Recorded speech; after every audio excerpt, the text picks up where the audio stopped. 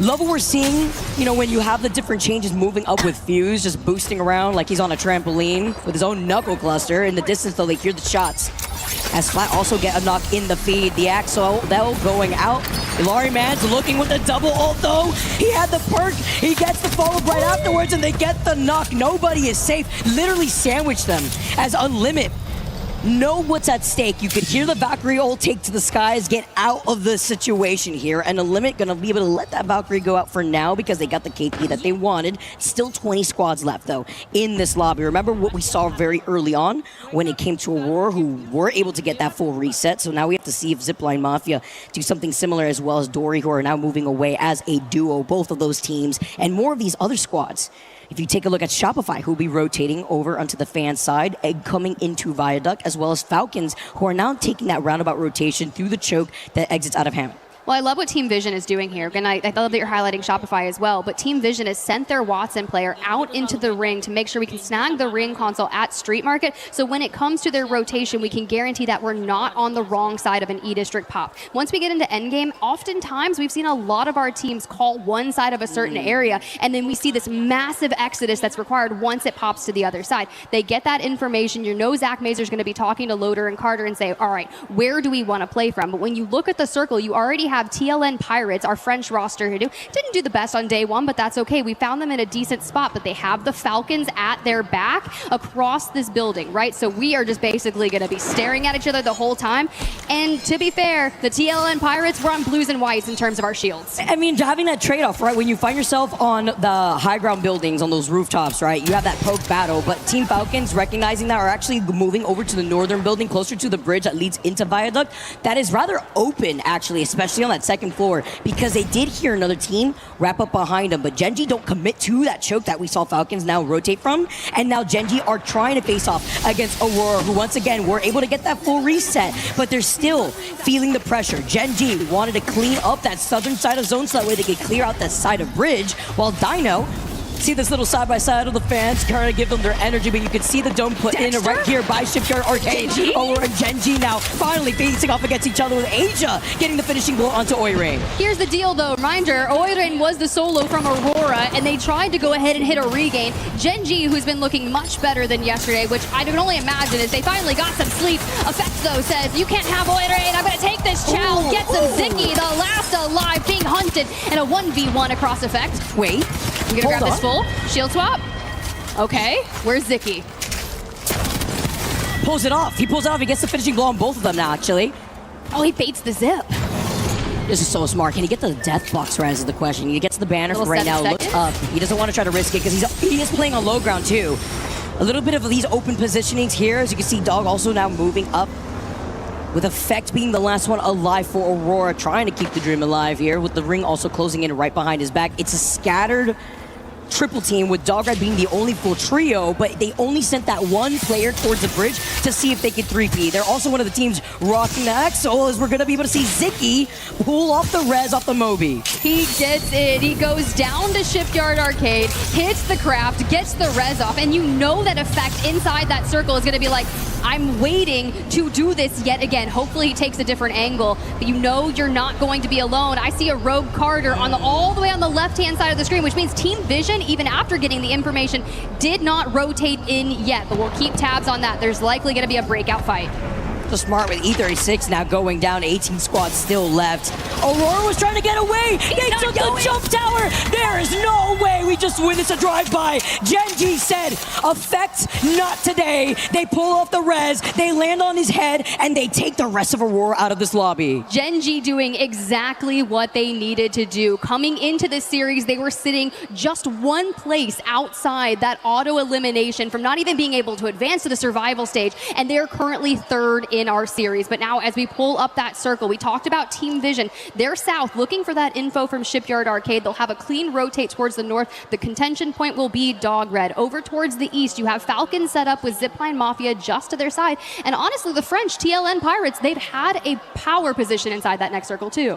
And playing very split too, right? Because again, they're also one of the teams rocking that altar. They have that TP set up inside the building in case they need to reposition quickly, sending one of their teammates out on top of the bridge where Shopify Rebellion are trying to coexist around them, just putting the pressure with Falcons being right alongside them. But with so many of these other teams committing to playing a little bit more so towards that northern side of Draft Point, we saw where that zone is pulling, Tiff. We know it's going to be pulling more so towards that bridge side where Dog Red are kind of hugging by that Evil Harvester. Gen G are now wrapping behind Team Heretics and Vision 2 taking their time as they are going to be able to take on top of the evac tower, see where they could find their landing. Oh, I'm ready for this. Gen G, Team Heretics have found each other on the outside of circle, passing like ships in the night, and we go straight for White Grim Reaper Neo. Now, if you remember WGR Neo from yesterday, they put up a 15-kill map win, and Gen G has to push through them. So to immediately take that damage from the triple take is going to make this difficult because we need the climb up. We need to push WGR back.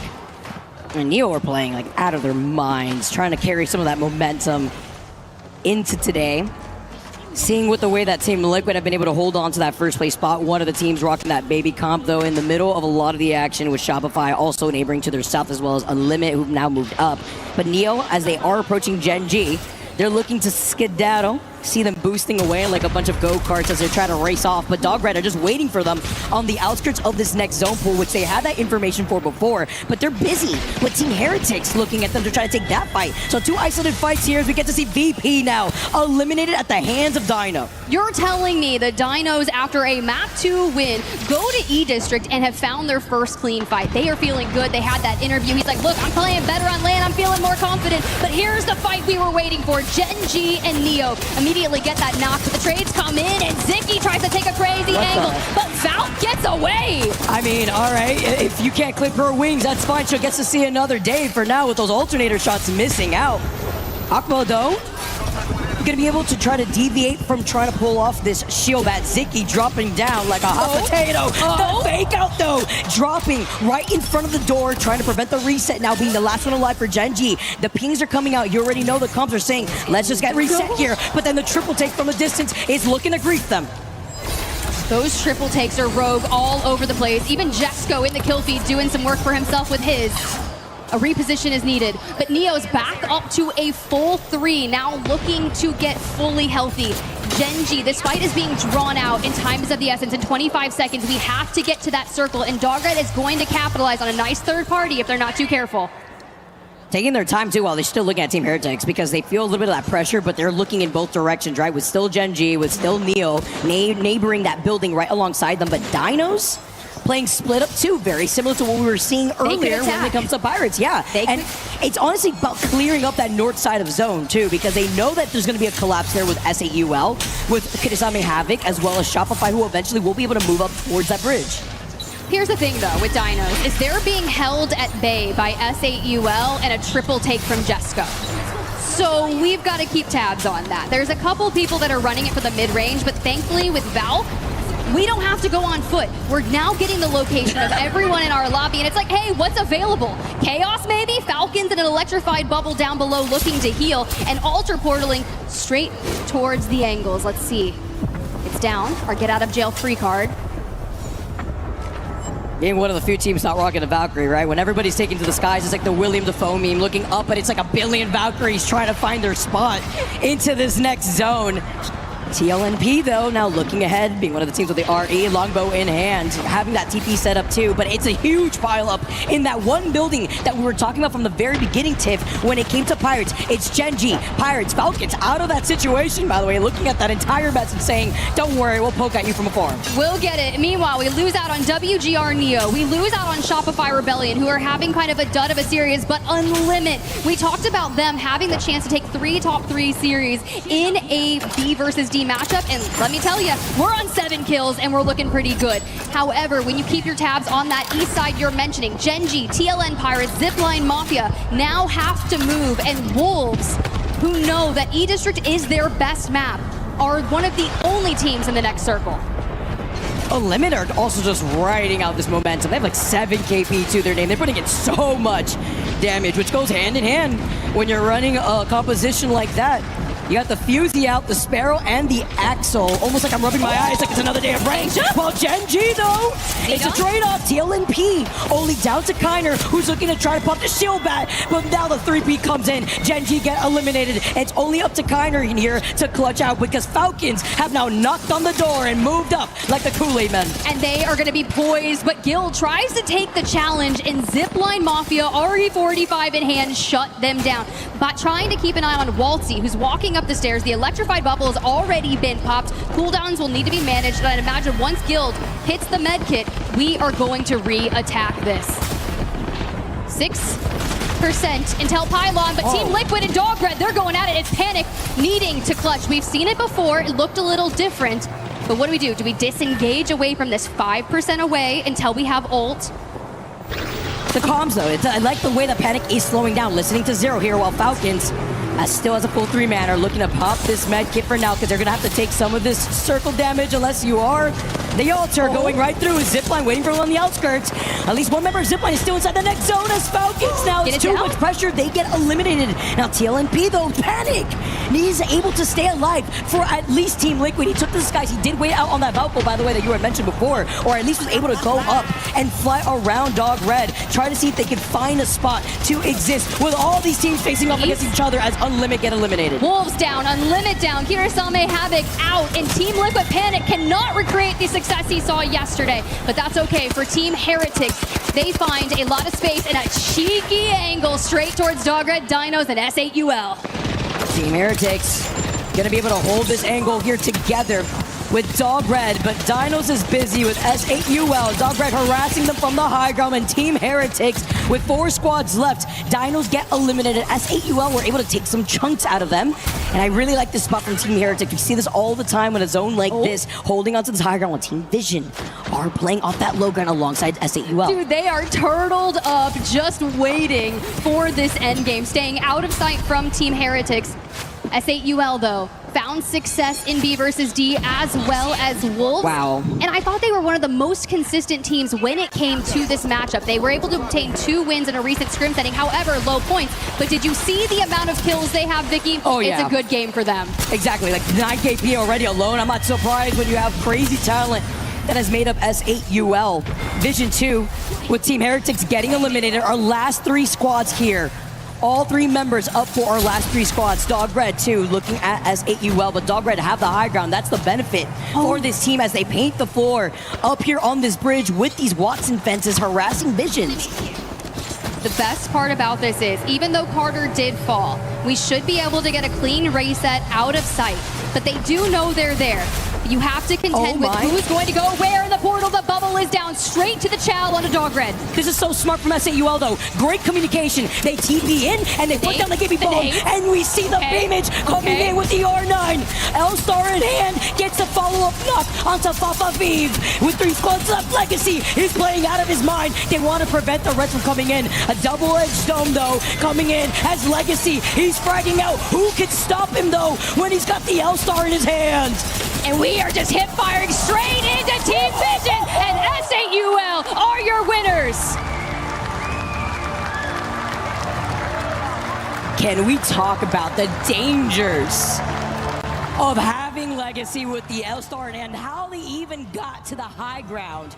Having the altar portal, get them up there, they put down the Gibby dome, they move up. He continuously harasses them and is able to split his attention to the amount of people that he had to focus on, whether it be that one player on top of the crate, whether it be having to move up from the Gibby dome, but it was the space bot with the composition that they were rolling up with. Let me just tell you, I am so impressed with that performance. 15 kills throughout the duration of that. And when you think about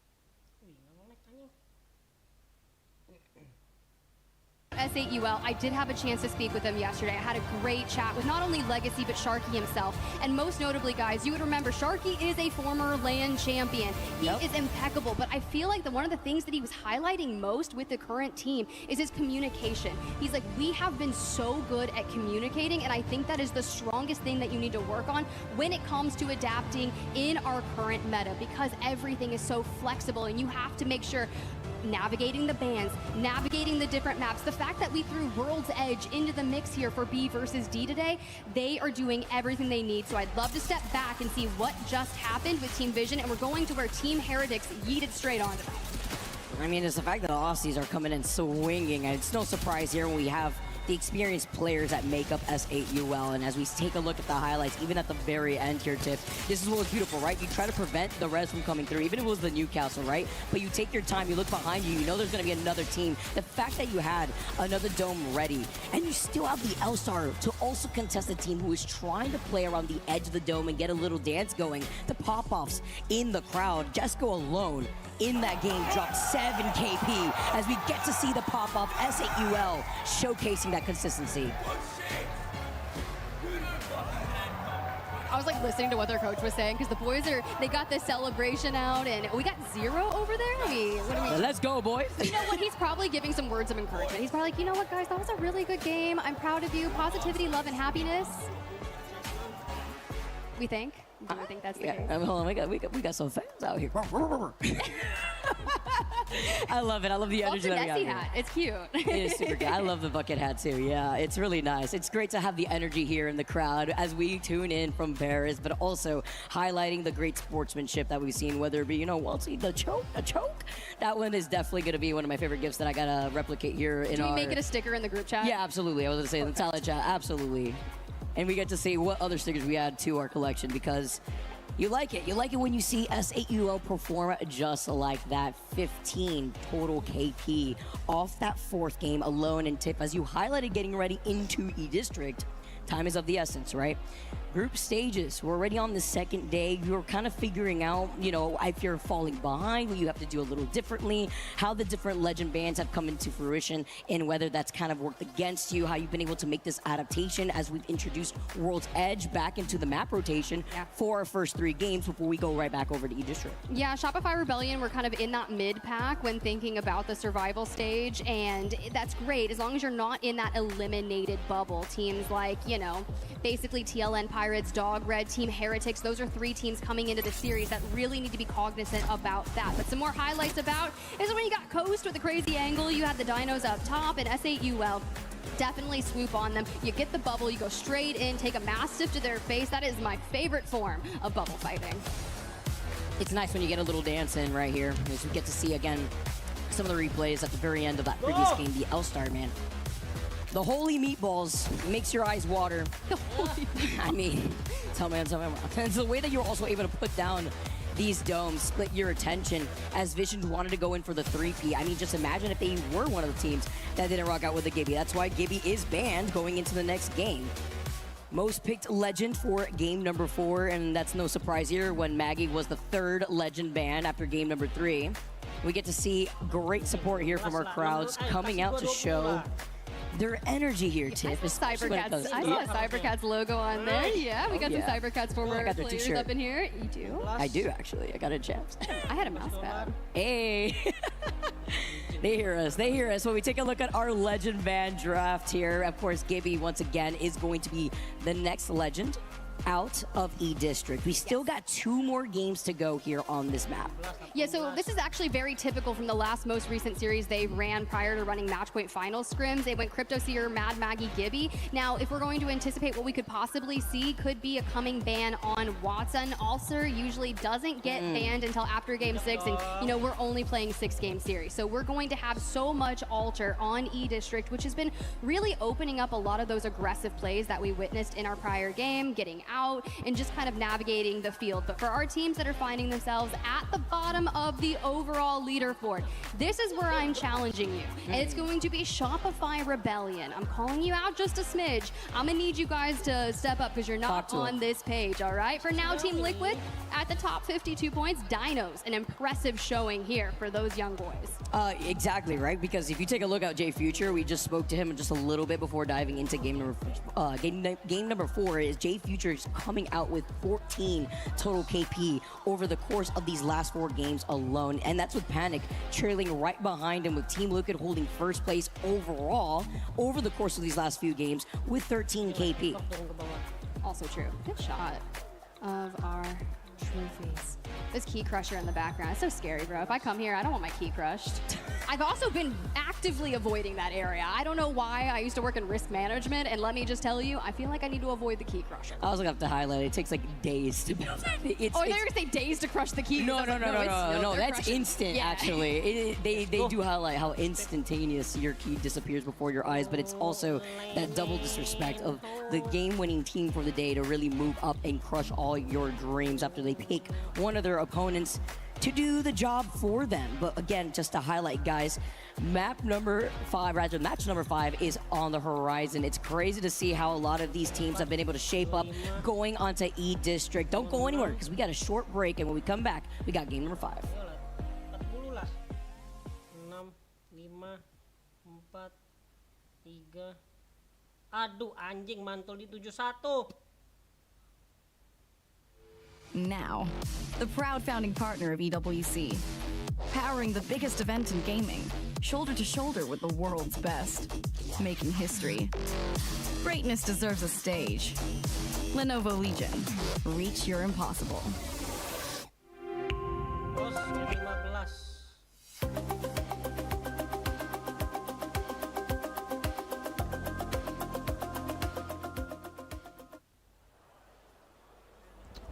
Welcome back, everybody. We got the crowd going wild. I'm right behind that banner, by the way. Should we stand up? Should we try to peer over? Even if I stand up, you won't see me. But you'll see Team Wolves and their support as they rally up the troops behind us here. We're getting geared and ready to go for game number 5 on E District.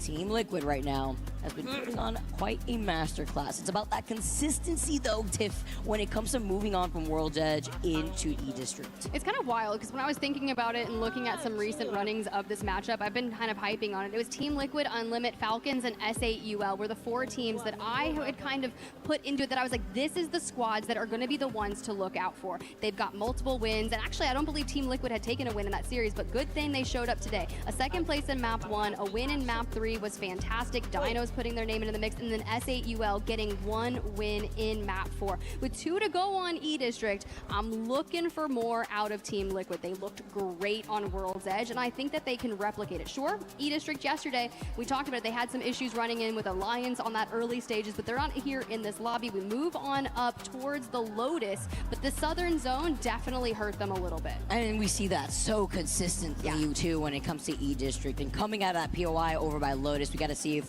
Team Liquid is going to be able to replicate what they did on World's Edge for game number 3 with 13 KP. But with the crowd rallying up behind me, I want you guys to rally up with me because we got game number 5 to go here with the ALGS. It's been great to see groups B and D, and now we have to find out who will come out on top. Will it be Team Liquid holding their ground, or will another come trailing up and take it from them? And that's exactly what it's all about here at EWC.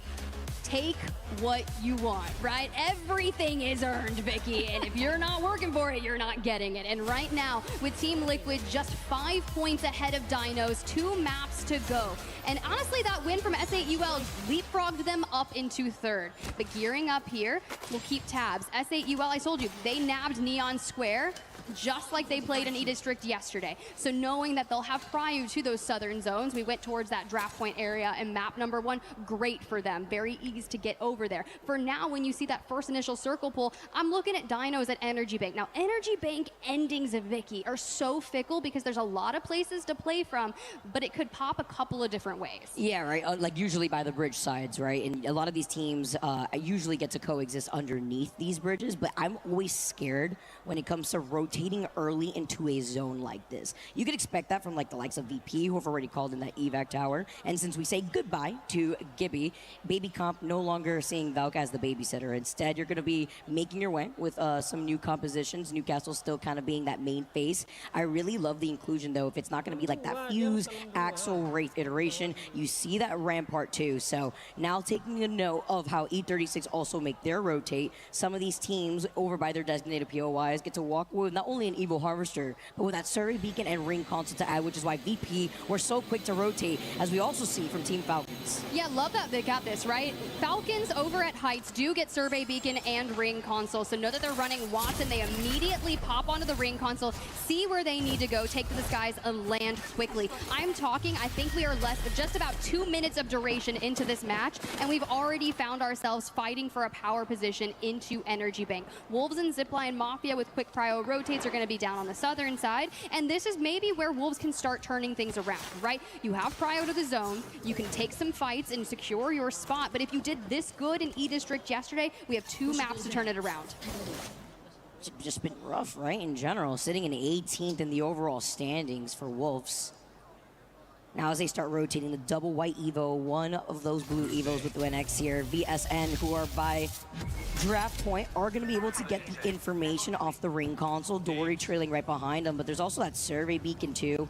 It's another reason why I really do like landing at draft point. You also usually have like a light arsenal before trying to rotate into that southern choke of Energy Bank. But remember what I mentioned when it comes to rotating early here. It's beneficial if you find yourself underneath one of those bridges. You're able to bunker down with the amount of Watson comps that we do see, playing into those defensive comps. But then you have to worry about the teams who are going to have to take a longer rotate, like WGR, Neo, who do have that Ring Console and Survey as they move out of Blossom Drive. But other teams are going to be like SAUL, who had one heck of a game number 4 with 15 KP, trailing behind Dinos, as they have 38 points to their name. TLNP, though, already getting involved in this fight versus E36. Yeah, they hail from draft point, immediately dive up towards the north, but they have found themselves, you're right, surrounded by Enerforce 36. Zek, who's been so on point when it comes to trying to call out a lot of these end zones too, but it was about getting the info with the Survey Beacon. They're getting pinged from afar by a longbow here. You can see the pings. Wolves were looking at them originally. They have their TP set up, but another team is also going to be Dory by the bridge side that we just saw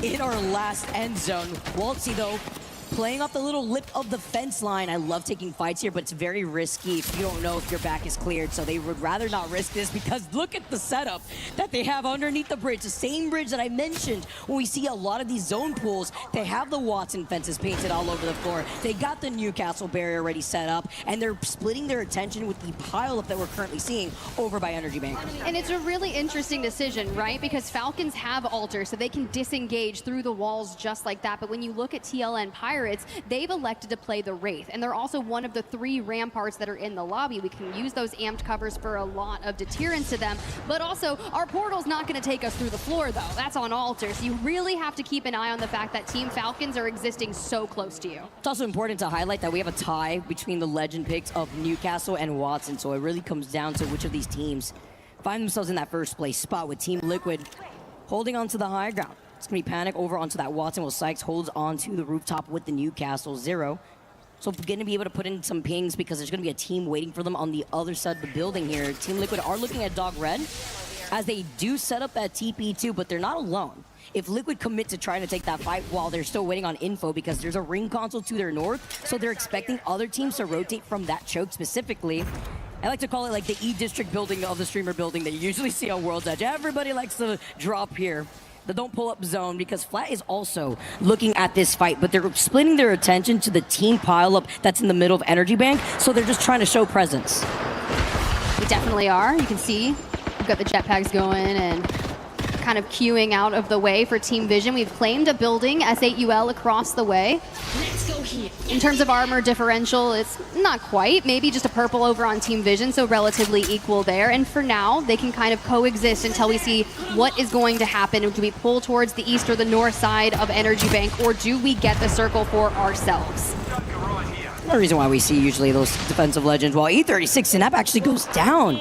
Kainer's going to be able to get the finishing blow off of that player, leading E36 as a duo.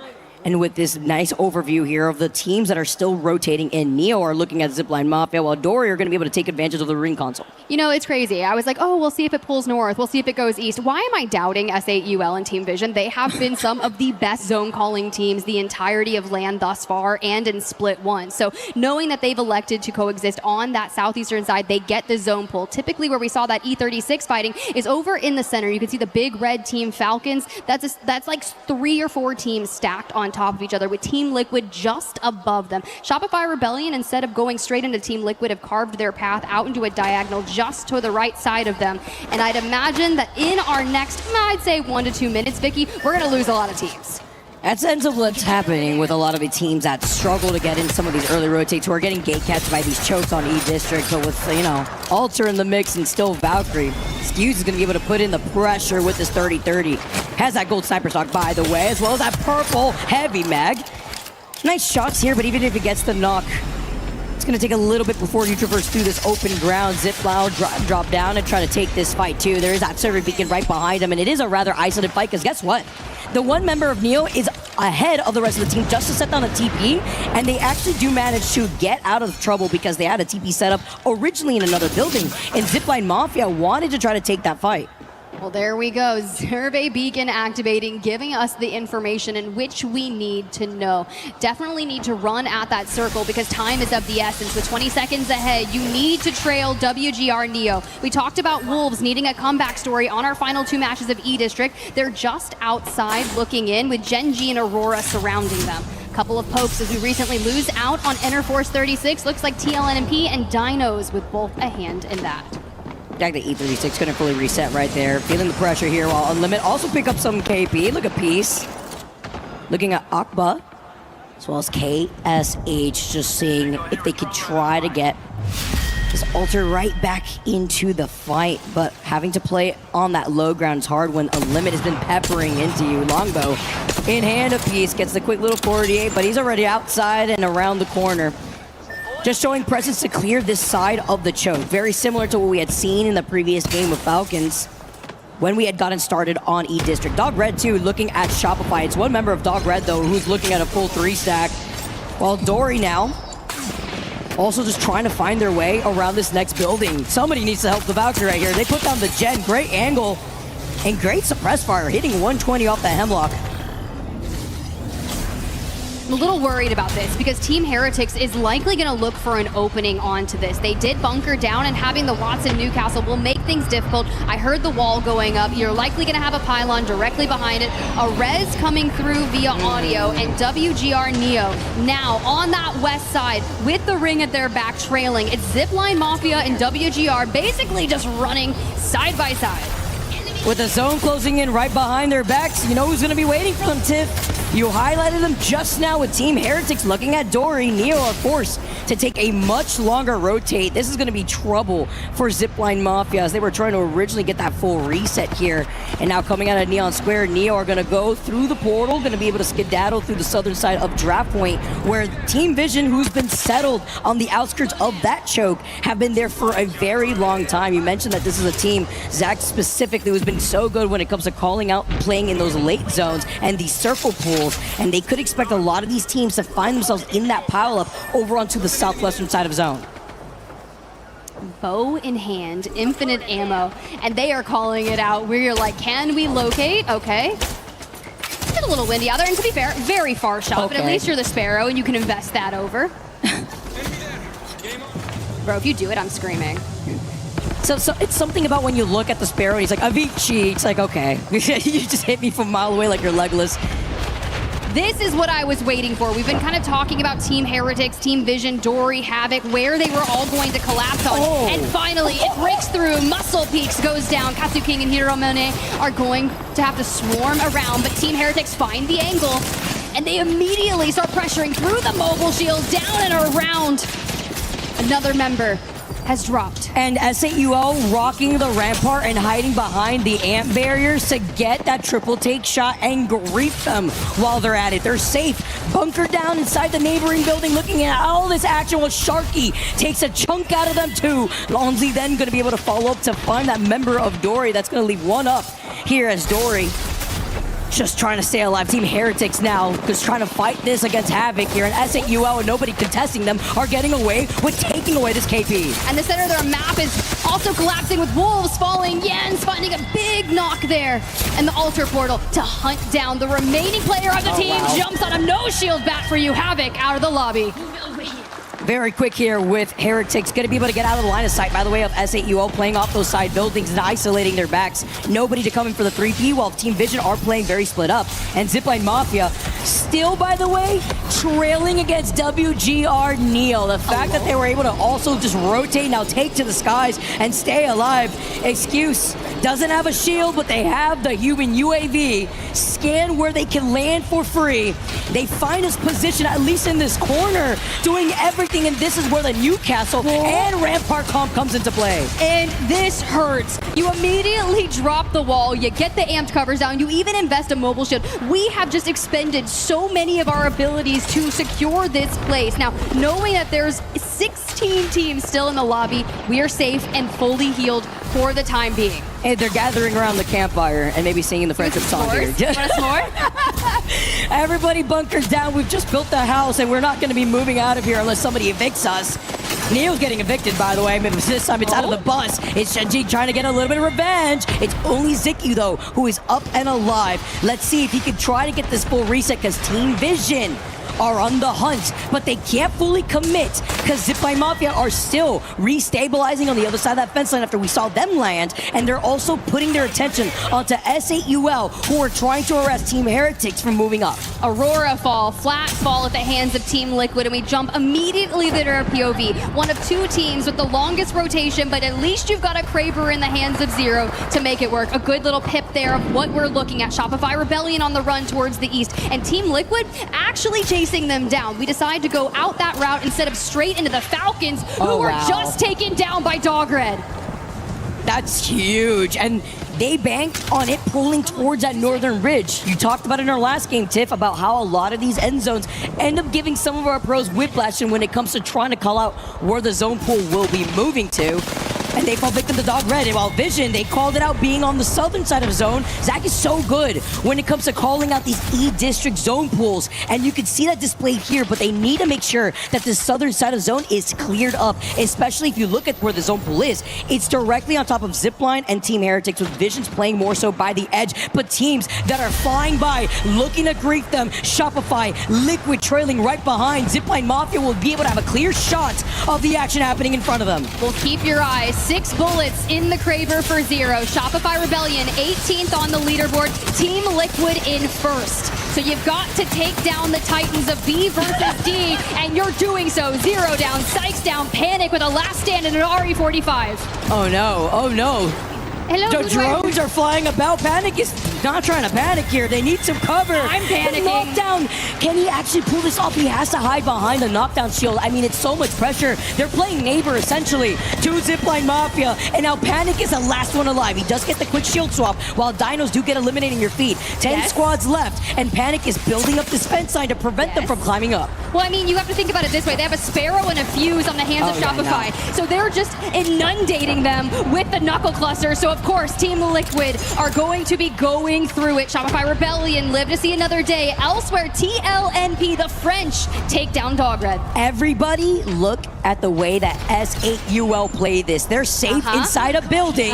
They got 41 total points, and they're primed in a position where they can clean up this KP once that next zone closes in. And they can also look at the teams like Unlimit, like Pirates, like VP, that have to move out of the middle side of Energy Bank out in the open where it's going to be free pickings. Well, we are in Paris, Vicky, and we were asking when TLN Pirates were going to start putting up some numbers. Up to 3 kills they go, still alive in the top 8, but Unlimit are staring this team down, investing a lot of nades, arc stars, thermites galore, and they keep barricading through. We've got the Axel, we've got the Nitro Gates, but Yulari Man goes down on the opening fight. There's no way he just slid into getting knocked immediately right afterwards, but you talk about the different legend comps as pieces, just trying to see if he could get a shield swap, but it looks like those shields in those death boxes were already swapped preemptively. Now moving up though, trying to hold to the high ground. It's only up to Peace, and he fights Pirates, and he looks to get the res. Really, it's only VP who can try to contest him, but with the zone closing in, you have little time to even fully reset if you're a Limit. Does it make sense for them to take this fight, or do we just go to circle? Because they're going to have to deal with Shopify Rebellion looking for a place to play from as well. Team Vision on that south side still keeping tabs on it, and instead we lose out on the solo of Unlimit. Impossible to be a reset there when the zone's closing in right behind you. Even better though, Shopify looking to clean that up. VP now brute forcing their way into the edge of zone while Shopify trying to harass them because they also need to get right underneath Zipline Mafia. Hello, neighbor. As Zipline are looking at them through the other side of the amp barrier. The Sheilas may start singing soon while Zap with the motherload finds that knock onto weak Q. You immediately see Kazakh just run at the down player. Weak Q up on his feet within 10 seconds. Great work from Kazakh there. We have to reset because Shopify Rebellion is about to do exactly what they did to Team Liquid if they're not careful. VP, on the other hand, Fuse, Wraith, Catalyst, they already used the Dark Veil, so we're just frolicking, trying not to get knocked before we get behind the fence. Nothing to see as Prestis now climbs up.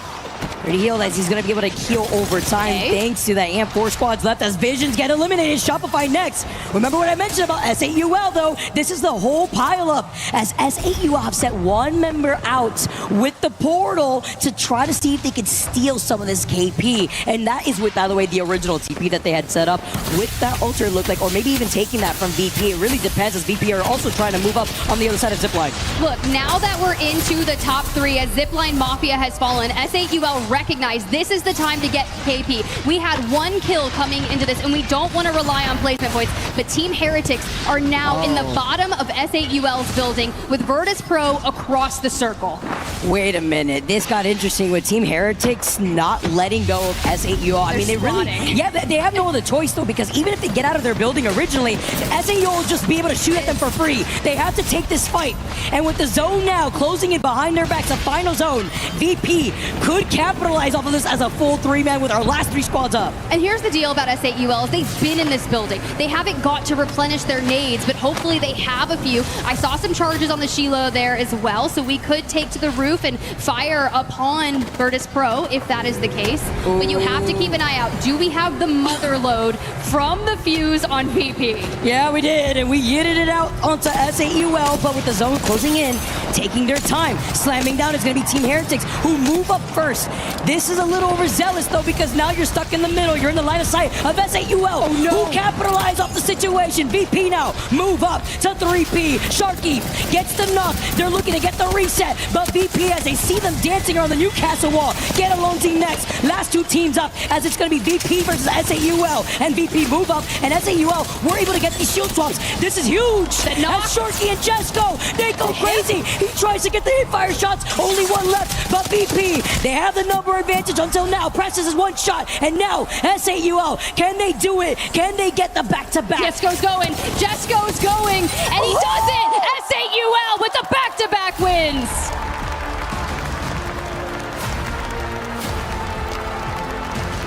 The pop-off. Look at the way they're looking at each other. That was insane. S8UL just skyrocketed, by the way.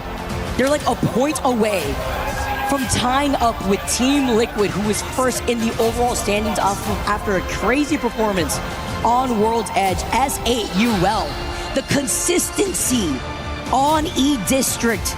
You take it game 4, you find yourself with the dub for game number 5, and you take it with 5 KP playing incredibly patient.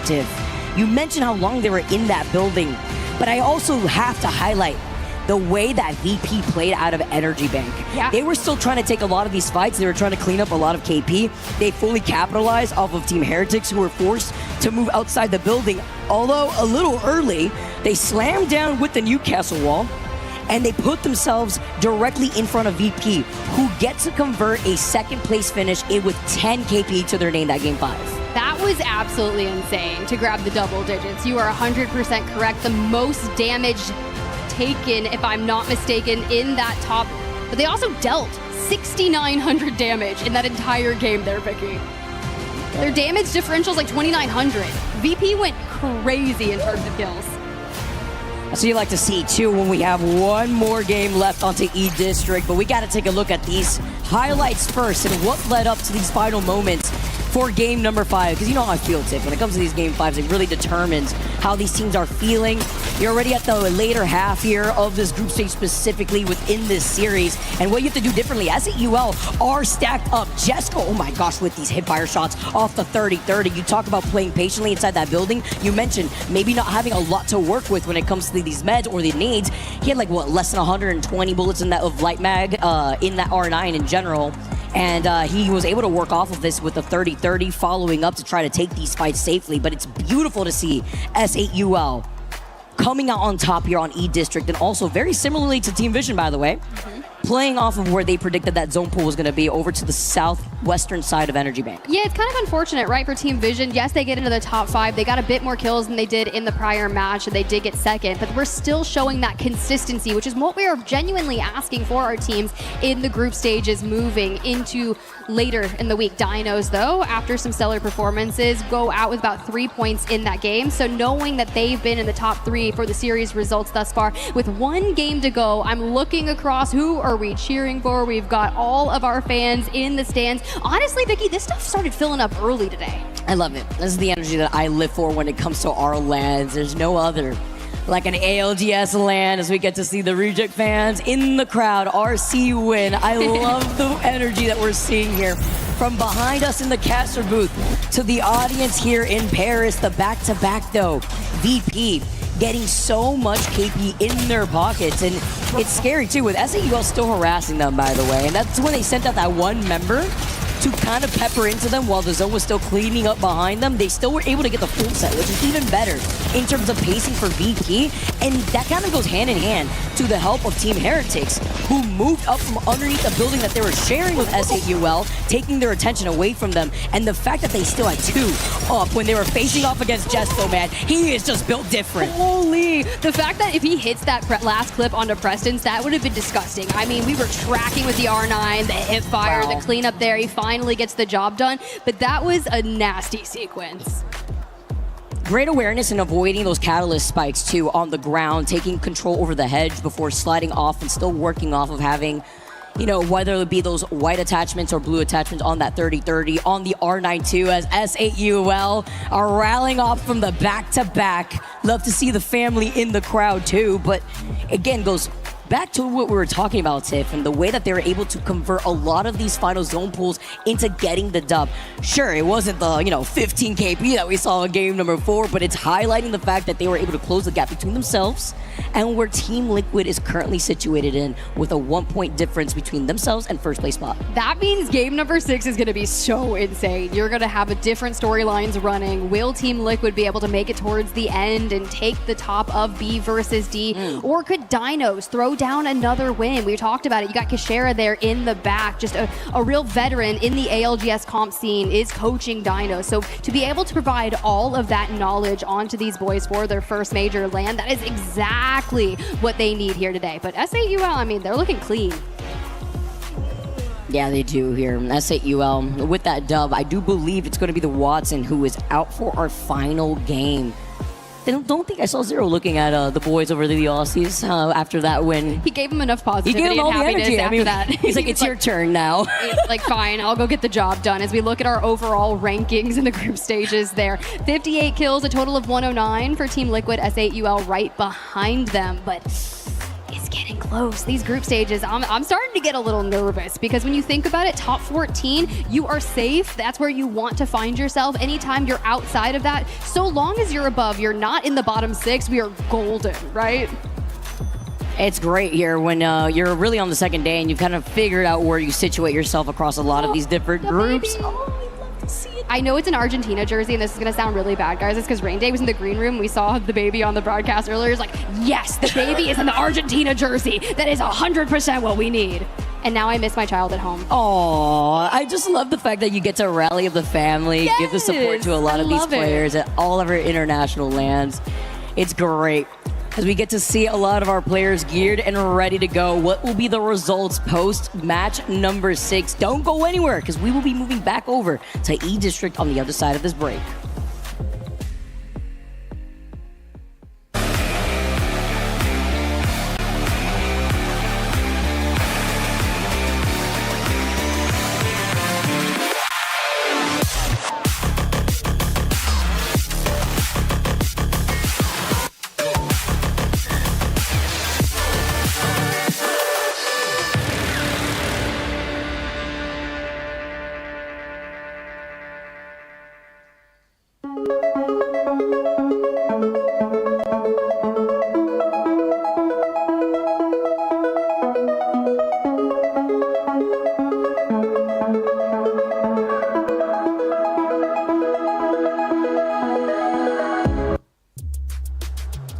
Welcome back, everybody. Team Liquid are primed, sitting in first place with 56 total points. We got one more game to go on E District. It's been exciting to see whether, Zero has been digging for gold to get that #1 first place spot in this group stage, or will SAUL, the boys back at home, just steal it away from him after the back-to-back dub? I mean, maybe they go again, pull the hat trick out, just win all 3 on E District and just cement your dominance and say, you know what, E District, yeah, of course, we were able to get the same POI draft that we grabbed before, so we're playing from Neon Square, we're feeling really confident about it, and they had that southern zone that went into draft point, and immediately after the Energy Bank one, they called it to perfection. So now, can they do it again? We'll find out next, guys. Our last game on E District here for groups B and D. We've seen this played out as Team Liquid want to hold up this first place spot. Can they do it with 56 points with SAUL trailing a 1-point diff? Or will we get another southern zone, adding a bit of a thorn to the side on the rotations that you can expect from the likes of Team Liquid? Let's get this game going. It's been a great day of the ALGS, and of course, it's crazy to even think, Tiff, that we got even more action later throughout the day, but it's the way that this groups B and D play out. The way things have been playing out since we started this day, Vicky, the question was, Team Liquid, Falcons, match #1 on World's Edge. What does that final 1v1 look like? Right? Zeros in the end. It's waltzy, right? And in the inevitable, Falcons take that map. Team Liquid answer back with a win in map 3, and APAC South showed out for 4 and 5. Here's the deal, guys. Falcons are currently situated in 7th place on this series. If we're going to continue that HAL v0, I'm going to need to see the Falcons throw down a dub in Game 6. Can they do it? I mean, the way that they opened up today, can it be a Falcon sandwich? You got to hit them with a caca, but you got to soar through victory first to even be within that conversation. They predicted that energy bank zone, a pool towards the north side of the bridge. Boy, were they wrong. It gave them whiplash, and it pulled closer to where Visions had predicted coming out of their POI and settling on the north side of draft point. This time, though, we are taking a little bit tripped to the west side of the middle part of E District on the outskirts of Energy Bank and closer to Neon Square, where SAUL has someone hit the script writers because SAUL are going to try to convert off of this because they also got the ring console and the survey beacon while they're at it off of Neon Square. I mean, they just have the Rampart. They've chosen to run that with the Watson band. They grabbed, you're right, the ring console and immediately go to set up alongside. So they have the amped covers. They've got the Newcastle wall. After the changes with Watson being yeeted out, I'm looking at Team Liquid's pick as they kind of work their way up into the Lotus. They elected to play Sparrow, which is something we're very familiar with. Sykes playing Sparrow in that last game on this matchup for E District, and even the Bangalore making a few appearances. I see Gen G electing to play Bangalore. Team Liquid, my next question was, would Unlimit bring out the Bangalore for peace? No, they're still on the Axel Sparrow Fuse. Fuse has been very prevalent throughout our series. another team too who has been within the top 3 like since the very beginning with the way that they've been doing throughout the course of these 6 games is Dinos, and they can easily also overtake S8UL and Liquid depending on how they do in this game and the way that they rotate out of Energy Bank. But back to back with so many other teams now trying to rotate out of Draft Point. KSH, though, also being another team looking at VP over on the north side of Energy Bank. And while we do see these pings, so many other teams like E36 are on the rotate. Pirates, who are very close to meeting up with Dog Red over by that choke. You can already see E36 now moving up to Y-Evos as well as just with the blue. They do see Dogs on the other end, though, and they have the Evo Shield advantage. Yo, what I'm curious about is Wolves are full sending straight to the position that S8UL has found themselves in. Are they going to absolutely duke it out for that positioning? We'll have to wait and see. Zipline Mafia currently on our screen, very south here as they're working their way on that bottom side of Draft Point. Team Vision will be late to this rotation just based on where we're pulling. And finally, the challenge. And Jesco's got the Sheila out this early on for the action. I'll take it. Oh, my sleep paralysis demon, how I missed you so. Jesco now forced to back away after letting the Sheila give a few of those warning shots. S8UL, though, having to stay alive when they're trying to take this fight versus Wolves on the other side of the building. They do have that slight high ground advantage. They try to go for a cheeky kidnap at the hands of Legacies. Then be able to reposition, though. This is the beauty of having that rampart with those amp barriers. And E36, though, they heard the fight and they want in on the party with an invite that probably got lost in the mail. Hey, they got some blue shields, though, so that's going to give them a bit of an advantage. This throws another catalyst into the fight, and No Name, I love to see the angles onto that. An immediate 48 damage going down onto Legacy. We don't get the shield break just yet, but that's okay for now. Having the fact that Wolves have a catalyst, E36 have a catalyst, they'll be piercing spikes, reinforced doors, and S8UL have the rampart with the amp cover. So they're going to get that damage boost if they can find a way to navigate the angles properly. It's nice to highlight just the different defensive legends that our teams are opting out for, right? And then you still have like the Caustic in this conversation, a lot of Sparrow, a lot of Alter. If this was going the distance, Alter would have been the next legend ban, but it ends here within our 6-game series. All the Alters are prowling about. It's E36 who's running alongside Shopify. Very unorthodox composition, but you mentioned Shopify having to really wake up. I mean, this is their last chance at this point. You've only been able to get, what, like 14 total points, finding yourself on the bottom end of the overall standings, while VP over by Lotus are going to be able to take to the high ground, get that information before moving up, because Shopify are also right next to them, as VP do get the ring console. It's kind of interesting. Good note on that, and we'll chat about Shopify later. But even with a good game, you go to, what, 39 points? That gets you just inside the top 5, barring any craziness in our mid-pack. For TLNP, they're kind of in a similar position, but they're rotating just on the outskirts of Havoc, trying to find their way. Do we pathway through City Hall? City Hall really doesn't have a lot of information gathering resources for that catalyst to grab a ring console. So our goal is, do we go up to Lotus, grab ring console there, and be super late on the rotation? That's why we're checking the survey beacon first. Morgan, we see a lot of these fights, though. It's going to get volatile here. So Aurora Effect has the gold mag on the car, but he barely even gets to shoot it. They completely melt him down. Harkus is trying to bring back Ring after Effect falls incredibly low, but it doesn't look like he can pull it off. He gets the animation at the very end, and then finding Effect taking it from the other side as flat. Wanted to be able to get that finishing blow before the reset happens, but Harkus way too fast. He gets both of the boys through the TP, and Aurora are looking to reset. Keep your eyes on Flat, though. They have one of the Caustics in the lobby. Medkit's going off, about to be finished. The re-knock on Ring comes through. Hiarka with the damage control grabs Cuser from that. Now for Nano and Big Louie here. It's about seeing what we can do. And are we going to reset yet again? No, Nano doesn't want it to happen. He wants to put the finishing touches into Aurora if he can just find them. Nano's taking this slow, though. He's a little scared, trying to see if he can get a little cheeky kidnap before trying to go in through the TP himself, but they're playing Ring Around the Rosie. I've seen this one before. A little bit of deja vu, but with the more consistent shots off the alternator, Nano knows that he has fried him, but playing off of the knockdown shields can be risky, and it was just one shot before they clean up Aurora as the first team to go out in this final game. Tough series for Aurora. They had 18 points, 15th in the series standing thus far for this group. We're gonna have to see them answer back and hopefully get into the top 14 for the week. Falcons, though, Waltzy incredibly low as Asia swings around, grabs the knock. Guild's already down, which means Hal needs to get out of dodge and save the Falcons if they want to break into the top 5 or potentially challenge for the top of the leaderboard. The Hal insurance policy, though, when you're on the altar, you want to try to set up this portal somewhere else, though. Didn't like that position originally.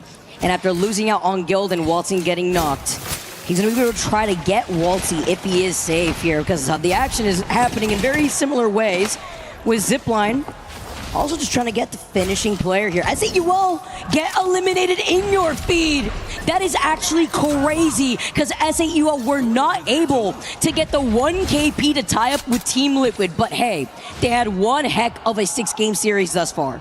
Havoc does fall as well at the hands of Unlimit. We knew Wolves was challenging S8UL for their position with Enerforce 36 in a neighboring vicinity. Enerforce 36 tried a third party, it doesn't come through. Elsewhere, Zipline Mafia still looking for information and trying to course their path on that eastern side of Energy Bank. I just have to highlight, too, like, why these teams are playing the way that they do in the group stages. There is something at risk, right, Tiff? When the bottom 6 teams of group stages are actually eliminated, and we are on the 2nd day out of 3 of group stages. The 15th and 34th team will advance into that 10-game series of the Survivor stage. So a lot of these teams with their backs against the walls, who didn't have the best performance in the first initial series, are looking to turn things around as Unlimit 2. Zooming around on the axle, it's going to be Lari, man. Oh, no. Slides in, though, right behind Kiner, gets into a different position. He's got the alternator, he's got the double tap. He finishes him off, gets more KP. Literally, 4 KP in his pocket, but he's unstoppable. He's just trying to reset. Nate's trying to stay alive, and now he's forced to TP to reset. And you have the teammates going out looking for the pings and saying, he's escaped to here. You have the time to get me back up on my feet. Zidon even portaling back to Nate to try and clear the reset for them as well. And they are going on the hunt. And immediately under fire, TLN Pirates are out at the hands of Unlimit. That is beautiful. Unlimit are putting on a performance in this final game. They keep going, though, as Yulari Man has seen another victim in the distance here. They're like actually losing out. One player here, Suvi, isn't going to be enforcing them to play as a duo is going to be Unlimit. Now Team Heretics move up. They control the high ground as well as this choke with Zipline Mafia on the other side, but it's going to be difficult with Galleria now engulfed in the ring, and all these teams from the eastern side are forced to move into Energy Bank. Couple things to note here while we've got a moment to breathe. Falcons make a full reset and are heading back through Neon Square. Looks like Panic from Team Liquid was able to grab a care package weapon, so he'll feel pretty solid with that. And the Heretics, well, we're still kind of shadowing Zipline Mafia, but a bit towards the north. I wonder if we're going to be able to get ahead of them in the choke. Wow. This is OBS 17. Whoa. OB7. We are moving through the Matrix. Hearing the voices in my head. I usually You think I'm Wraith, actually, at the same time. Team Heretics. just went into the void. You love it, the little banter when you hear, like, Alter talk to Wraith, too, with her cute little portal. Felt like I was Wraith for a second, just hearing the voices here, but you know who's hearing themselves take this dub is going to be Dino with the way that they've been playing, because currently with still 50 points, Team Liquid still are alive, but it's going to be able to be Dinos trying to prio this rotate right now, trying to survive, get that placement, especially when they see Team Vision blocking their rotate. They're forced to take this roundabout rotate through the southern side of Energy Bank through the choke instead. And Gen G get a full reset. Res 2, so back up to a team of 3. And a good move for Dinos. We've got WGR Neo ahead of them. And I love the caution we're taking, right? We just all turtle up, no angles given, quiet, syringing together, and focusing. Now, this is the battle that's been going on since the very start of this map. And it's Enerforce 36 now with portals, with Dark Veils, trying to eliminate Wolves. The piercing spikes were down the stairs, but away we go, back to our building. The reason this is happening is because, guys, Shopify Rebellion has showed up to the fight, and there's a Fuse, Axel, and Sparrow now into the mix. You know, when you see moments like that, and you get shot from the window that gets broken, especially when you have to worry about the fuses, too. I didn't know that Apex Legends is a horror game sometimes, but with the nades now, Shopify, they heard us, Tiff. They're showing their presence. Poipo playing a little slow, though. Wolves, too.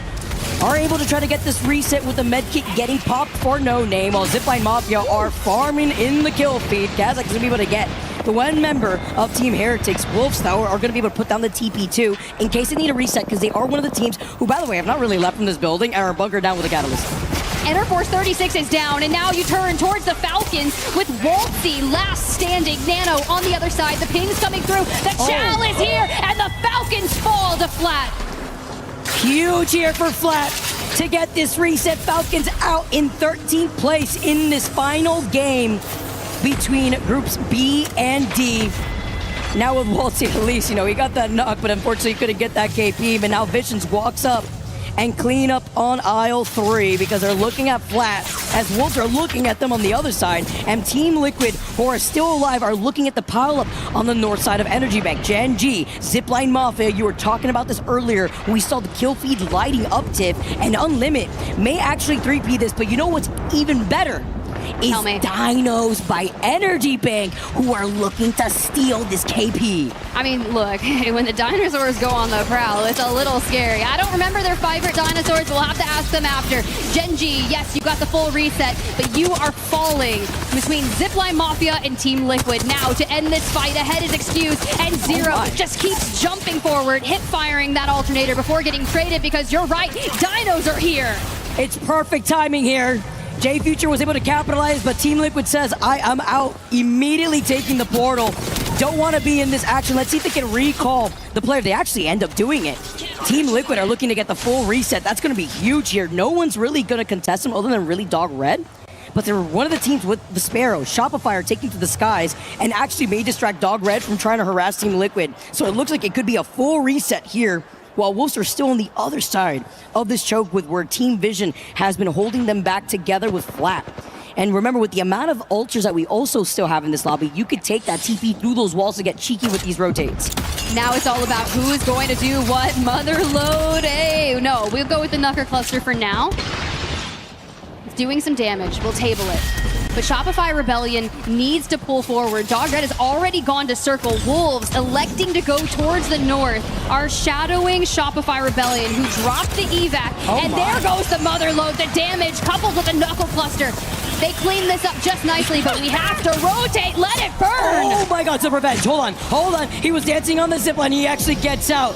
Just a little present for Fusey before Shopify now move up. But they griefed Wolves because the zone is closing in. We got to see if they're going to be able to reset. I don't think so. And now Wolves actually take the TP through the wall. They actually do. But Dog Red were waiting for them. They wipe them out. And Wolves get eliminated in 11. Team Liquid, we mentioned the reset. They're here and they're wrapping behind the limit. Team Liquid now, they follow up. They find more of these victims, and Dinos are stuck on the edge of zone before they eventually fall. Dinos will now overtake Team Liquid. Zero remembering Waltzy with the choke. You can't emote on me if you are not on top. And Team Liquid right now are looking to farm as Panic gets another one. We grab a knock onto Shopify Rebellion Zap. We lose Unlimit, and this is great. We're carving out our path. Now here's the deal. Virtus Pro are in the circle. They could send one player out to third party this, but Panic deals so much damage. Steals a shield and disengages. That is the playstyle we need for Team Liquid. They're playing for the win, the positioning. They know this isn't a safe fight. Looking at the fact that you got like a G7 with Team Liquid, I think a Kraber as well. I'm surprised if Zero has that picked up your Shopify. With Zap literally one shot is just looking to restabilize. Another team across from them though, with Team Vision holding the other side of VP. Team Liquid are taking a roundabout rotate from the back end of where the one member of Zipline Mafia is. And by the way, the last member alive is going to be the Pathy, living true to the squad name. If he can move up into this next zone, and while he hears Team Liquid, he actually baits him to fight up against Team Vision Flat.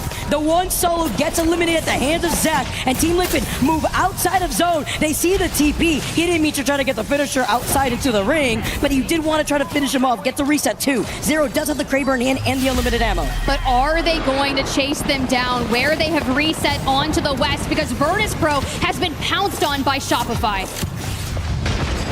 Zap still healing. Shield cell by shield cell. But the Knuckle Cluster to assist Koi. We got 4 kills. This is the game that they needed to turn it around. We're combing. We're trying to break into the top 10. But even with a win, we would be into the 30s. But it's still a salvageable series. See what they're waiting now? Zone's closing in, right behind Team Liquid. They haven't called out, by the way, the solo that is left of Zipline Mafia. They have Just let him no live. idea. Let him live. He is hiding for his dear life. Look at him. Look at Kazakh. Just hiding behind the desk. Wait. Would you like me to take your order real quick? As he's right there next to the desk itself. The fact that Sykes is playing right alongside him. He has no Sykes? idea. He has no idea. Check your corners. Check your corners. They keep getting all right. Okay, all he's right. gone. Koifel finds him. Hey, but it misses out for Team Liquid to get that free KP. Honestly, but a great move to win. I was going to say right into the face of another team. It's going to be Shopify here waiting for them, as well as VP. Now trying to take this fight versus Team Vision. Now this is all for Shopify. Gifted for free? I mean, Shopify are just looking at Team Vision. They were able to finish up that fight. They're up and healthy. You try to get the double jump off the Sparrow. Good luck with that. And now they're looking to coexist off the low ground. And we're into the final two. And look at Zainu, immediately trying to get, if we can, with the Hemlock Breach through the mobile shield, loader down, and the angles all around. We swarm to Carter. Zap finds another. Shopify Rebellion, the comeback that we have asked for. Yes, needs to get through. One more, and it's Zach. He grabs a knock, and it is done. Shopify Rebellion get their first win. The pop-off when we said, Tiff, we highlighted Shopify right before getting into this last game. How good they needed to perform for match number 6. They were in what, 18s? Yeah, it wasn't overall before that game? It wasn't looking too good, and they were kind of in that middle pack coming into this series where they would have really secured themselves a spot in the, that survival stage. They wouldn't have been quite sent home, and of course we do still have some more series to play, but them getting that win and getting as many points as they can will etch them closer in that group standings so we can really avoid being in that bottom 6. Anything when it comes to being able to secure the 9 KP too. Let's also not forget they took the solo from Zipline Mafia. All that KP as we take a look at our other teams who may not have had the performance that they needed. Dory finding themselves in that 20th place spot. Wolves too, who try to take this very slowly. Even the teams like WGR Neo, who came in swinging yesterday. They had a 15-kill win. Wolves had a strong showing yesterday. B versus D, not their matchup that they're doing too hot on today, but that's okay. There's still plenty of more matchups to go. But Shopify Rebellion, you can see the celebrations on that map 6 win doing the most. I even saw Zero running over there to talk to them. What do we think Zero is saying to all these teams as they get their wins? He's congratulating them. We know Zero is a positive guy. Positive. I mean, when it comes to the Aussies, you love to see it. I love to see the energy here when it comes to looking at the way that S8UL was able to perform, Team Liquid too, and you know what? Sometimes I like to call it back in my roots, Tiff. Taught to get bodied, because even if Falcons started off strong, they did. You see Waltzy with the pop-off, but that was only game number 1 before Team Liquid was really able to turn things around. Sure, he got that one dub. That one dub was double-digit 13 KP. They consistently found themselves in these end zones when it came to looking at E-District. Although we won't talk about that last portal. That's when we had the big pile up of the 2 teams into that building. But he said, I hope this works. Threw a dart on the board and opened stuff. But it's very unfortunate, too, when you see a lot of these teams playing scattered patiently here. Especially when you also see that one solo who was getting cleaned up. Shopify waiting patiently. Zap going crazy at the very end after securing the KP from the high ground before repositioning himself, playing off the fuse, and even getting out of line of sight of that Sparrow ultimate. What's really nice is how he manages like the cooldown and the count of his knuckle clusters. He grabs the knock and throws the knuckle cluster onto them before diving out of the door. As we re-see those celebrations, Dawn in the back there. That has to feel good, because sometimes this is what happens on LAN. You have a slower start. You're trying to figure out the pace of how these group matchups are working. And finally to say, hey, we got that win, because that's the biggest question that we take into Match Point Finals on the weekend, is we are saying, have you netted yourself your first win of the series yet? It's great. It's fantastic to see how even the teams on the back end of things were able to wake up a little bit. Even just that 1 point diff between Shopify off of that great banger of a last game behind Team Falcons, with them holding 36 points and Shopify with 35 at the end of that. Even with the way that Visions was able to perform and call a lot of these end zone, it's been great to see how these teams, these groups have faced off against each other. Let's hear from more of Zero as we jump into the interview. Ladies and gentlemen, welcome back to the main stage. We've got An epic interview here because, let's face it, day 2 did not disappoint. I've got Guild here joining me from Team Falcons. Guild, let's kick things off. Today, let's begin to kicking things off. That map 1, we've got to talk about it, right the way down to the wire. We gave the fan service to the fans. They had a great time. Waltzy clutching up at the very end of that. Talk me through the comms, talk me through how game 1 went for you guys and, you know, how elated you were afterwards. I mean, game 1 was great. I was really happy for Waltzy to win that 1v1. He played it really well. I mean, that game was just pretty well played for the whole thing, pretty much. Yeah, it was an incredible thing to see, and to be honest with you, it's a similar story to yesterday. You guys starting strong, and then it's starting to taper off. What kind of issues are you running into, or is it just kind of, that's how it plays out sometimes? I don't know. I mean, game 2, we kind of died in a way that, like, we couldn't really do much about it, and I think we just didn't do a great job recovering afterwards. So the rest of the games just didn't go well. So the rest of the games, was it just getting in your own head, and then suddenly it kind of started to, not necessarily spiral, I was going to say spiral, but you know, it started to slip away from you guys throughout the rest of the day?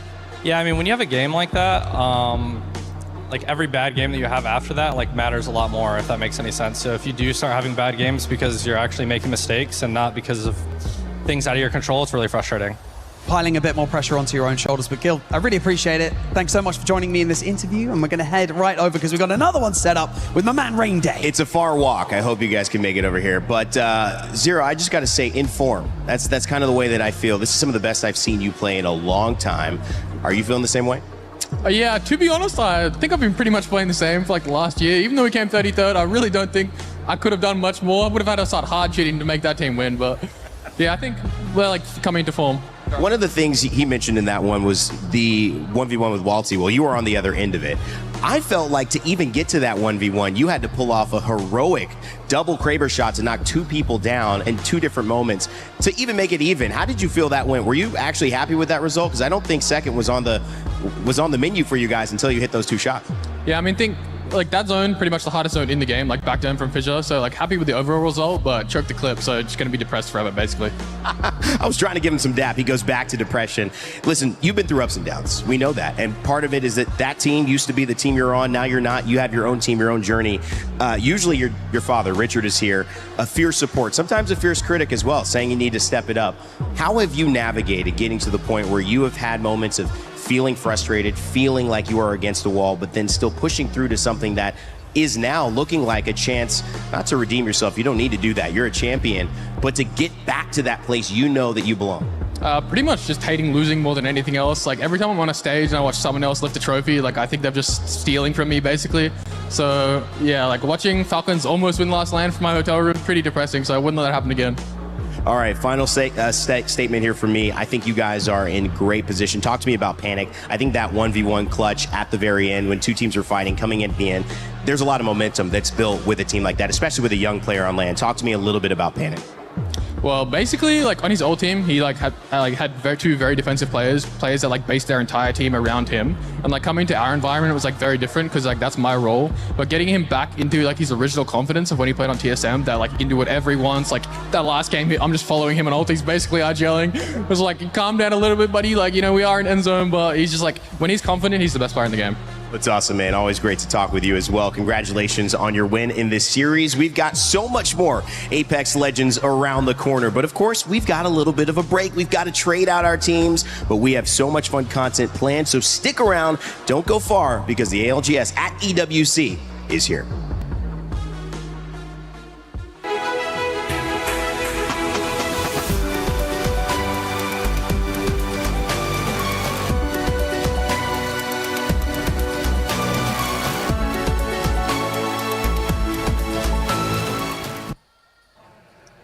Welcome everybody to a club championship update. My name is Glitter Explosion and I have Ton and Trav, and we're going to be hanging out with you guys to walk you through all of the action that's been going on at all of our stages. We're currently hanging out here at the Totem because this is what it is all about at the end of the day when it comes to the club championship. Which org will be at the top at the end of our 7 weeks of competition? If we're talking about what we've got going on at my stage, Apex Legends, no surprises there. We have Team Falcons and Team Liquid battling it out for that top spot, with Team Liquid already in triple digits here in the group stage. They've been absolutely crushing it. And you know that overall Team Liquid is coming for that title, with Falcons being the defending champs. Ton, I know it's early, but tell me a little bit about what's been going on at your stage. Super early in Dota. I mean, we only had, what, 5 or 6 series actually go on, so we are still bubbling along, trying to figure out how things are going to go. But we realistically have had mostly what we were coming to expect. Falcons had a very, very good start, which is of no surprise to anybody. A little bit of a rough matchup that they had, but they managed to get through it. Virtus Pro not looking too bad either, actually. When you're starting to talk about some of these higher organizations, one of those teams is Virtus Pro, who may well get amongst it. But when we're talking about one of the other big dogs, Team Liquid, not as hot as some people would have liked. But as said, we are super, super early. Dota 2 goes on for a full 2 weeks. It's just group stages. Really, when the pressure is on, playoffs next week. But yeah, not going too bad for them all so far. I love that. I love that. Trav, tell us a little bit about what you've got going on. Well, it's more of the same, really. Not too much. We've only just started. We're in day 1 of Fatal Fury City of the Wolves, so not many progressions in terms of club championship and organizations making big moves. But Koichi, as expected, coming out swinging, the reigning champion. He did just take down Fenrich, who is representing Vitality, who are one of the big competitors when it comes to the club championship in Fatal Fury City of the Wolves. On the other side of things, it's Falcons. They've got 5 players in our game, so they've got a big chance of getting some points on the board. However, tomorrow we'll be kicking things off in their group, and we've got 2 of them facing each of the first round. So not the best draw for Team Falcons, but at least it guarantees one of them into the next phase. I mean, I love that. I love that. And I'm seeing a consistent theme here of Falcons finding themselves in the top on our stages so far. Like we said, early days, still 7 weeks of competition across the board all summer long. So lots still to go, but I'm excited to see how the rest of it plays out. Hey, I'm Zero from Team Liquid APEX, IGL, and I'm from Australia. Hi, I'm Sykes from Team Liquid APEX, and our team bullies each other.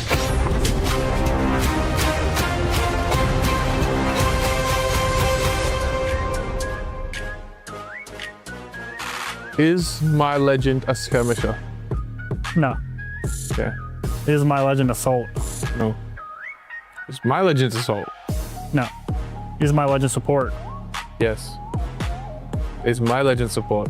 No. Does my legend have a shield? No. Is my character Recon? Yes. Does my character heal her teammates? Yes. Is my character in the meta, like reasonable meta within like the first 8 games? No. Does my character's ult like shoot out? I guess. We have like Vantage, Vantage Recon, Vantage Bloodhound, CS Barrier Crypto Meta. What else is a Recon? Valk's Meta. Vantage or Bloodhound, eh? Is my character Vantage? Maybe. Yeah. I meant to say yes. Yes. You have one chance to tie it. You gotta guess. Is my character Mirage? Heal your teammates? Yeah. Mirage? How does Mirage heal his teammates? Oh, I'm stupid. Guys, I just blacked out. It was Conduit, wasn't it? No! Who is it? Who throws an ult and heals a teammate? What? Throws an ult out, like you said, splits it out, right? Yeah. Throw it out. Is it Lifeline? Yeah. I said a shield. That counts. Shield? Yes, it is. No, it's not. What? How's it a shield? It's a big shield. You meant Newcastle, and you know that for a fact, boy. I was gonna guess Conduit, because you were like, who's got a shield? And my brain instantly went Lifeline, Giddy, Newcastle, gone. Sucks to suck. Dude, why did I say Mirage? I don't know. I did. He didn't. That's a shield, bro. Well, I found some wonderful, friendly Australian faces in the crowd, and it is none other than Mama Sharky and Auntie Sharky. And they are, of course, family of our wonderful IGL Sharky on SAUL. Now, Mama Sharky, we were having a little conversation before. How many LANs have you actually attended to watch your son? This is our 3rd LAN, so we've been lucky enough to go to, we did EWC last year in Saudi, we went to Japan, and now this one. So. And Auntie Sharky, do you just come along for the ride? I do. Of course I do. I'm not going to be left behind. Yeah, you're going to a different country. I'm coming as well. Yeah, exactly. That's beautiful. Now, obviously, you know, having the parents in the crowd here is an exceptional thing for, you know, the players themselves. But Mama Sharky, I want to sort of touch on a little thing that I noticed as well. Sharky's mentality. It's improved. I feel like that, you know, he's definitely come out of your shell. Do you know something that we might not know about this brand new Sharky attitude? I think it's the team. It's just all 3 of them, because they've just got such a great attitude. They're all pretty similar in personalities, and I think they just click. So They bounce off each other. They really do. They feed off each other, that positivity, just the synergy, everything about him. And we'll also bring Rogers into that as well. He's like Daddy Rogers, I think, to them. He's the old man of the group. So, no, it's all... Which is super funny, but you can see that personality come from him as well. Absolutely. Now, of course, we're going to ask this question to the parents. What was your first reaction or thought when Sharky told you that he wanted to play professional video games? Well, he told me in a conversation when I was at work, and he was in the sick room at school, and I had to say, what are you talking about? And he was like, Mum, I want to be a gamer. And I'm like, go back to class, man. What are you doing? So we had a chat about it, and we just said, finish high school, and then we'll see what happens, and we'll support you. And Arnie, Sharky, obviously you were saying that, you didn't really discover what this kind of industry was until 2022. So how are you liking it, though? I live for Apex. I go camping. I only go somewhere where I have internet connection, and I set my laptop up near the campfire and I listen to the husband snore while I'm watching Apex. So, yeah. So what you're saying, Auntie Sharky, is that we should play some Apex together and we can tee up some Apex games. I reckon we'll do pretty well, I think. I asked Rick to teach me, and he said, oh, Mum, I think you'd be a controller player. But he has not shown me. I've got you guys, don't worry about it. Well, it was great chatting to you both all the way from Australia. This has been Mama Sharky, Auntie Sharky, supporting their wonderful IGL son Sharky from SAUL.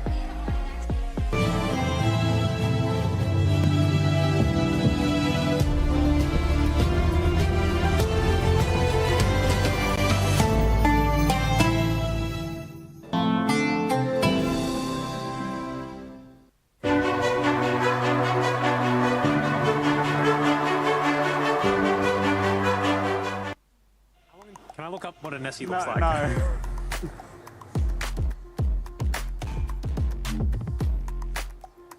Well, that first series is done, and we're joined by a team that was able to just absolutely rip it, being able to get back-to-back wins.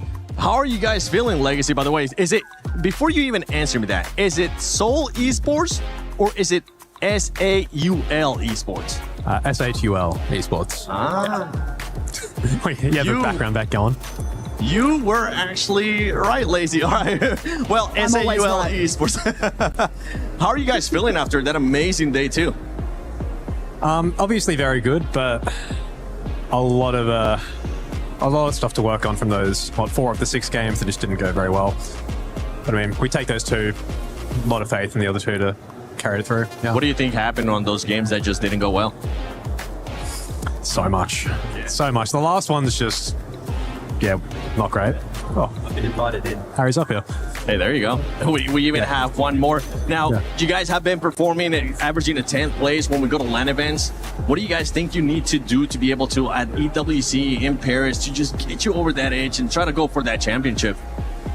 Man, what do we have? 10th average. Yeah, 10th average. I think we're in a pretty good spot to keep bringing that up, because the first 2 LANs that the 3 of us played together was, a month after forming, just back-to-back, essentially 2 weeks between the 2, and we were still very new, had no experience IGLing, and the games, even just looking back, were messy. But they're, for the most part, a lot cleaner now, and they allow us to convert, so we should be doing better. Right on. Well, I actually have a question for you, Jesco. You and Legacy have been playing together for a long time. Yeah. What makes this duo just work so well together? I mean, obviously playing together a long time, you just understand everything about each other. You get to know every part, and you know how. I think the most important part is we know how each other play. So I think that's the big thing. Lace, you got anything to ask them? I'm going to ask Coach. Ooh. Now, give me the tea. How many fights have they had? They've been playing for a long time together, but, I wanted to tea. Have they ever had like a little scuffle like brothers? They do love each other like brothers, but no, I don't think I've ever seen them go at it outside of the game.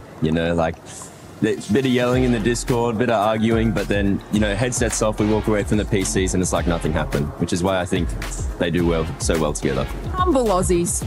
I know, they're so nice. Well, you know what? You guys have, especially you two, you guys have been playing for a long time. What is something that you're like, man, I would really miss it. I would really miss you if we just were in separate teams. Is it just how you guys work so well? Is it just hanging out outside of the game, the communication? What is something that you guys would miss? If you want to go first, Jessica. I think Legacy's approach to the game I'll definitely miss. He never gets mad at us. He tries to understand everyone's perspective, which I think is a rare thing. Oh, that's good as well. It just brings, there's a lot of certainty that Jesco brings to the game. Just being able to fall back and like, he knows my weaknesses, I know his. And you just have the second opinion that's very, very trustworthy. And that I know is like based in reason, not just feelings. Okay, just having full confidence on your team. And you know what? Pass that mic over to Sharky, because Sharky, I also want to get you in here. I mean, you performed so well today. And we saw an interview too that Lace was able to do with your mom and your aunt. How does that make you feel, just having that kind of support here at a LAN event? That support's always amazing. You know, we live so far away, and that they make that commitment to come all the way here is just an amazing feeling. To have people who are close to you really support you and really give you that drive to push further.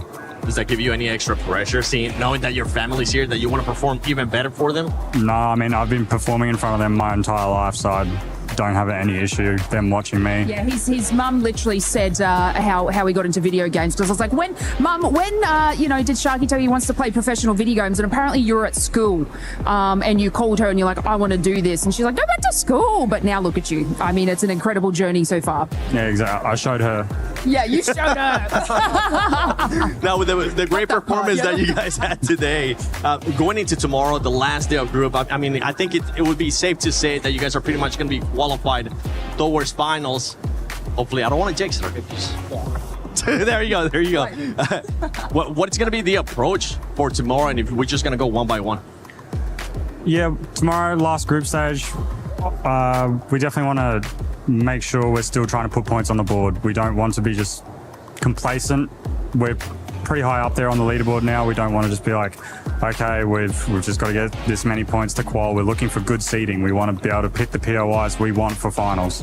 So it's important we really wake up tomorrow and we're ready, we're into it straight away. We're not complacent, and we really push forward for high seeding. Legacy, what's it going to take to just make sure you guys don't stay complacent and just continue to be so consistent too? Because yesterday wasn't that bad, but today has been a lot better. Oh, they ended up roughly the same, but no, tomorrow it's going to be very different, I feel like. There are going to be a lot of teams very desperate to avoid that bottom 6 or scrape into the top 14. We're fortunate enough that we just have a very average, below average day even, and we should be able to scrape through. But it's avoiding those teams that are going to make the desperate and unpredictable plays, because they need to drop massive games. Right on. Please. I mean, I'm going to chat to the coach, because, you know, they've got their own, I mean, these guys are so, you know, intellectual about everything. But look. And I'm not. Yeah. So this side of the couch isn't. So that's why I got you to sit next to me. Yeah, we're just here for the ride. But look, you know, I was actually talking to Sharky's mum a little bit before, and I messed up. Broadcast didn't show my blooper, but I said Sharky IGL and it's Legacy, and I fixed that and winked at the camera. Anyway, you know, have you seen a little change in Sharky now, kind of stepping back, and like, has that been a different sort of, I guess, way that this team is now showing exactly what they've got? Like, it's like the mentality behind it. I feel like this is like a whole new sort of attitude that they've had. Is there something special that you think has happened, or is it a couple of the role changes, or anything you want to give us a bit more insight into? Well, we've had the same role since Sharky joined the team. I think the biggest thing is just getting, you know, RGL experience under Legacy's belt. Sharky has such an incredible understanding of the game, and it played such a supplementary role in getting Legacy like that information. And I think the 5th at Champs, and just more time for Legacy to, you know, find his rhythm and then solidify his game, and then it's allowed the other two to play theirs. Because, you know, if you're a great player but your RGL's a bit inexperienced and he's making calls that either surprise you or take you off guard, it's harder to play your game. So the more experience Tom gets and the better he gets as an RGL, the more Sharky and Jesco are going to be able to pop off and do their own thing. So I think it's kind of tied everything together with Legacy getting some more experience, and that 5th at Champs just really boosted everyone's confidence. Like, you know, you get a 5th, and a convincing fifth at that. And it's just a reminder that like we can run it, man. Like why not us? I mean, that's what I'm saying. I was like, you guys are always great. Don't get me wrong, but like we can now physically see it. The audience sees it as well. So, I mean, congratulations to you guys in the competition thus far. Yeah, and Legacy, just bouncing off of that, right? How comfortable are you feeling now in regards to IGL, and especially after those good 2 days and going into tomorrow? Oh, compared to the previous lands, maybe not Sapporo as much, but the first two is just night and day. I'm able to spend time thinking about other things because everything is either like pre-planned or we've had basically the same game before. So it's not thinking about everything exactly how it's going to be in real time. It's more, okay, we already have a base plan of what we've done in other games. We have this like different way of going about each game. And then it allows us to branch out, look for more kills, and just maximize our points. That's good. That confidence is starting to move up. You're feeling way more comfortable. That's pretty much what your coach is talking about too. And we have seen some of the top teams. We're not talking about you guys, okay? Talking about some other top teams that actually haven't been performing well. And I'm thinking about, hey, what's the catch? Haven't been performing well. Alliance, Shopify as well. Wolves today didn't perform well as yesterday. Do you think that's going to be changing going into tomorrow? And do you think there might be any situation where some of those teams might be looking at those top teams within those bottom 6 and getting possibly eliminated? Let me tell you something. In Apex South, Wolves were obviously the top, and these guys were the second. But look at that Uno reverse. I mean, I'm just gonna put that there for you, Legacy. Yeah, it happens at LAN. Yeah. It's a good problem to have, swapping those. Yeah. but going back to the question, do you think they will be able to turn it around tomorrow? And what do you expect out of those top teams? I'd hope so. Like for what NIP said, and then a few of the others. Yeah, Alliance. Obviously, Alliance. Those two at least have only played one set.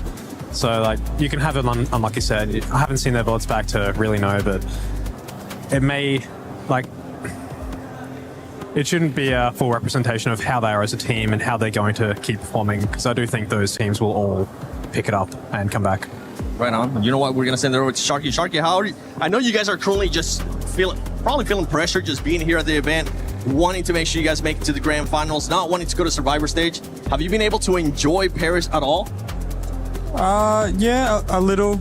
Not too much. We've, just as you get around, enjoy like a couple of restaurants here and there, but outside of that, we've been pretty focused on trying to make sure our performance is spot on. Because exactly as you say, we want to make sure we're getting through Survivor Series or before Survivor Series straight into finals, because it's just, in my opinion, a lot more stressful when you're aiming for that top 6 in a top for that shootout in the Survivor Series. So I think we've done a pretty good job. We have enjoyed food, so yeah. Well, hopefully the trip is just going to continue to get better. I mean, first place, if you guys do end up winning it, 600K. It's not a bad thing to take home. I kind of want to step away a little bit more as we're talking about the game, talking about your gameplay and all that stuff. We have a fun challenge here for you guys. As you can tell, there's 3 whiteboards. And what is it, Lace, that we're going to make them draw this time? Nessie? I don't think I got tagged. We're going to do Nessie? I think we'll do Nessie. Oh, Legacy wants to swap with the coach, too. He can draw. You can draw? He can draw better than me. Here, hold on. Give Legacy the mic. What is? I'll let you guys choose, and you guys can pick as a team, too. What is something that you would want to draw? Keep in mind, everybody at home. A circle. I expect perfection then. It's going to mess it up. Easily. I mean, if you want to try to give your best chance. Right now. Yeah, you know what? Let's go with that. No. Let's see if no. I'm gonna put you on the spot. You said it too. Let's see if you can draw a perfect circle. Please feel free to pick up the whiteboard. Oh. You initiated the challenge. It's on you. We're a team. You can help. Yeah.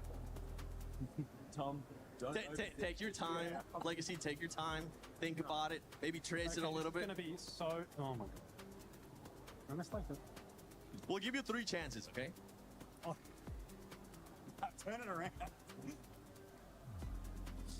No, that's the first.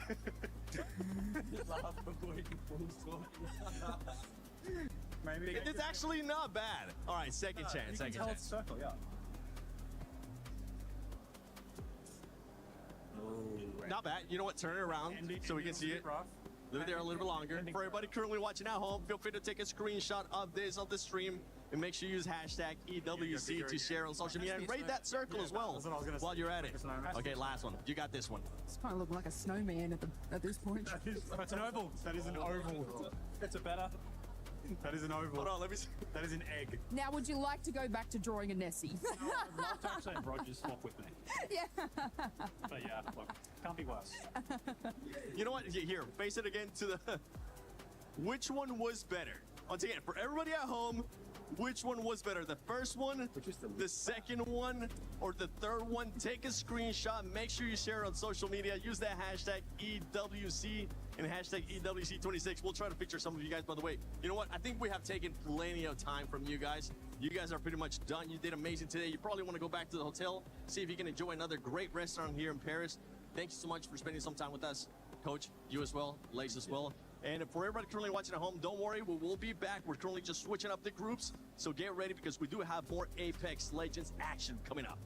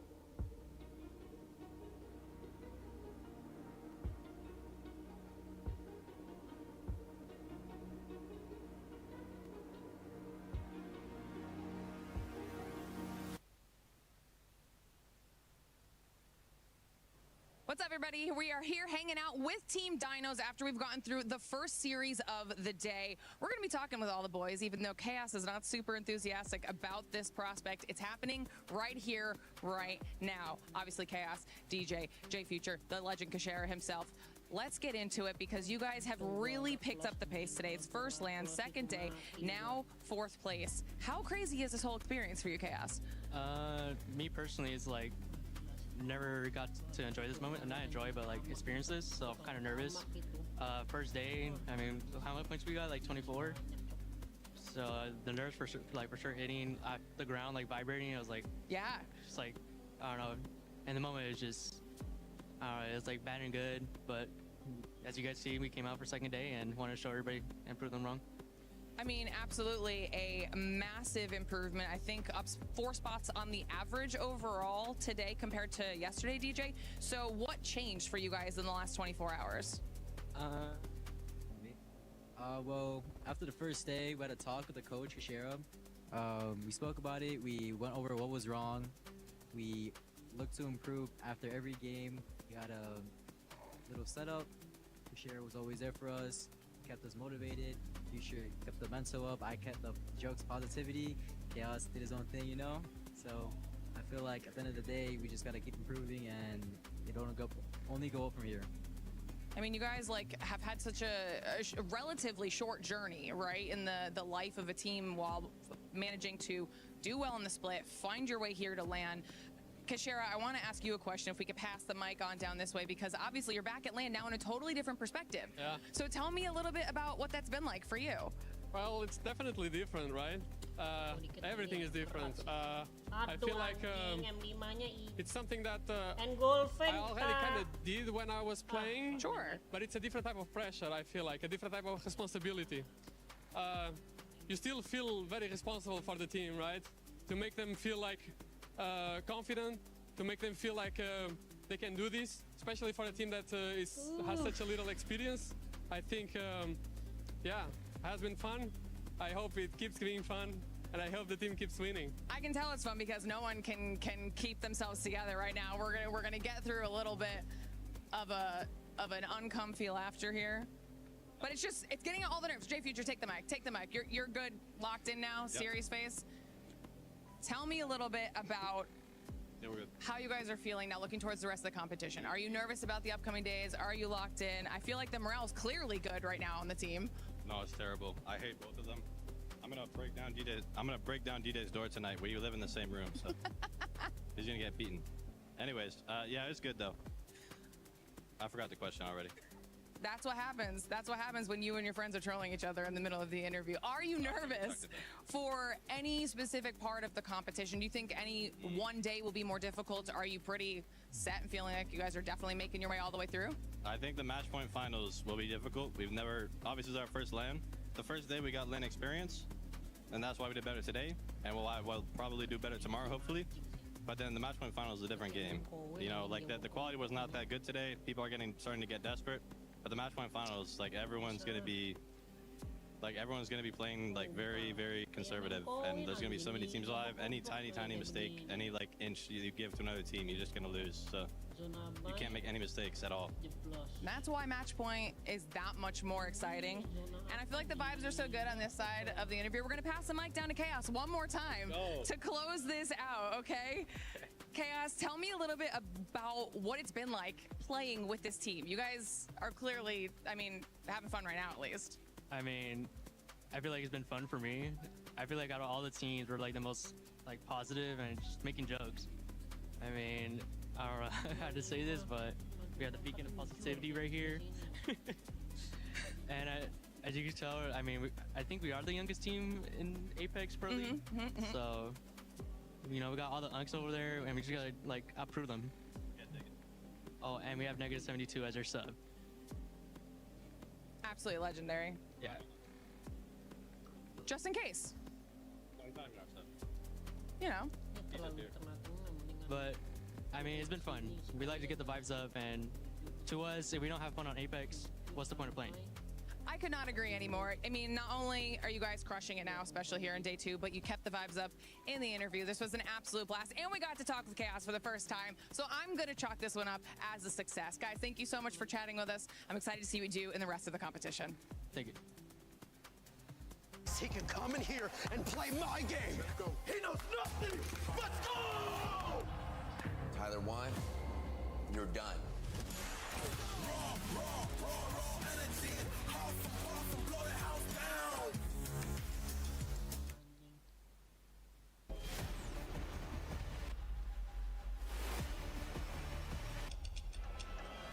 Tipis banget zonanya. Nanggung, coy.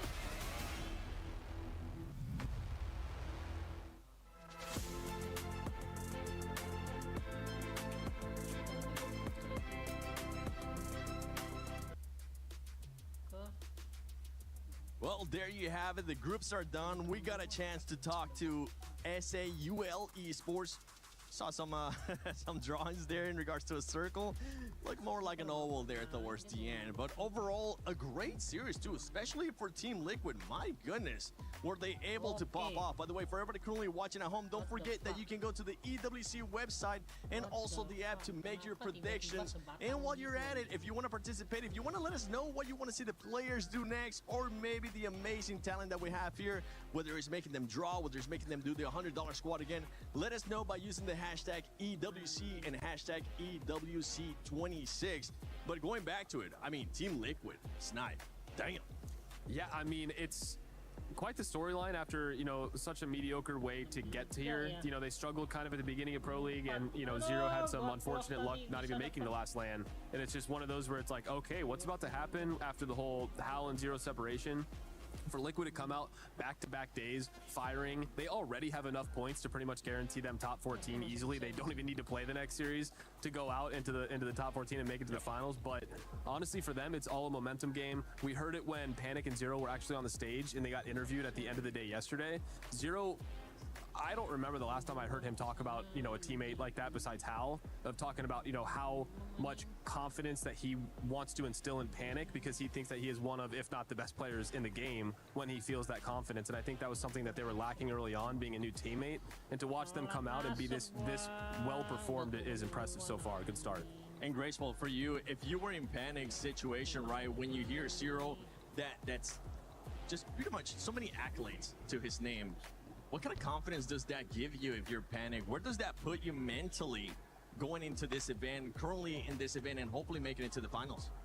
I mean, I think Panic is also one of the players that people had a lot of doubt about him initially. Before he even got picked up and played pro properly, people had a lot of doubt about him. And at that point, you're at the stage where nobody's supporting you except yourself. And when you finally get these huge results now, after getting picked up and then picked up again, and now he's here on the biggest stage in the world currently, he has to be feeling really good about himself. But you can't dispute, like you said as well, having Zero hype him up as well, one of the best players in the world, standing right there behind you, patting your back or slapping your head, is definitely the confidence boost that you need to be like, I'm supposed to be here. And I think that it can only go up from here, and up when they're already at the top.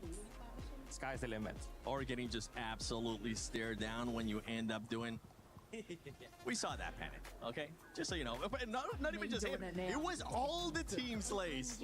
Everyone. I'm like, oh, and then I catch myself doing my stop. Stop. I have 4 kids, so that's the first time and probably the last time that you're gonna see me do that here at LGS at EWC26. Now, we got a chance to talk to SAUL. How happy are you with their performance? You were hyping them up since yesterday, too. Look, I'm not trying to have bias, okay? Just because APEX out, APEX out. Nah, yeah.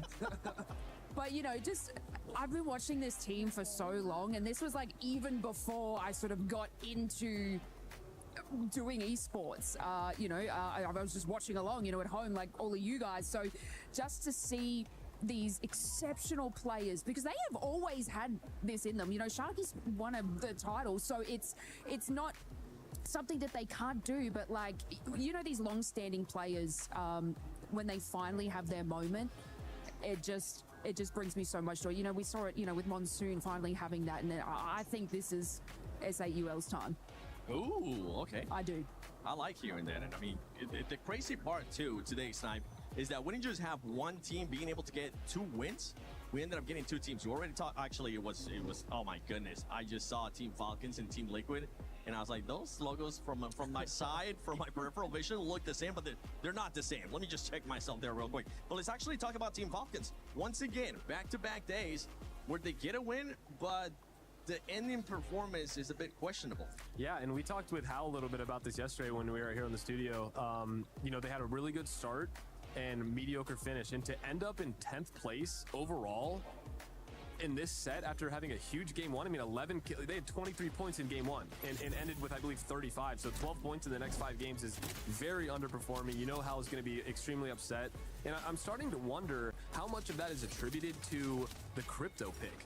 Because crypto is always the first ban, and they're winning the first game. So for the fact that they're so dominant on that character, it is slightly concerning that they have had such underperformances when he gets banned, because he is consistently the first banned character. So is that something that's going to come into play here as we move forward? But honestly, this Falcons team is very well put. I think group play is going to be them figuring things out, but it is something to be watching for the rest of this event.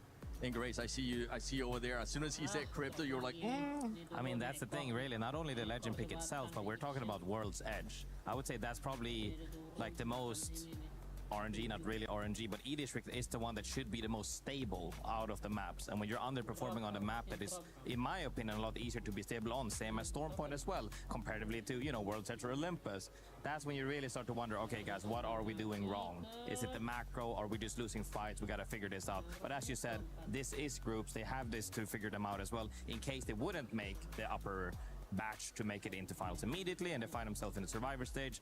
But I think they can figure this out. And I actually want to keep talking about some of these squads, right? The people that actually expected them to do so well, that underperformed. Shopify Rebellion. I know up until that last game, yes, you do end up getting a win, but there was just so many questionable stuff that I know you were scratching your head when you were thinking, what is this team gonna do? Yeah, I mean, they were in 20th place after the halftime, and for a team that's as dominant as they are, you know, they have dominated Pro League. They came into here thinking, I thought they were going to be one of the teams to watch, if not potentially win this event, and right now it's not looking anything like that. And I was actually talking to Phony a little bit upstairs when the series was going on, and he was saying that during Pro League, they were more of a hybrid team. You know, they got slays, but their biggest improvement was their placements. They had the best overall placements of any team in North American Pro League, and for them to come to this event and not really get any of that, and while talking to Phony, a big reason for that is because their map picks were almost all zone oriented. They specifically went for zone, middle map, whatever it might be, to try and get in there. And I feel like that team is too dominant of Slayer type of play styles that you shouldn't just lean in one direction. You should continue with that hybrid that had been working well for them before. Grace, what do we expect out of them tomorrow? I mean, I expect them to. So this is the point. We're at day 2 essentially, and now you're coming to the point where, are we sticking to our plan, which hasn't been working well so far, or are we gonna throw everything at the wall and hope something sticks? And as you said as well, with a team of this caliber, the fighting prowess that they have, they might just revert to the old one that everybody was scared of to fight because they were just laying out at that point. But we'll have to see for sure. We'll definitely have to see, because TLN Pirates, I mean, at the end of day 1, that squad was only able to get 2 points. We kind of did a scenario, Lace, where I was like, if you were the coach, what would you tell them? You said, go get that. that booty, and guess what? They did. They ended up getting more than 2 points. They ended up actually with a total of 19 points. If you're their coach, Lace, are you happy with that improvement? Because boy, I mean, the coach must have spoke to Zero digging for his treasure. So you know, they've got it all together, it seems. But this is what I mean, like with Graceful sort of saying, you know, throw something at the wall till it sticks, and you can see them. They're like, okay, we're not performing, nothing's happening for us, let's just swap it up and change it. And that's exactly what you need to do in these group stages. I just could not implore that in more for these teams. So but you know, looking I guess at some teams that, you know, Shopify we thought were going to do well. I mean, they still have that opportunity, and you know, I think that Pirates might need to push it even further to get up to these top ranks, but I mean, time will tell. Are we worried at all about Walls? How they're currently performing, especially after today, only 10 points? Is that something that kind of rings an alarm in your guys' heads? Wolves? Yeah, I mean, absolutely. Being the #1 team in their region coming into this and having this big of underperformances, I mean, I did not expect this in any sense whatsoever. I don't think anyone in that region expected this to happen. And for, you know, the caliber of you know, No Name to come out there, one of the best players in the game, everyone consistently talks about him in their top 5. I think, I don't know what they really need to do at this point to come back into this series, but something's got to change.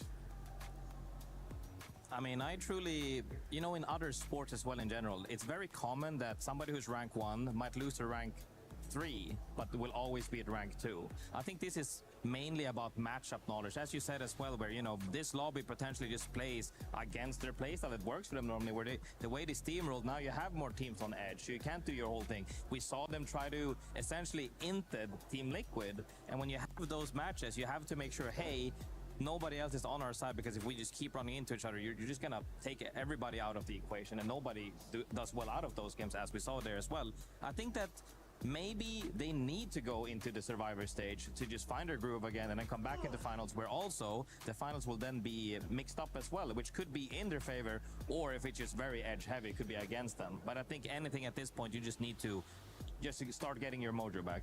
It's a bit of a 50-50, right? Sometimes going into that extra stage does kind of help out some of the teams.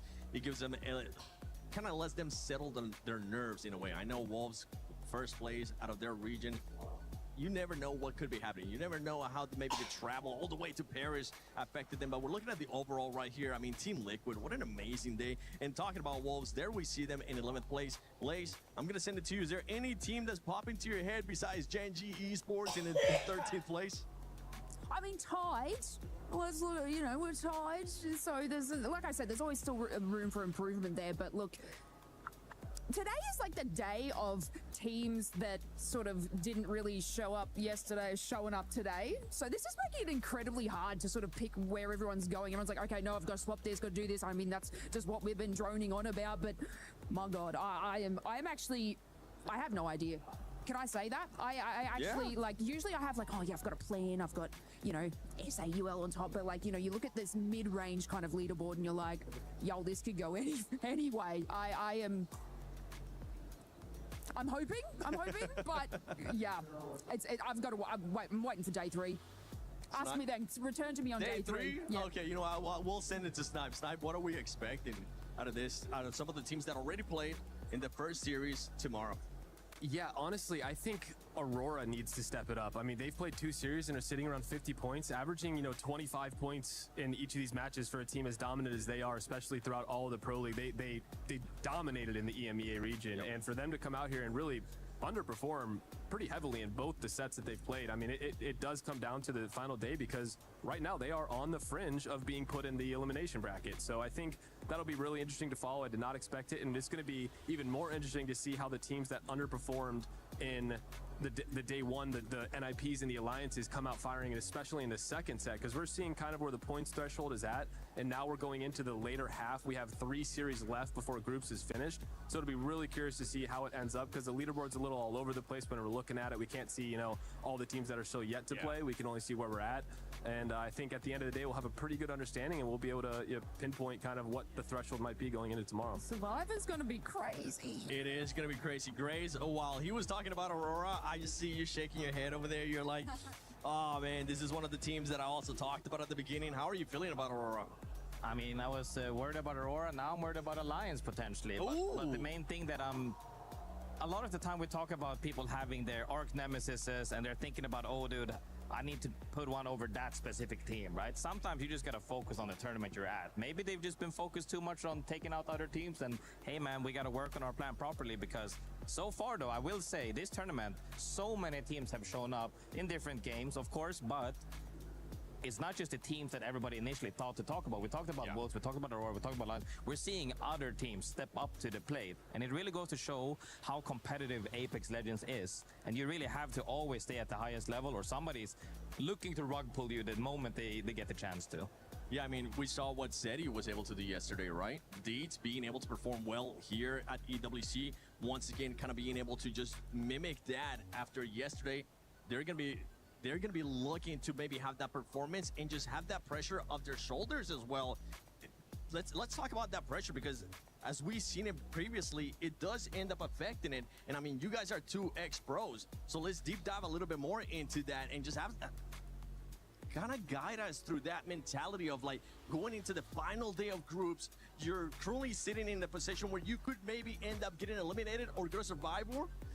And then for you, Grace, what I want you to think about is if you are one of those teams that has a chance to go from survival to grand finals, and actually if you want to go first, Snipe, if you're being one of those teams that are currently in the cusp of elimination.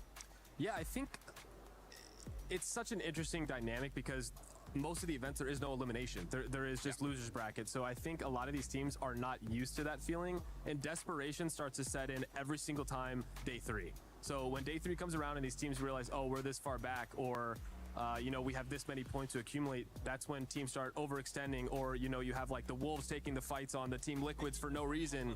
And it's like, that was one of those plays where it felt like they were desperate for some sort of momentum, and they just want to take a fight to try and win and be like, okay, you know, we're the best, and pump each other up.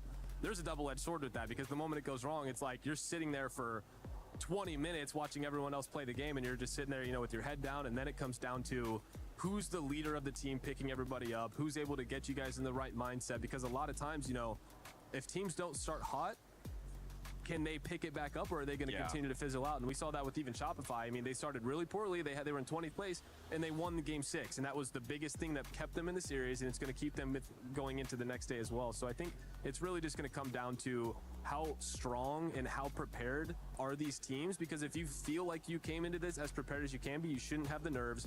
If you feel like you didn't put in the effort that you should have and you could have prepared more, that's when the the unsureness can come in, and you can start to think to yourself, maybe we should have done a little more. You start doubting yourself and you absolutely hate it. And before I actually go to you, Grace, I just want to let the audience know that we're currently just switching the groups. The next groups are going to be A versus C. Stay tuned for that. Every once in a while, you'll see a timer just kind of pop up here above my head at some point, and that kind of gives you a heads up. Yeah, it kind of gives you a heads up of how long we have until the next match, because I know a lot of people were wondering, when is the next match? When is the next match? Well, there you go. There's your heads up. But going back to what we were talking about, Grace, with some of the squads, now we saw in regards to in the custom elimination. Now, if you're able to get a chance to go just straight to grand finals, what kind of mood are you in? What is the mindset of that player? I mean, this is the thing as well. I speak from mainly the positioning of being an IGL, of having to lead a team and having that pressure on you. But I've also played Fragger one time when I played on IG as well in London. But it's just so vastly different, and that's kind of the thing as well. A lot of the times we tend to look at just mainly the IGL from the roster, where you're like, oh dude, what's the pressure you're needing to lead a team? Like, are you tilted? Who's gonna cheer you up? If you have a coach, hopefully the coach pulls you out of that tilt and you can still refocus and make your way up that hill. But sometimes it just comes down to, like, we hear it over and time again. It's like, yeah, he's the best player, but the main reason why we work so well is the vibes. And that's a real thing. Team chemistry is such an important thing to make sure that nobody really falls on it. If they fall on their knee, everybody picks each other up. And that's really the way forward to have it, is that you need to make sure that you're on the same page, you're pushing the same ideas, and everybody feels heard and they're moving forward. Yeah. And I love that while you were talking about that and talking about moods and talking about the spirits of the players too, I saw Zero just pass by from Team Liquid, and he's just happy and waving and saying, you think completely different if it would have been the other situation, right? Yeah. Now, Lace, we saw the players from SAUL draw a circle. I saw you drawing something over there. What was it? Oh, this is for chat that says that we have the ability to start the game. I drew a button for you, chat. Let's test it out. So, like, if you want me to push it, maybe gift 10 subs or something. Because I have the control and the ability to start the games for you guys. So. Well, maybe if you push that one, we'll go into a break into the Let next me know, segment. chat. Do you want me to start the game or? Wait. Let's test this out. Let's see how much power we have for production here, because we're gonna go on a break soon. So, ready? 3, 2, 1. Was built to move, not trapped at a desk in one singular posture for 12 hours a day. It's time your chair evolved. This is Secret Lab Titan Evo. Ergonomically engineered for you, gamers, hybrid workers, artists, backing your every move. Ladies and gentlemen, I am joined here by Peace from Unlimit. Thank you so much for joining me. Let's shake hands. You know what, my friend? I gotta say, today, there's like a legend that you guys don't typically use, which is Fuse. And you guys decided to use it, and actually it went really well. Talk us through that today. So we never used Fuse in scrims and like other tournaments. We never used Fuse, but our team suggested I use Fuse, which I never played. But I'm used to Maggie and like Bangalore, a lot of aggressive characters, and it felt very good on Fuse too. That's why I popped off, and we kind of got in shape as a team. I think that, speaking of aggression, right, it's with those legends, but aggression within the region, you typically play APAC North, which is known to be an aggressive region. Now that you're on a global stage, have you had to change the way that you guys play, because people play differently from different regions?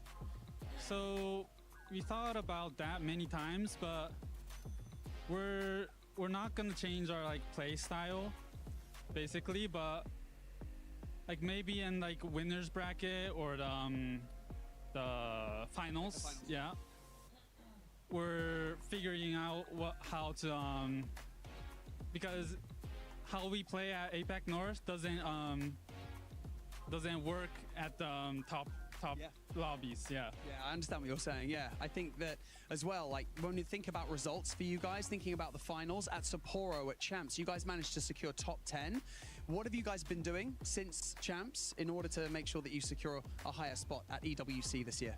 Okay, so just what I said, like we're practicing a lot to fit into the lobbies at the high tier, lots of good players, and we're trying to fit in with our play style, like putting in beacon characters and using it and trying to get in zone. We're trying our best, and yeah. Trying your best, and it's working so far. You know what, Peace? Thank you so much for joining me in this interview, and I really appreciate you doing this interview in English. You smashed it. Thank you so much, buddy. I really appreciate it. Right, for now, we're going to continue with the ALGS Split 1 Playoffs Day 2. Everyone, it's Lando Norris here.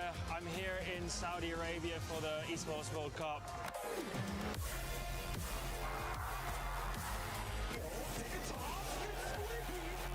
Let's go!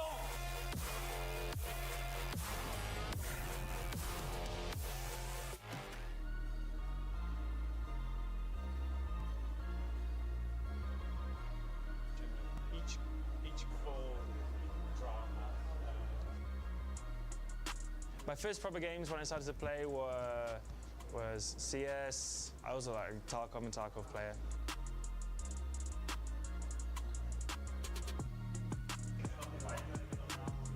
I mean, you're doing absurd speeds. I used to play a lot of PUBG.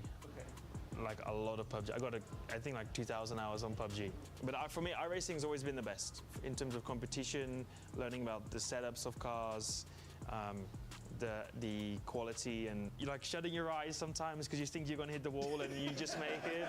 Because I know Dynamo's going to be there as well, the magician. Yes, yeah, he's in town at the moment.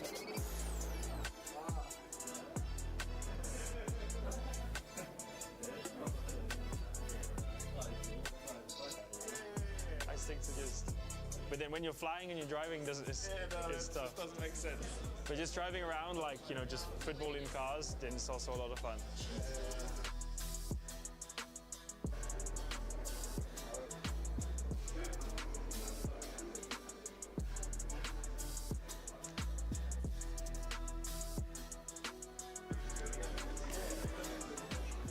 Everyone has like names. I need like a gamer name.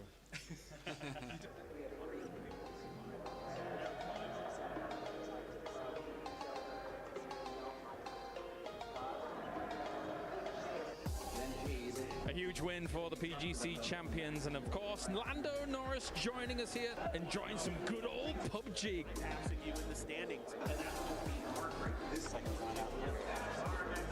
Ladies and gentlemen, welcome back to the Gadia Esports Arena, where I've got a very familiar face alongside me, especially if you know your Formula One, Lando Norris. How's it going, man? Hello, man. Oh, good, thanks. What's your experience been like so far at the Esports World Cup? It's just a new experience for me, and I'm also a massive gamer. So, you know, I've loved to be part of the gaming community for many, many years. I was part of this growing up, so for me to come and see some of the pros and see some of the finals and things is pretty sick.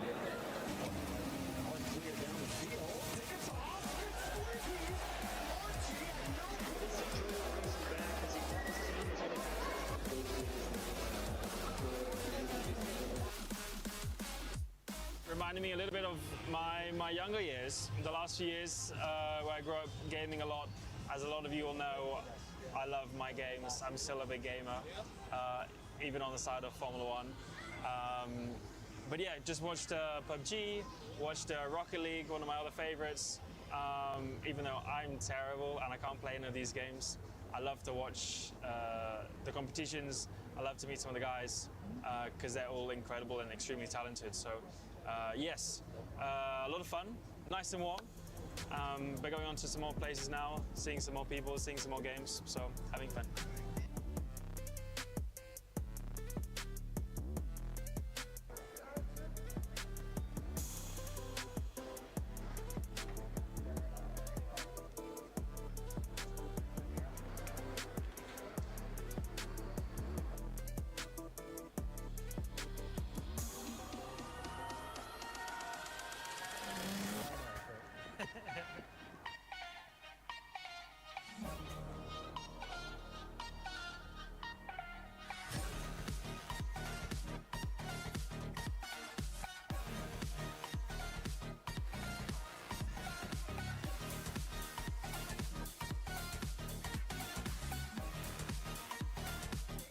I'm not feeling confident, but we're gonna have fun.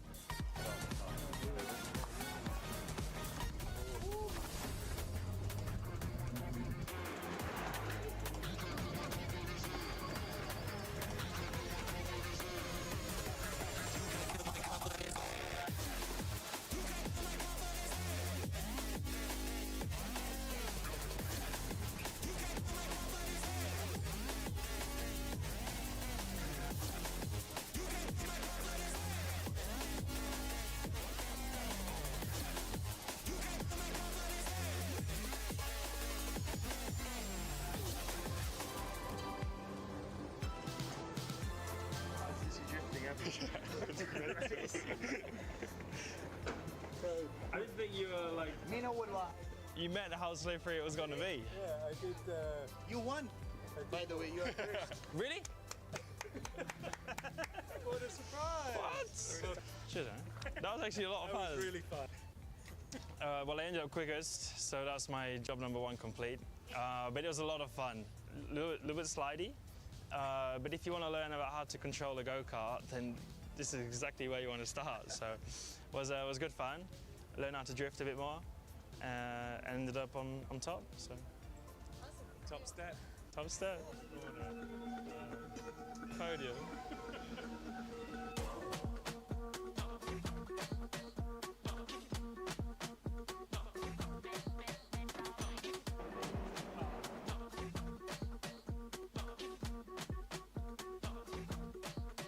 In a minute, I'm going to use this envelope, yeah? It's not important right now, I'm just letting you know I'm going to use this envelope. Yeah. You see that on camera? I'm going to use this envelope, but not yet. Take one out. Show it to everyone, show it to the camera. So the choice? I'm going to take it and put it in the middle. But remember at the beginning, I said we're going to use an envelope. What? Look, inside the envelope. No! That is mad! I'll watch. I'll take the paper, I take the fire and turn fire into water. And then from water we get ice.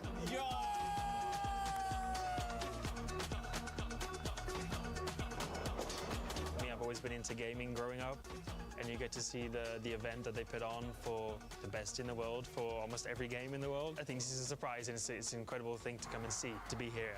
Deep down, I'm still a kid. I got that gamer inside of me still, so I love it here. It's exciting. It's fun to be a part of. This is like heaven for me. This is heaven.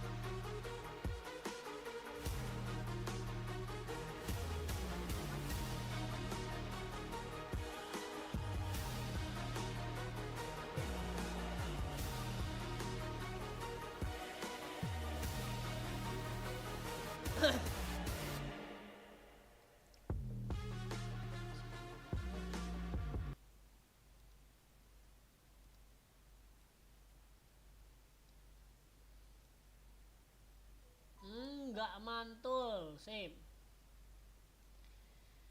Mantul sama sekali anjing.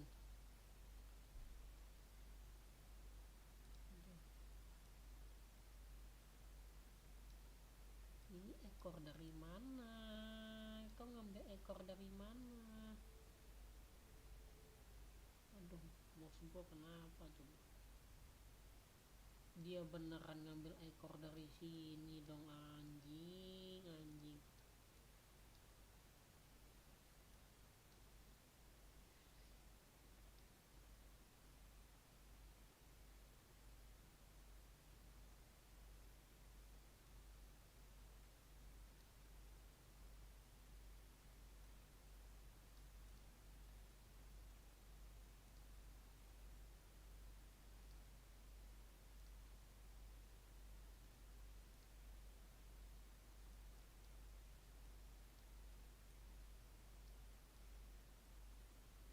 SL dong, turun dong.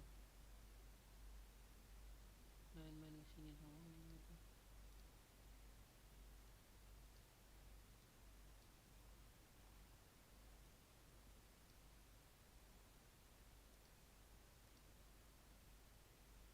Kesini.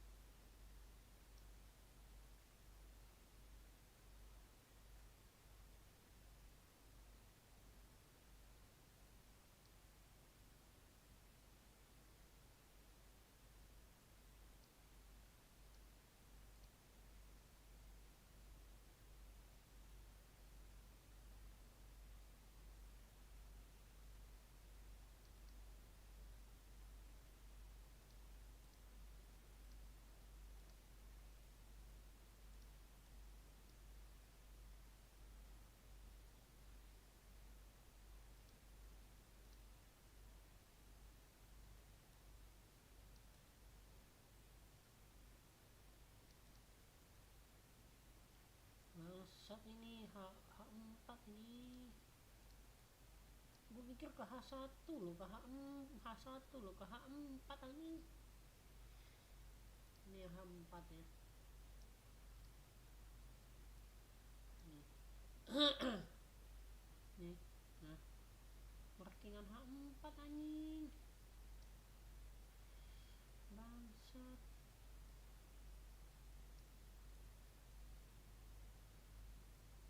Ini zone-nya jauh loh. 40-30. Kalau mau yang ini ya.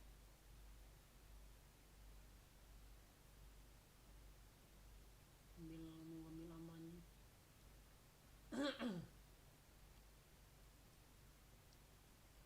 Bangsat kok markingannya hampa anjing.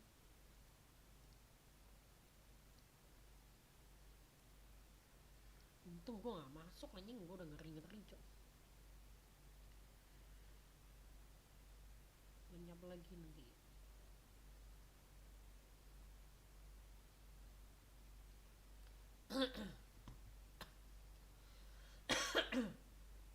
Gua ada ngesal di sini, cuma kena colek anjing. Dicolek lagi SL gua nih, gua SL-nya di sini. SL gua di sini nih 478 mana SL gua? SL gua di sini. Dia turun, naik lagi, habis naik turun lagi, bangsat. Kalau gua udah dapat berapa pip ini?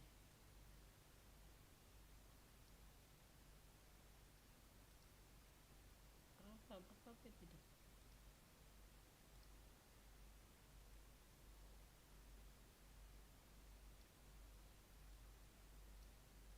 Aduh, nge-lag anjing. Musuh gua kenapa coba?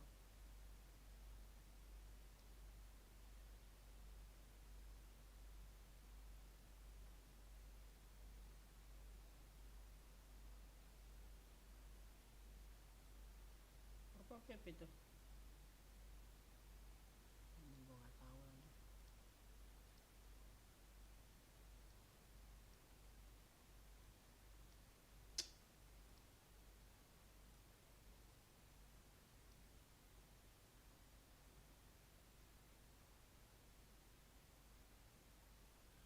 $500 anjing. 500 pip berapa? $52 anjing. Kalau 0,01 ya.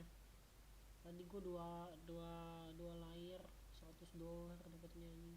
Kalau gua hold. Masalahnya karena BE gua di sini kena, dia naik lagi, habis naik turun lagi, naik lagi. Baru dia ngedrop nih. Anjing cok, sumpah cok. Di kayak mem koin anjing.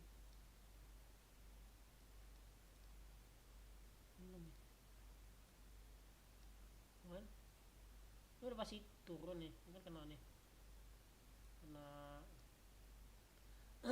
zona. Ini kena lagi, dia harusnya mantul lagi, mantul minimal kesini lah dia mantul ke 47 lah, 47 nanti dia turun lagi, dia baru naik lagi.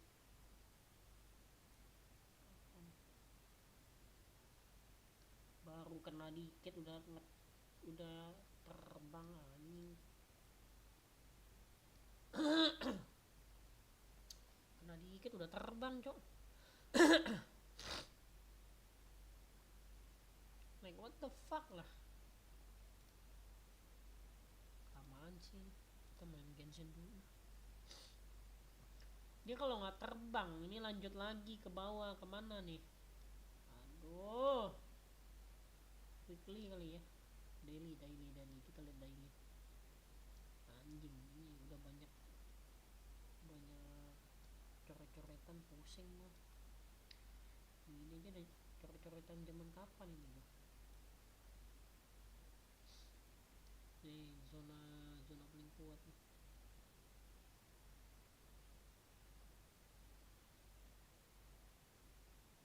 Bangsat, zaman kapan ini gua.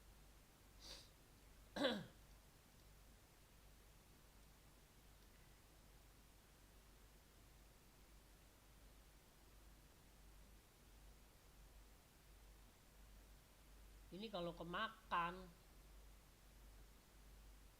Garris Engulfing kemakan sampai sini. Beh, ini emas bakal turun sampai mana gua nggak tahu. Bisa sampai sini. Anjing, emas anjing sumpah. Ekor lah, tapi harusnya ekor sih.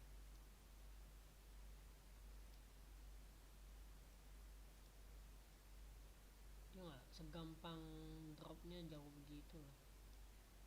Paling ekor sampai sini ekornya 17 18 lah.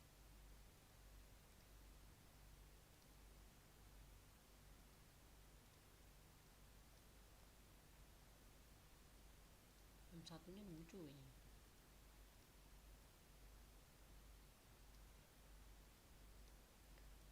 Satu masuk zona, reject dong, naik ke sini. Nanti udah masuk sini, reject lagi ke bawah. Mainnya di sini doang. 47 sampai 32 anjing. Berapa pip itu?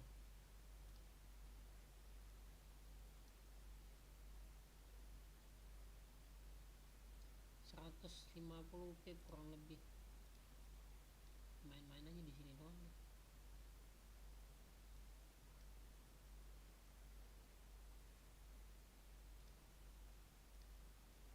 Main aja sini, sini. Naik turun doang.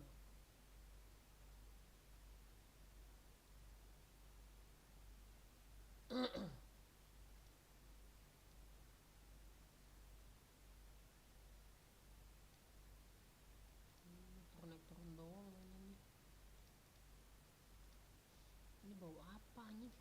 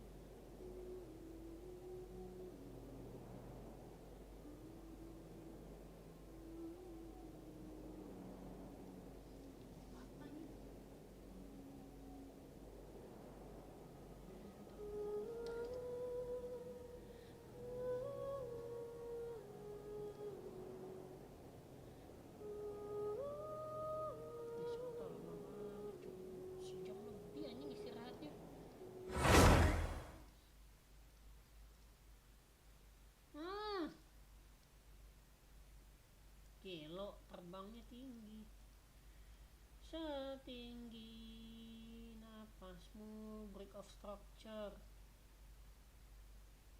Terbang. Break of structure enggak.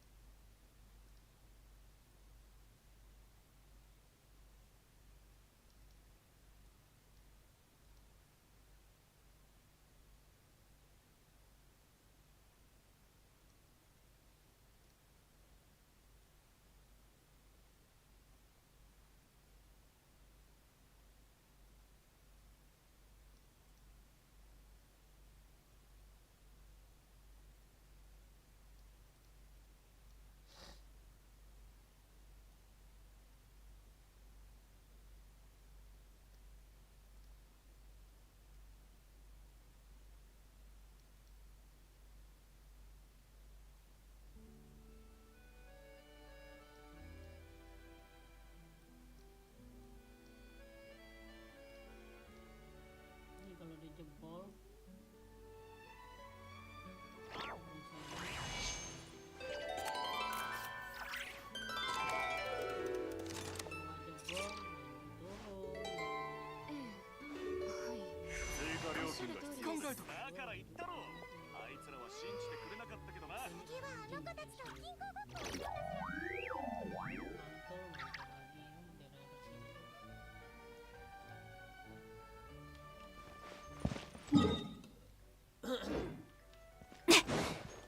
Hastas.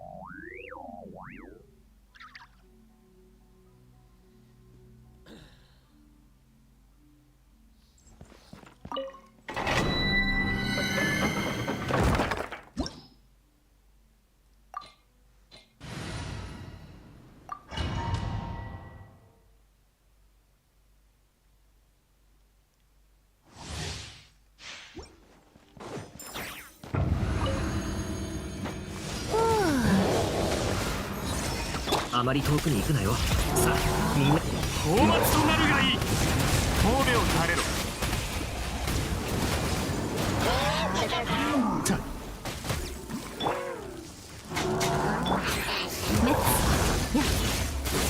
や力よ。周りを見張っててくれ。自由になれ。静粛に。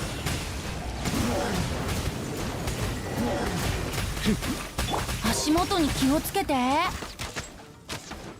風だ。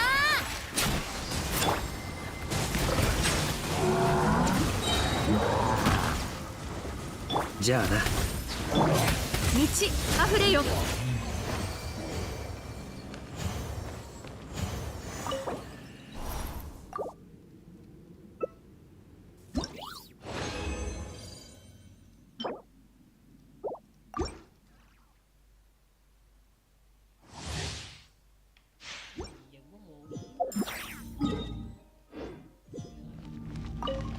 自由になれ。行け。一緒に遊ぼうよ。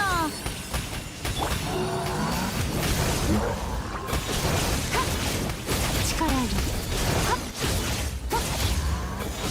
正解は目視。破滅は静かに訪れる。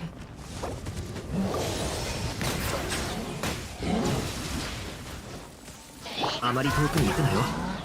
周りを見張っててくれ。足元に気をつけて。神戸を垂れろ。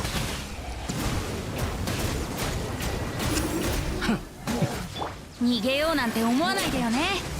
高き私は下げず。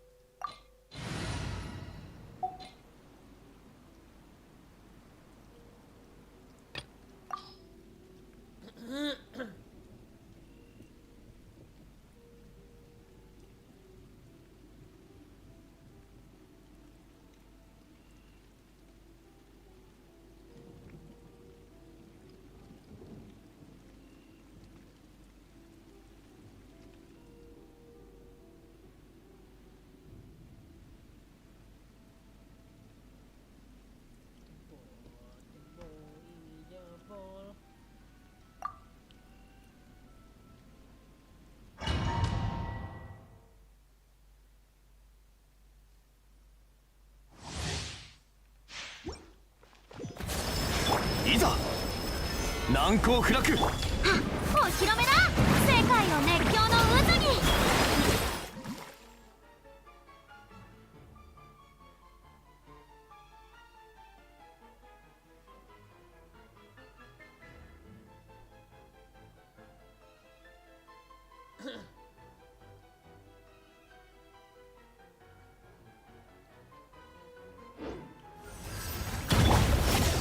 天心直送。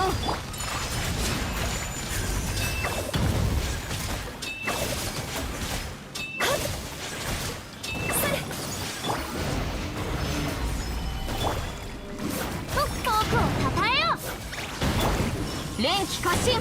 あ、それ。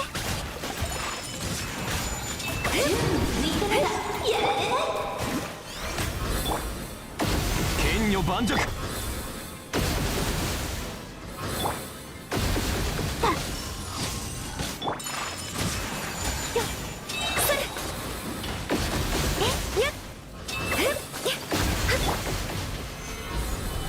天道、ここにあり。それ。君に捧げよう。魂よ。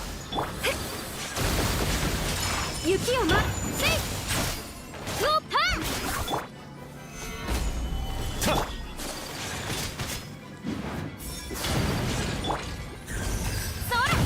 光り輝くがいい。具現せよ。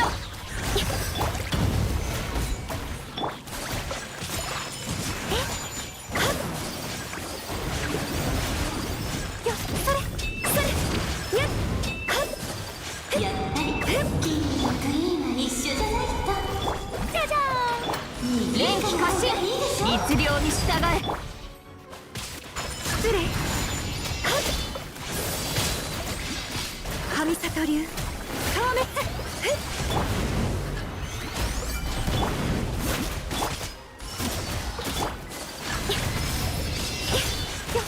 雪を前。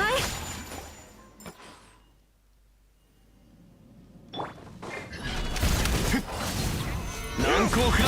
僕を称えよ。歌え。僕の名のもとに具現せよ。踊りなさい。それ。天理チョーク。いざや。クイーンよダンスと行こう。ステップは覚えているわよね。無礼者。岩山八九。開幕。せい。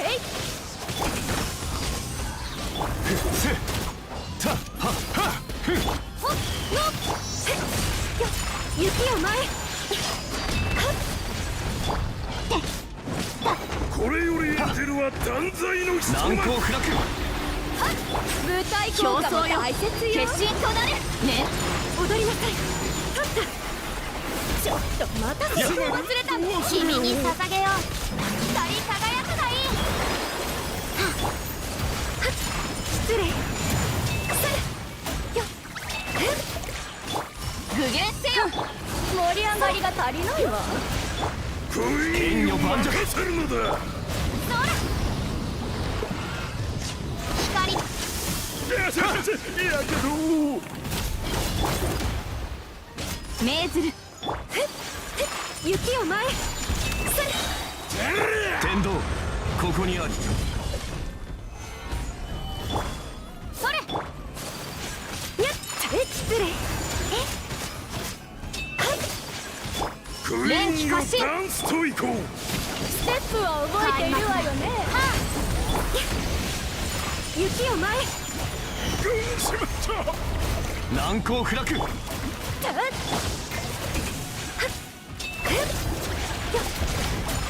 礼。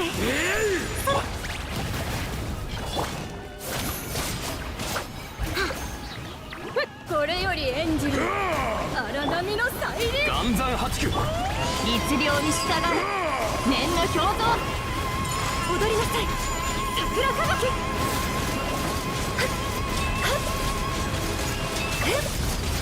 落とせまる。クイーン。剣女盤石。歌え。僕の名のもとにお披露目だ。それ。失礼。アンコールだマイレディー。再びスポットライトを浴び天ましょう。道万象難攻不落いでよ雪を前へ。神里流世の力を見せてやろう。一発で十分よ。フォークを叩い失礼。この舞台の幕を下ろそう。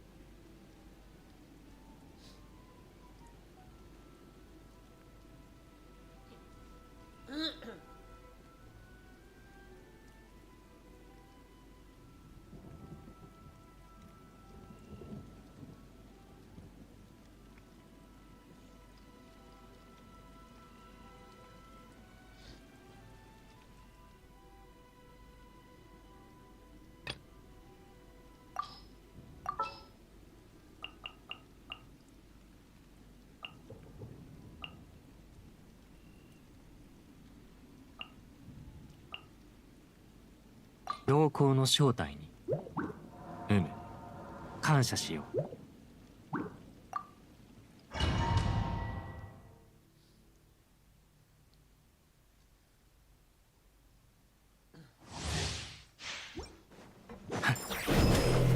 三月の月髄は我が手。落ちよ技術。お披露目だ。いざ剣女盤石天理チョーク。光り輝くがいい。もみちばう騒ぐ海、私は帰ってきた。捕らえ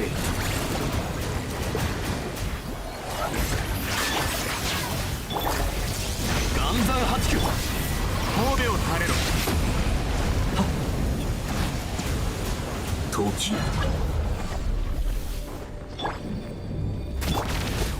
マイヤはっガジャーン。難攻不落。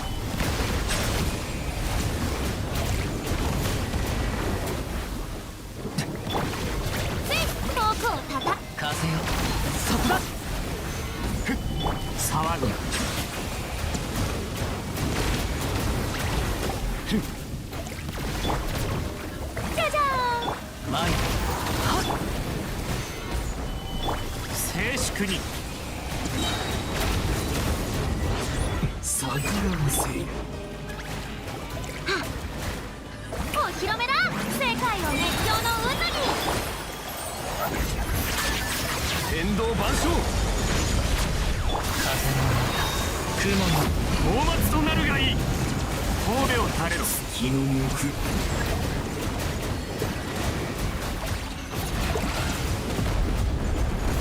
つまらぬ国。じゃじゃーん。せいそこだ。フ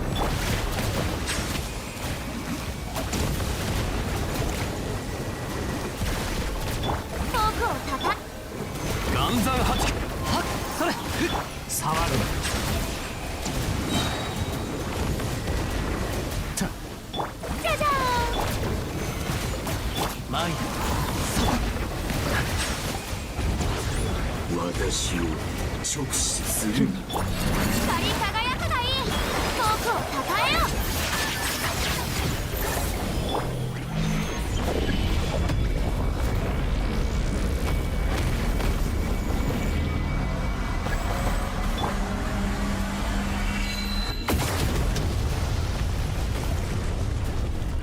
時逆らう。お披露目だ。女盤石風よはっ静粛に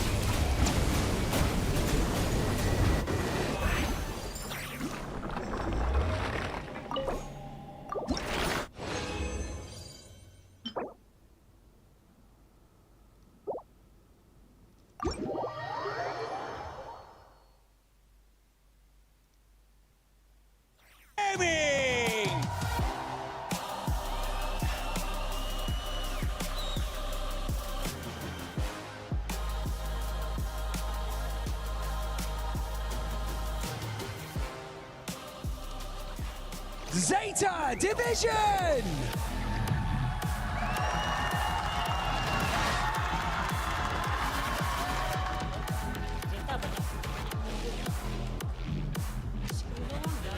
Forfern Esports!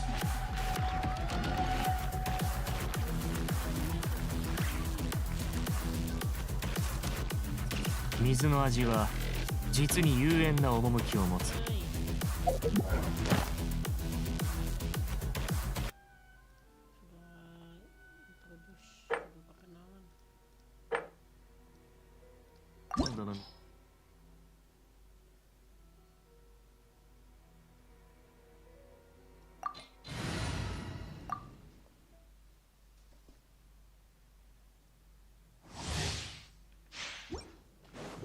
全ては難攻不落手のひらの上世界を熱狂の渦雲爆光騒ぐ海私は帰ってきた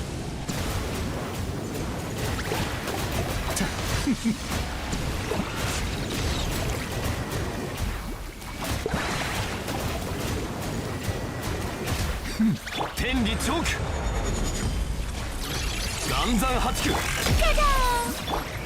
前神戸を垂れろ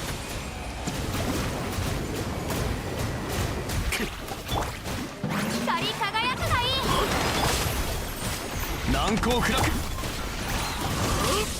静粛に放末となるがいい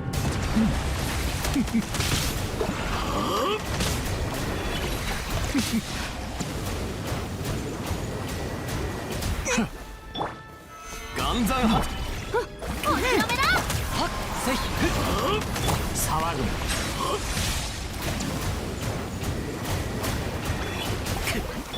世界を熱狂の渦にそうだもみちがうち難攻不落よっ静粛にはぁと風よ天道万象神戸を垂れろセットいや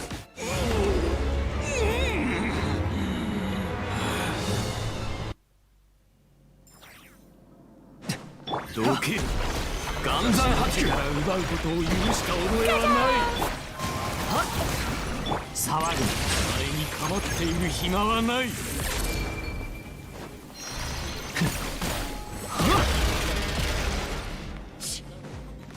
惜しいやつだ難攻不落僕をたたえよ歌え僕の名の前静粛にいいやつだ腰風剣女盤石風の歌雲のゆすには必ずそら光よ行こう岩山八九さて無双の刃とやらを試してみる騒ぐ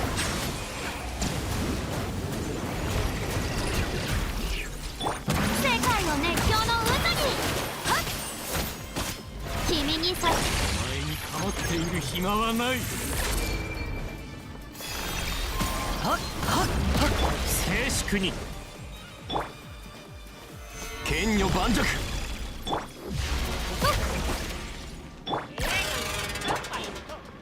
っそれふっ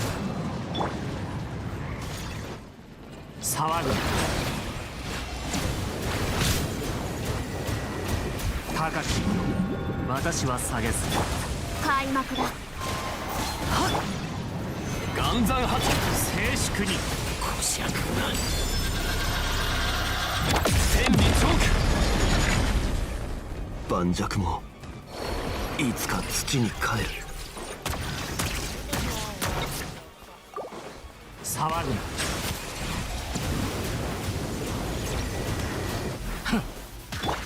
光よお前が原価を模した剣の威力差し支えない心配のようだ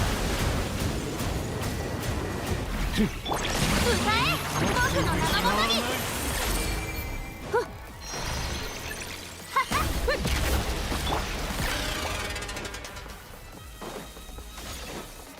にいざそこだお披露目だ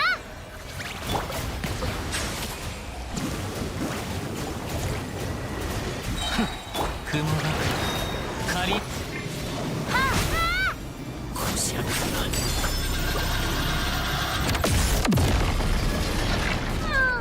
これもある種の解放なのかな kenapa giliran gue nyerang tuh mati gitu like I don't know how the what the fuck is apa sih namanya tuh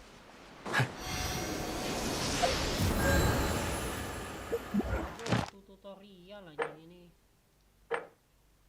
feeding field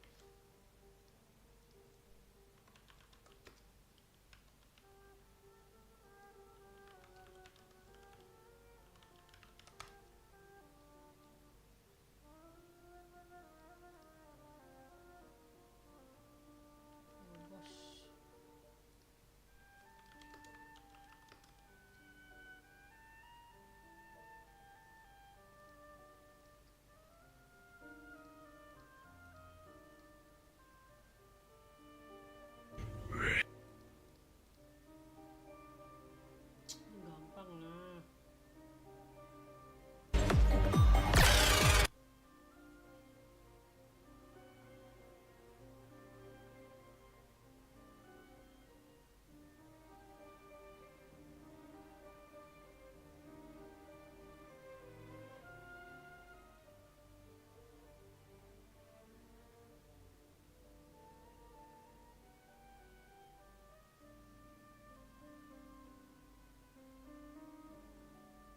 nah kan tetap mati gitu loh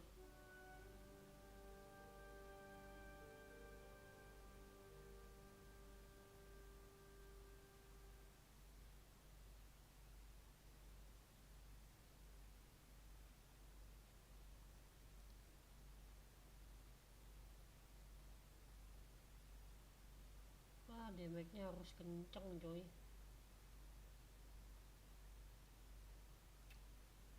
tes DPS banget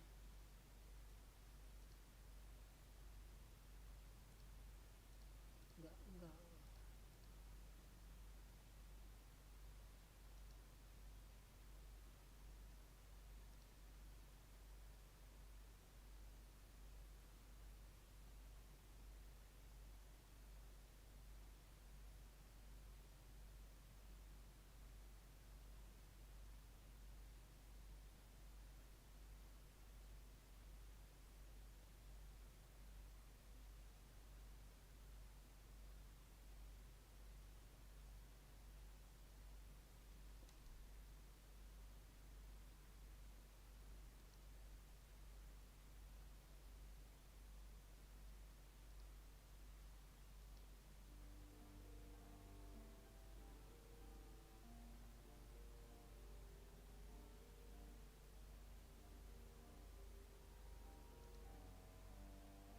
launch 2 chess piece attacks at you, which is the king roll and also the queen master.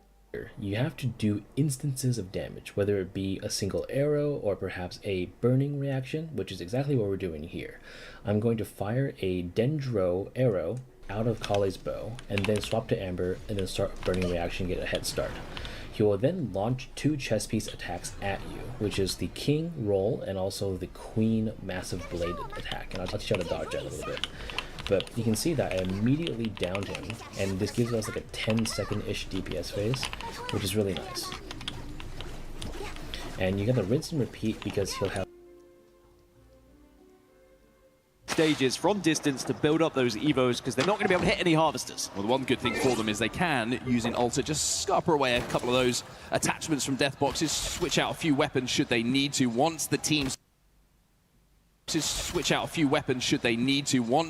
start falling around them. Having that high ground, of course, on that building, the reason that teams are racing there, just great LOS. The amount of damage you can do without really revealing yourself so important. As we see Nemesis on our screens right now, who certainly were quiet yesterday. They were. They had their ups and downs. I think that I have a lot of expectations on Nemesis. I always will, just whether it's a nostalgic feeling for Albrelelli or just how impressive a player Skittlecakes is alongside the new boy of Sacred. Nemesis have the recipe to be a good team, but we haven't necessarily seen it all kind of blend together. But they've done enough to get this far. If they start to get cooking, can they be a team to really put a statement on this series? Speaking of cooking, you can see Fuse in game 1 here for Nemesis, so certainly something that's been cooking up in the background for them. A couple of knuckle clusters going in towards RC, who you can see here just sat in the pouch. Thinking about maybe taking a little bit of a different route, seeing that Nemesis have managed to control that space above them. Looking at other teams around at the moment, quite a lot of teams actually moving through Monument and Fragment at the moment. You've got AG Global, VK Gaming, Zeddy Esports also approaching, but a fight down a tree at the moment is one that we're taking a look at here. Already one knock as well.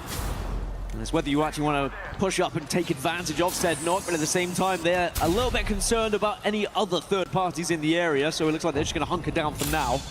Because there are several teams around Tree, it would seem. But it looks like Kinotrope have been able to at least get one player away after that initial knock as well, because PXX were looking over it. You can hear the whirring of the drones above the crypto players. Elite Esports were probably just thinking about third-partying this initially. See Light just playing a little bit further away from the rest of his team on the Altar. Drone has been destroyed, though, by the sounds of it. So they're not going to be able to scout the skies quite as they were a few moments ago. But some of the shots that this young man was hitting yesterday, Dan, very, very impressive highlight reel plays. Yeah, I think Elite are going to be playing with a lot of confidence, and we saw it in Split 1. We knew they were capable of it. The always question, does it translate into LAN as well? Because how many times have we seen EMEA teams dominate throughout their region, then get to LAN and just fall off a little bit, especially in the early days? It looks like they are in a position right now where they can actually capitalize on the damage that's already been done by other teams. And Kinotrope, it's just a matter of survival. Breach charges coming left, right, and center. And finally, you get the final one. Yeah, the splash damage hurt. Kinotrope Club will be eliminated first in the lobby here. They won't survive the tribulations of Tree. And I want to go back to your point that you were making about EMEA teams. It's not unfamiliar for EMEA to start on the world stage well, but they just fall away, it feels, when the pressure starts to ramp up a little bit towards the latter stages of the tournament. My eyes is on that. If these EMEA teams continue to play well, will they be able to keep that level of performance a little bit later in the tournament? Well, the team that did play well yesterday are RQ, and they did fall away in their last couple of games, but they had set such a lead over the rest of the lobby. They were able to still finish in second place, and with Easy Flash being the top fragger from that lobby, I'm sure that he is going to be feeling full of himself as well coming into this one. But right now, it's a comfortable position they hold over towards the dome side. The question is, where do you actually try and locate yourself? Do you just take as much area as possible here, or can you find somewhere a little bit more solidified to call home? They're just playing to stop the wrap from stacks and then walk their way in towards this zone. If it does pull out towards the lava, they'll be in a really, really good spot. This is interesting to look at, though, over at Harvester. This is completely isolated from the rest of the lobby, and it's Zaya Division, the team who went back-to-back, jumped from 20th to 6th in just 2 games yesterday. Well, they've got GK Esports in front of them. Some nice shots coming out from Mike there. Will allow his teammate to hit that beacon. The survey beacon will give them the information of where the teams around them will be. Entirely isolated fight, both teams having a similar path because they're just walking through to hit Evo Harvesters on their way down. And as you said, survey beacons, ring consoles, whatever they can find to get a little bit more on their Evo charge. Ring pull will give us a little bit more information. Not too much information than we already knew. It's going to continue to head down south. I guess the only thing is it is going to be slightly more towards launch site as we would expect. So those who are on that eastern side of Dome are going to have that journey through. And for a team like AEROCOOL, for example, you're going to have to get through 2 squads before you can even get into zone. Yeah, Sentinels, I kind of like the position they took, actually. That kind of eggshell, broken eggshell that is kind of outside of Dome down to that southern side. It's isolated, yeah, as far as the rest of the lobby is concerned. You can play that for quite some time without really revealing yourself to the rest of the lobby. Launch side's going to get busy because there's multiple rooms that can be played, multiple levels of elevation that can be played. But Sentinels separating themselves from the lobby here and will be safe for quite some time. So if they can hold that eastern side with AEROCOOL, with Relove there, they're going to be in a really good spot here. Well, GK and Zeta looks like they are actually very much getting involved in an engagement now. And we've already got 1 knock. Satuki finds the kill onto Dropped, and now he wants more. Flying forward, trying to stop the drag potentially from an altar play. It's going to be Zeta who get the first kill. Just looking elsewhere, you can see the GK have actually hit the Void Nexus to get out of there, so they're going to have to find a way to get their teammate back into the game here. There is a crafter over at Tree, which they're heading towards at the moment, but as a duo, always a little bit risky to take those extra few seconds on your rotate to get your teammate back in. We saw how busy Tree was earlier, so even if you are able to get back up, you know full well there's going to be a lot on that western side as we do check in with Alliance after their disappointing performance yesterday. But if we know anything about Alliance, they can always bounce back. And I think that's what kind of the differing points we were making, Mark. You were talking about how some teams from EMEA, they can perform very well and then fall off later, but then we also get the slower starts from some of the bigger teams at times, and Alliance have fallen victim to that here. But again, they always seem to find a way, and you almost feel that expectation that they will. There's no doubt in my mind Alliance are going to get to that last final lobby, which is kind of crazy. Long way to go until they get there, though, and if they perform like they did yesterday, the road is going to be extremely long. Keon gets absolutely torn apart. That's a second kill for Satuki for Zeta Division, who seem to be loving these engagements at the moment. They are getting the better of GK, and they knew that they were going to have to head to Tree to res. Therefore, just mirrored their rotation, looking for those extra kills, and they found one of them. Have Zeta bitten off more they can chew, though, because actually Trinity are now going to be here.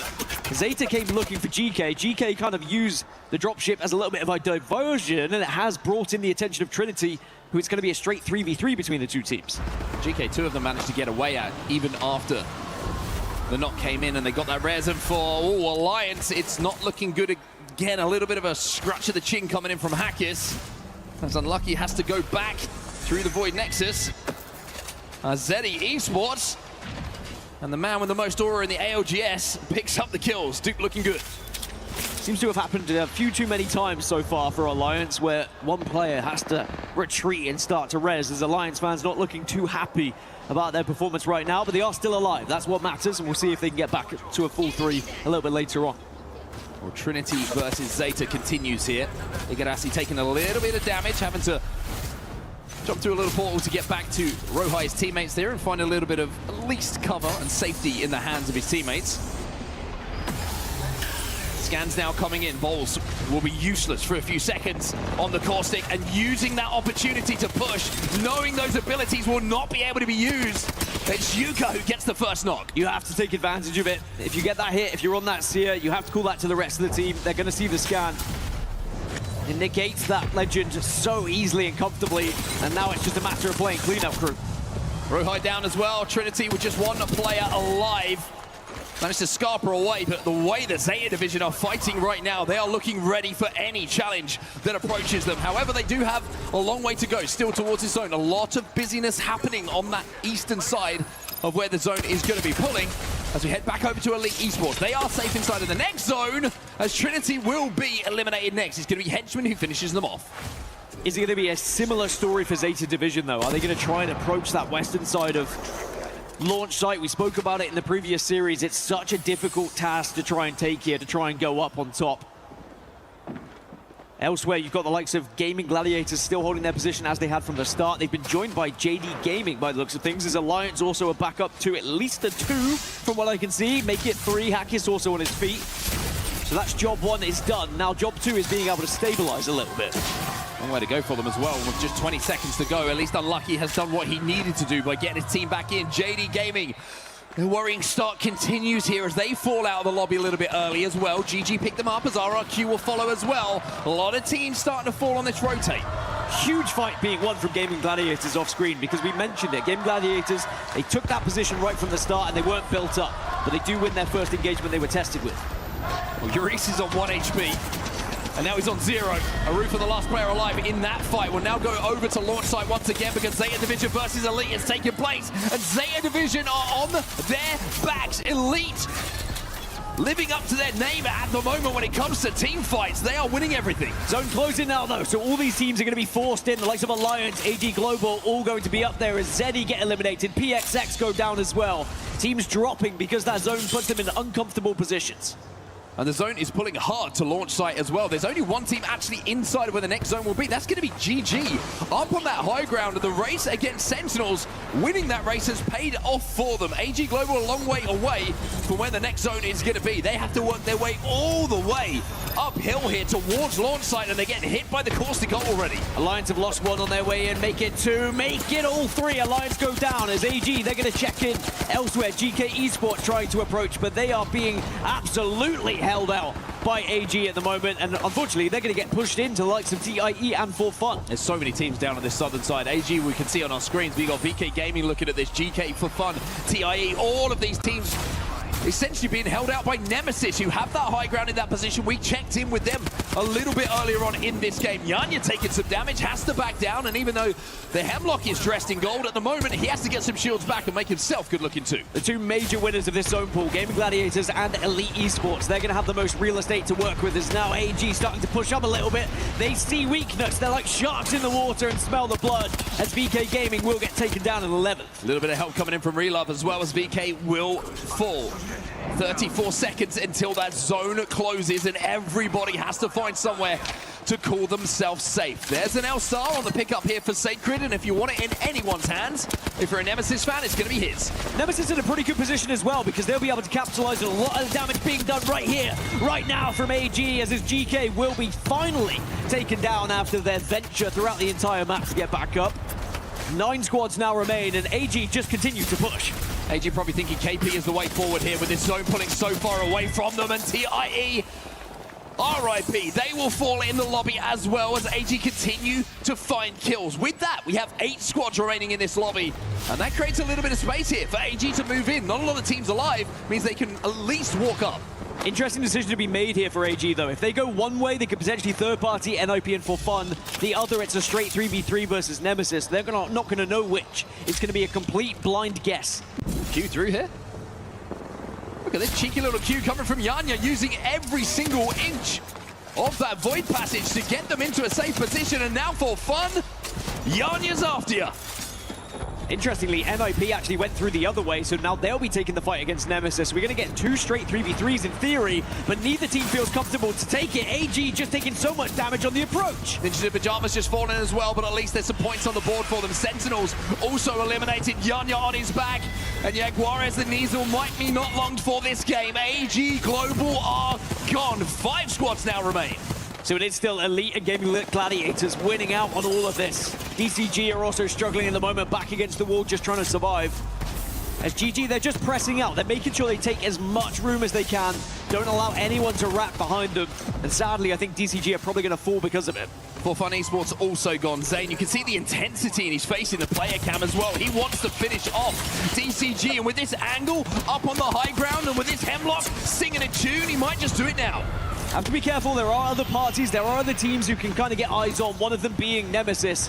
But the 3 major teams I pointed out earlier in their really positive positions, they're all going to survive as DCG will be wiped. And that leaves us to Nemesis, Gaming Gladiators, and Elite Esports. Teams that are currently really looking across at where this zone's going to be going and where they can play from this point. GG, they took this position right in the start of the game. Elite have been working on this western side for quite some time. Nemesis certainly in the most difficult spot right now. You want to talk about an aggro game? There's still 10 seconds left on Zone 5. We're not even at the final zone, and there's only 3 squads alive in the lobby. Nemesis, Elite, and GG. GG have the best position. They have the high ground that they can work down from. Nemesis have to move furthest. Elite are safe. So eyes on Nemesis. How do they make their way in towards this zone? Yeah, which way did Nemesis go, right? That's going to dictate how this game goes. They have Alter to try and manipulate the map in their favor. They could kind of go dead central and play some of these stairs. try and use any of these objects to stay alive, but you are getting absolutely ripped apart on your approach. The longboy doing the work here. Albrelelli and Skittlecakes feeling the wrath of the longbow. In the hands of Henchman. Light's trying to make sure that he collapses onto this final player to see if they can clean up these final pieces and add the KP to their collection. GG in the meantime, by the way, looking to wrap behind Elite, and there might be an opportunity here for Sacred to get Skillcakes back on his feet. Yeah, GG trying to capitalize, but by doing so, as you say, it opens things up for Nemesis to potentially gain a little bit more room, a little bit more space, because now Light's gone down, and GG have taken so much room here. GG have taken the game by the looks of things. Elite Esports are down, and GG move forward. It's a Game 1 win for GG. The form of yesterday continues into Day 2. The zone came their way, and they were flawless with their approach. They knew exactly where they wanted to play. There was one key factor that happened off screen in the mid stages of that game where they won against JDG, the first team to really try and take that position away from them, and they won the 3v3 comfortably. And not only were they rewarded with, of course, their position, but also the extra Evo, the extra loot that JDG had been able to bring them over as well. So then when they do get into that final circle, they are far more looted and booted and suited. GG looking the real deal here at the ALGS Split 1 playoffs at EWC 2026. And winning that race as well. Right at the start, you saw Sentinels. They were thinking about taking that southern building away that GG played for the entirety of that game. Well, GG were aware of their timings. They knew how long it would take Sentinels to challenge it and made sure that they had presence down on that southern side of World's Edge at launch site. A very impressive game front to back. That is how you play zone. Sometimes it can be difficult, sometimes the zone doesn't go your way, sometimes it can drift off even when you think it's going to come south, but they know that POI very well, and you put it out as well. There was still 10 seconds going into Zone 5, right? There was still so much space available in theory, but a very difficult zone to try and work your way in because of the choke points. That's why we only ended up with a few teams in the end. And as we look back at some of the replays, even though Nemesis, they did fall in third place, they were able to capitalize on their position from teams rotating late. But in the end, they kind of got sandwiched between the two. But GG taking full advantage of Elite, focusing on Nemesis. And in the end, Nemesis actually took second place, excuse me, because Elite went down that quickly. Yeah, I was about to say, I was just kind of checking in to see who actually came second in that game. And like you say, it was actually Nemesis, just Sacred playing behind those knockdown shields. We see the passion from the GG fans as well, and the passion from the GG players. There's no better feeling than getting out of the gate hot here. A Game 1 win for them. They are going to be feeling all kinds of good. This is the match results that we'll see in just a few seconds. However, we are missing some numbers. Well, I can tell them to you. Game Gladiators, they finished in first place, 23 points with 11 kills. We had Nemesis second place, 18 points, 9 kills. Elite Esports finished in third with 13 points, 6 kills in the end. Some other teams, they were able to pick up a lot of kills, though. DCG got 11 kills in that game, which is kind of crazy as well. And then as you go further down for Fun, that finished in 5th place. One thing to keep an eye on, though, we have to keep an eye on, is the teams who kind of highlighted as having a shaky day yesterday. Alliance, we saw get into 12th, but barely a KP to go alongside that. We also saw Ninjas in Pajamas not having the best of performances, but at least got into the top 10 for some placement points, and you can see some contemplative thoughts, shall we say, going through the mind of Cole here on Ninjas in Pajamas. You're kind of wondering, when are we going to find that form?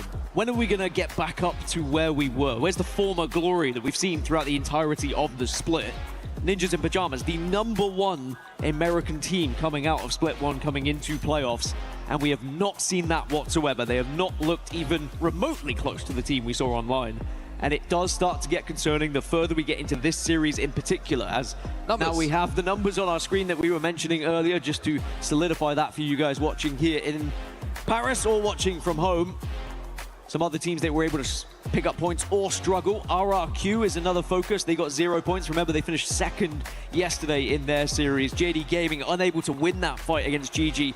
That's the crazy thing. Had JDG won that fight, we may have been talking about JDG winning this game. Some of those individual engagements that happen, a straight 3v3 fight, can really change the dynamic of the end.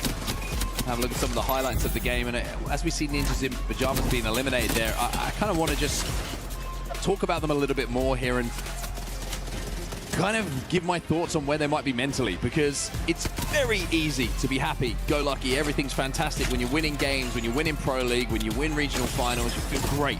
but we haven't really seen this Ninjas in Pajamas team challenged in this way so far, where they have been disappointing, where they haven't quite got the results. It's always been pretty good.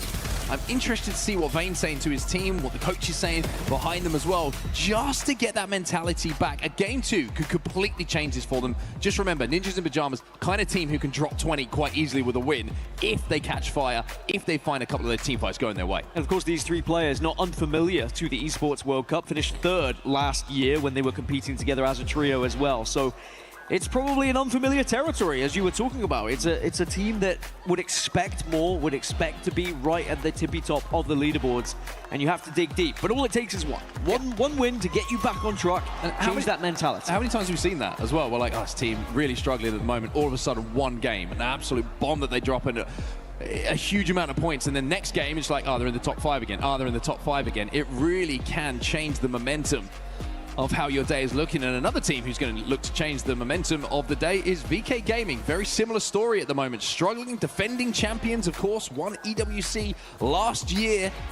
Not really looking like their old selves at the moment. And these are the overall rankings as it stands. Remember, you want to be at the tippy top. You want to be progressing into those finals. You don't want to be at the bottom. If you're in the mid-ground, then you will move into the survival stage. But Team Liquid at 118 at the moment after their 2 series. They're looking pretty nifty going into the next. But of course, there are still 5 matches in this one for other teams to try and catch up as well. Falcons being in 4th. GG, even with just the points they have had already at 80 points. There is a massive opportunity for Gaming Gladiators to push their way all the way up to the likes of Team Liquid. Yeah, I mean, 5 games still remaining for them. It's today. They really could be top of the pile when we are finished, when the last bullet is fired. The other end of the stage not looking too good for a couple of the teams down there. You can keep your eyes on them, and Sentinels fans will want to see them pick up a little bit of momentum as well, of course. Always well supported, as you would expect, with some of the best personalities in the Apex Legends Global Series, and talent, of course. Under the blooming world champions. Under the world champions. So they've got the Glory Hunters with them as well. Yeah, where were they in 2024? But still loud voices for Monsoon and the rest of the squad. Fun and Blinkster, they have certainly won over the fans. And you know what? I'm all for it as well, because very lovable characters indeed. They are currently in 7th place. They didn't have the best of games. They were able to put 3 points on the board. Sadly, the position they took, with the way that the zone pulled, they just found themselves in a pretty awkward spot. And you mentioned it, if they had been a little bit quicker, maybe they could have been in said spot. What I wonder is the position they found themselves in, could they have capitalized on the fight that happened between GG and JDG?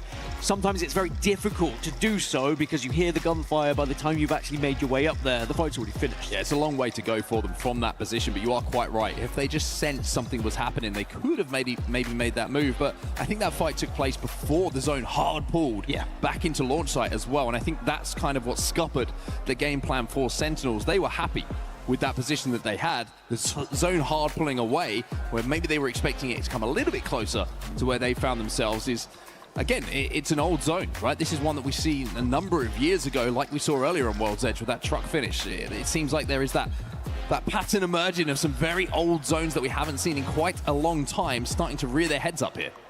Well, at least one of our underperformers from yesterday was able to find points in Team Nemesis. They've certainly been able to answer back and potentially gain a little bit of momentum going into this one. So now we continue to turn our attention towards the likes of NIP, the likes of Alliance, who we'll be expecting to be a little bit higher, the likes of VK Gaming, the reigning, defending world champions, and of course, Zeta Division as well, a team that is first seed coming into this from the APAC North region, and they had first pick on this POI. Perhaps the zone will be a little bit kinder to them, and it'll be a little bit further north. We'll have to see if that's going to be the case. We were just on camera there for a second. I recognize those ladies as well. Yeah. Hello, everybody. How we doing?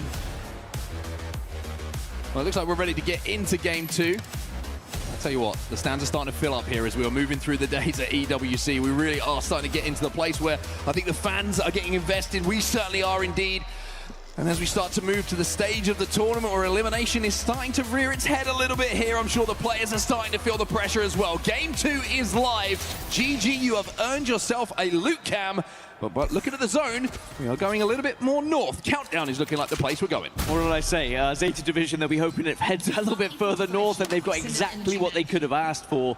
For GG, they're going to be feeling so good now. They're going to be playing a lot looser, I would imagine. You've already got the job done in getting a win on the board, and similarly to what we saw yesterday, if they just have that same kind of consistency, top fives, expect to see them at the top of the leaderboards in the overalls alongside the likes of Team Liquid. Now, this is an interesting one, because I'm sure every single team in this lobby watched what happened earlier on one of these countdown zones. Now, to me, it's looking like this could go lava fissure potentially up towards Trinity, maybe that little house on the hill, if we keep those old zones in the back of our mind and what we've been seeing. However, we did see that bounce back a little bit earlier, and I wonder if that's going to play on the mind of some of these IGLs from what they saw, thinking, maybe we'll play the southern side.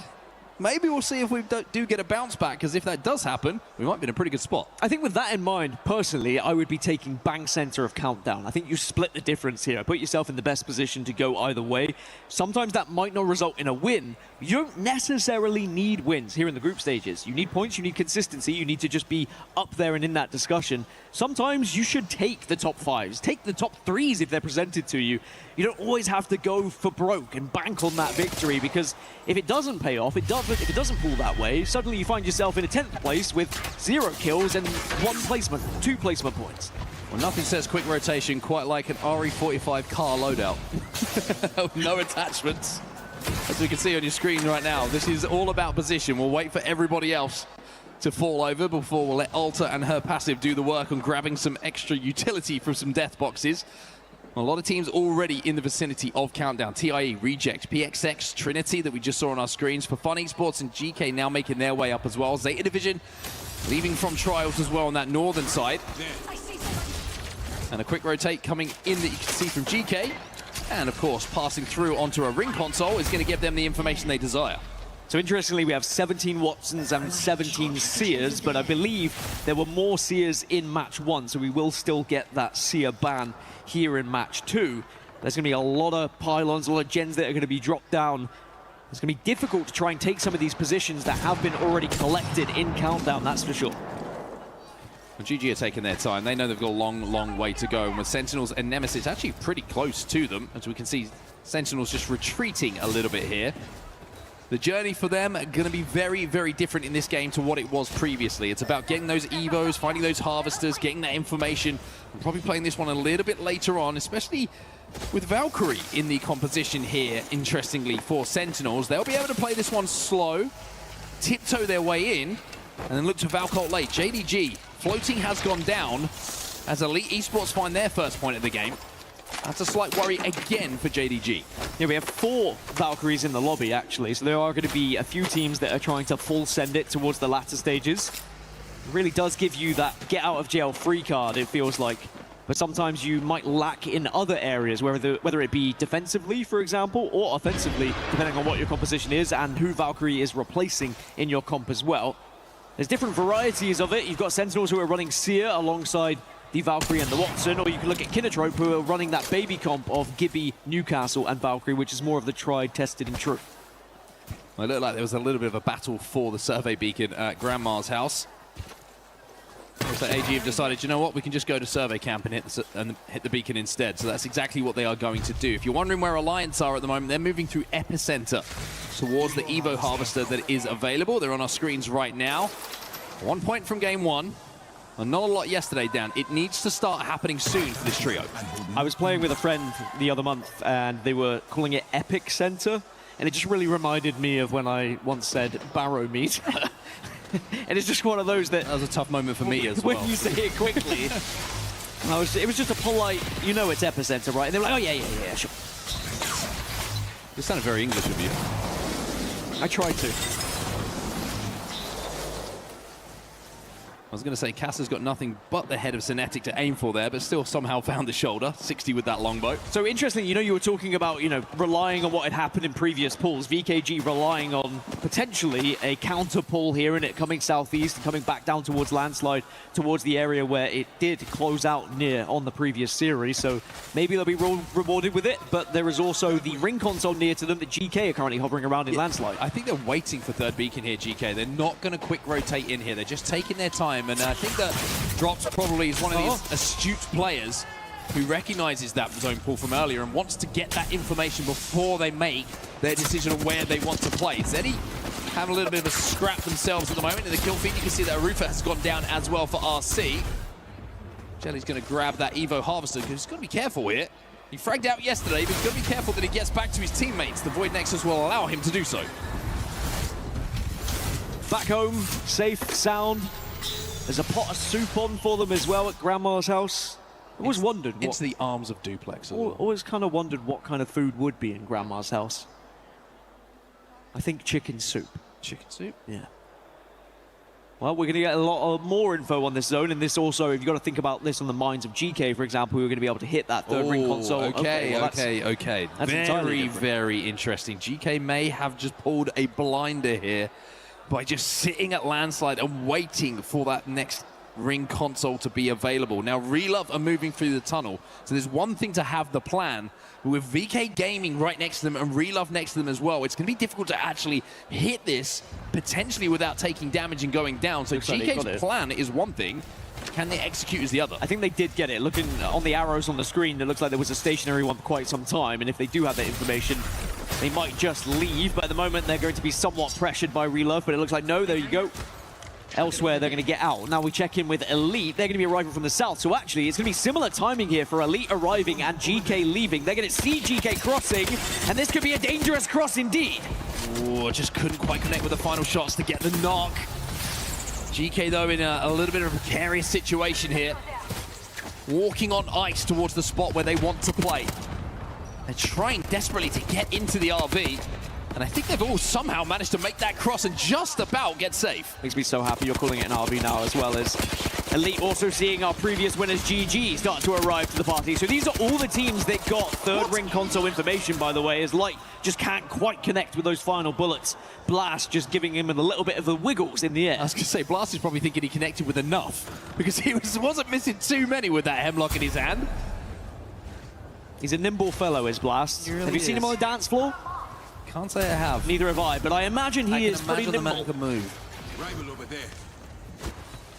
Maybe we'll get confirmation a little bit later in the week in I Paris. did see him as a mime, so if that's anything they'd go by.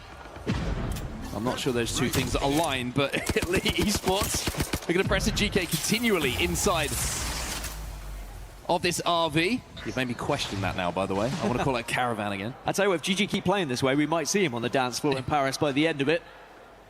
But they have been able to surpass the likes of GK and Elite and put themselves into a very powerful position. Now, Kinotrope approaching what looks like AG, but AG are going to back off after they'd initially set that portal on their scouting mission.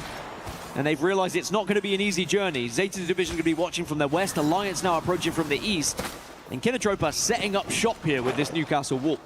Yeah, much different pace this game to the previous one. Think about the fact that we had 3 teams alive. Zone 5 hadn't even closed yet. This one, we've got 20 teams alive. Every single player in the lobby is still on their feet. The respawns, we've had a few of them, but everyone is alive and healthy for now.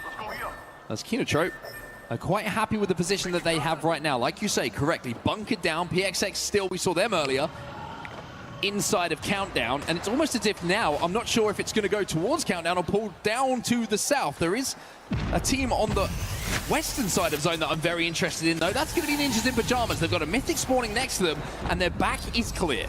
Well, Sen, one of our Valkyrie teams, have been able to full send themselves in and try and find somewhere to call home, but they are under pressure. RC probably don't want to allow them to reside here.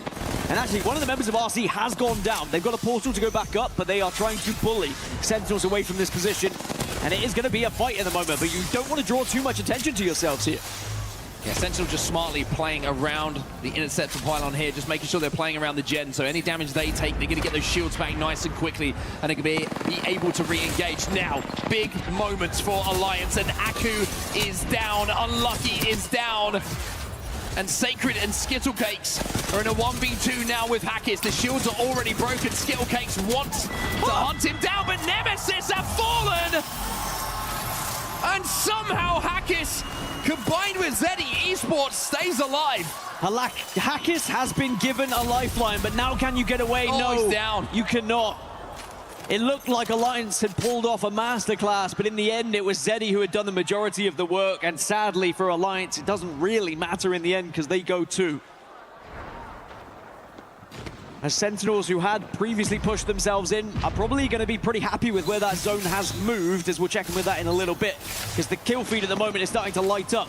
AG and Kinatrope finally getting to an engagement, and Kinatrope go down. AG looking at the skies here. It's going to be Zeta Division who are over the top of them. Going all the way from the top of Trials now in towards Lava Fissure. There is some very interesting news when it comes to where that zone is going to be going, by the way. Just to give you an indication, where the teams are at the moment, they are completely spread across where this zone is going. No one seems to be sure if it's going to the south or if it's going to the north. We'll let the zone close before you can see it, but boy, we can see it on our screen right now, and it's a very, very interesting pull. Going to be a frustrating one for Sub. As JDG, still 0 points at the moment, but if they get going, can certainly be a team to cause a little bit of disruption here.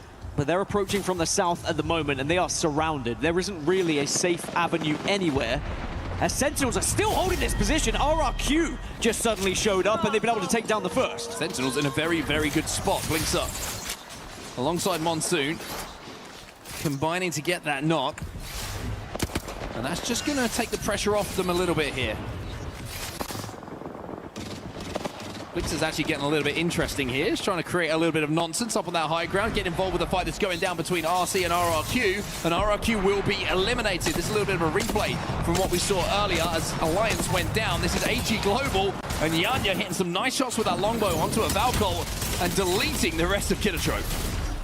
What goes up must come down, and sadly, Gibby falls a little bit harder. As now for fun, they're starting to approach here, but RC have been able to hold this building for quite some time. I said at the start I would like to bank on a countdown area. I'm not saying I was right, but certainly they look more comfortable than some of the other teams here. Yeah, map overhead's going to show you what we're talking about in a few moments' time as well, as we see Zeddy now down, essentially playing a mirrored spot to what we see from Sentinels on the other side. There is that zone. It has hard pulled all the way back into Countdown. And look at the map overhead. No one was sure. Nobody wanted to gamble on where that zone was going. And with the hard pull back into Countdown, no, there is 0 teams inside of where this game is going to be ending. Yeah, maybe Trinity, ones who can somewhat capitalize in the building they find themselves in just on that northern tip, but that's about it. Everyone else is going to have to fight tooth and nail to get back into Countdown, especially all of these southern teams who, as you quite rightly pointed out, may be influenced by the game we saw earlier, hesitating a little bit from the zone they had seen previously. Also probably thinking that when they saw the zone pop, that there was more on the south side and there was going to be more space. It was definitely going to pull that way. Instead, it is hard Countdown. And Elite now are going to have to fight their way in towards this zone. VKG are going to do it the aerial route. They're trying to find somewhere inside of Countdown to play right now. As they land down on that low ground, they're taking a little bit of damage. But most importantly for them, before the Newcastle gets CQ'd, gets that wall down. Yeah, there is going to be pressure applied, but they should be okay for now because you can't really overcommit to trying to take down VKG. Speaking of committing, RC again still trying to take down some of these teams that were below them. Sentinels have been able to reposition slightly to get a more central position as well. PXX just been eliminated in the meantime. 5 squads out of the lobby in this game number 2 here on World's Edge. Ninjas in Pajamas taking a little bit of an engagement by the looks of things as well with Zeta Division. As VKG rub shoulders with a couple of teams around them. Elite now having to fight their way in. They're just outside of the zone in 25 seconds until they're forced to move here. Kinda is down, the Seer is down, and now they are getting queued into oblivion. The focus of attention, not just the name of the ability, but certainly what everyone in the lobby seems to be doing with them. Some of these blind void passages as well, they're risky. Henchman on his own. Does have the shields to work with and play around. Luckily, there has been knocks elsewhere they can certainly capitalize on, and does. Can he survive, though? That's the question. Can he get Light back to his feet? It's an opportunity for a Deathbox res, but Zeta Division just been eliminated in the meantime as well. Edgeman's going to have to do it all himself, but Elite Esports will go down as Noct will now be the remaining player alive for GK. He's just fallen as well. So teams falling like Skittles as 11 squads now find themselves in the lobby. Relove will be the most recent to fall. I feel like Henchman left his head out a little bit too long there. Maybe he wasn't expecting the sniper on the other side. Is now GG just on this southwestern side. This is actually a very similar fight to what we saw earlier. GG versus JD Gaming, but now Trinity are involved in the equation, which changes things completely. Deeds is very low, but is able to get back into the room and potentially gets healthy. Vayne staying alive as the solo here. You just saw AG taking a big fight with Zeddy Esports, by the way. Yanya combining with Jaguares to hit some really, really good shots. Pretty sure this is a 2v2 down at the bottom of this tunnel as we switch back over now to the POV of GG. JDG down to 2. Trinity just been eliminated in the meantime as Jen's dad pops up on our screen and gives a little up heart. It's not a LAN without Jen Burton's father. Let's be completely honest. Great to have him here. GG are looking the real deal, I have to say. I have to call it, Mark. At the moment, with the way they're playing with such confidence, they do not fear anyone, as Ninjas in Pajamas sadly get eliminated from the lobby.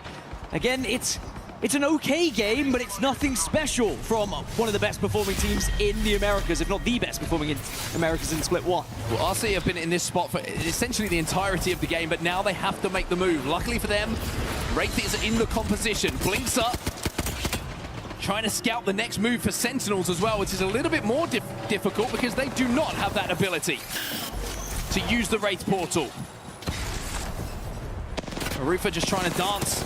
Sentinels are going to have to try and fight this one with the gen going down. It's going to be very difficult now for Sentinels to survive this. Blixer tries to send it. Arufa says no. Monsoon's going to be next, playing behind the knockdown, and Fun has to try and escape. Not going to be able to, I'm afraid, as finally this fight comes to a conclusion. They've been posturing up against each other for what feels like 20 minutes at this point, as JD Gaming also will be confirmed as eliminated as well. Down to 6 now, and there is not much place to play down here in the middle. Big fight happening between VKG down in this low ground and TIE. VKG will win it.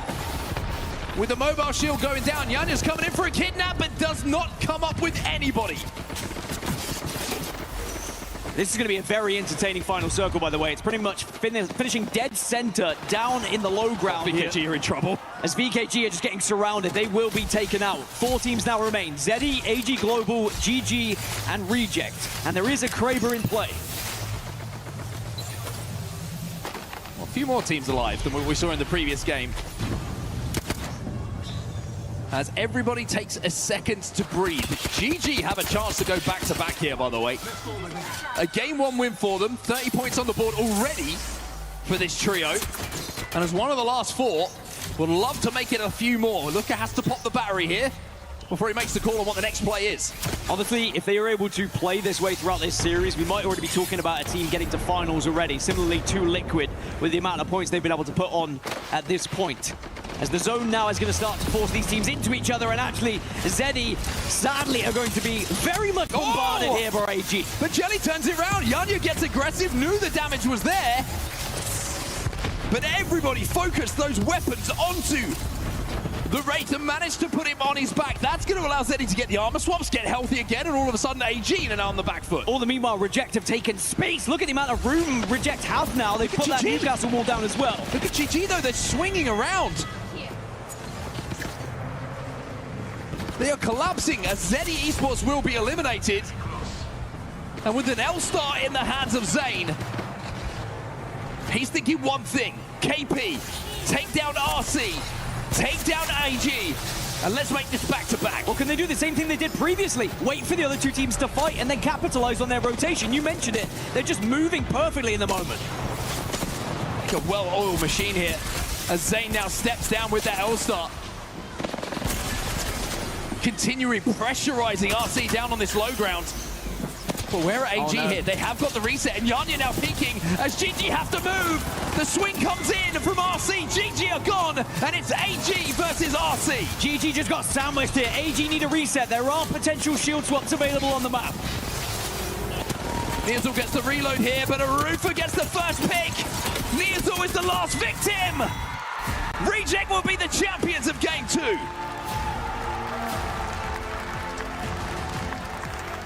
And a fantastic pop-off and a well-deserved win for Reject as well, right from the start.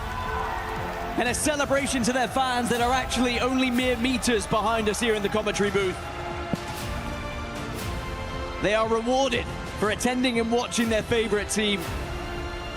And when you think back to Reject playing Countdown early, making sure they weren't kind of forced off their position by Sentinels, and then later, making sure that Sentinels didn't disrupt their own rotation.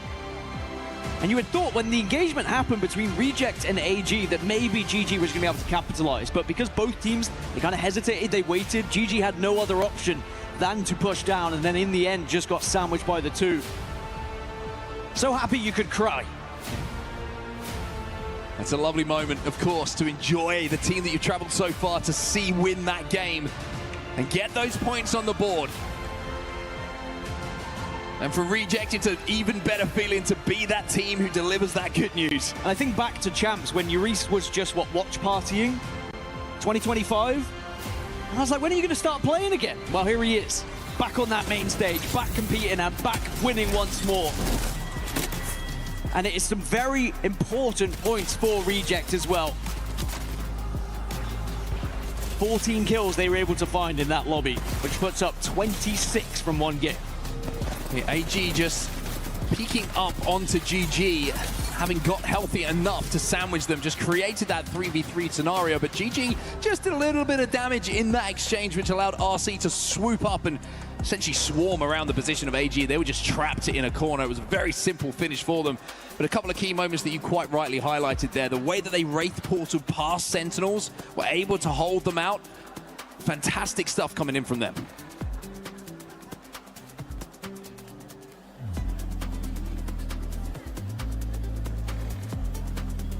So now we head towards our final game on World's Edge, and we'll have to see if some of the teams down at the bottom that we've been mentioning can find some form, because it's seeming like that story is continuing when we talk about Ninjas in Pajamas, when we talk about Alliance. Can't get anything going, but let's celebrate Reject for a second. 26 points on the board, 14 KP, alongside those 12 for the win. Still going to be impressed with AG Global's performance as well. 19, and GG still put up a third place finish, able to find 9 points in the end, which just keeps tallying their points total even higher. And they will still be in the lead in the overalls at 32 points in total. So a fantastic performance from them, just unable to really thread that needle in the end. Had there been one more knock, then potentially GG could have still been able to capitalize, as they did send Zane in. Send him out to kill. Yeah, some replays coming in from game one here that we did see on World's Edge. This was the win that came in for GG.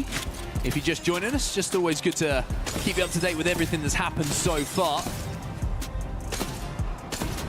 Very simple finish for GG that you'll see in just a few seconds here as Elite are forced down onto that low ground. Nemesis did steal away second in this first game.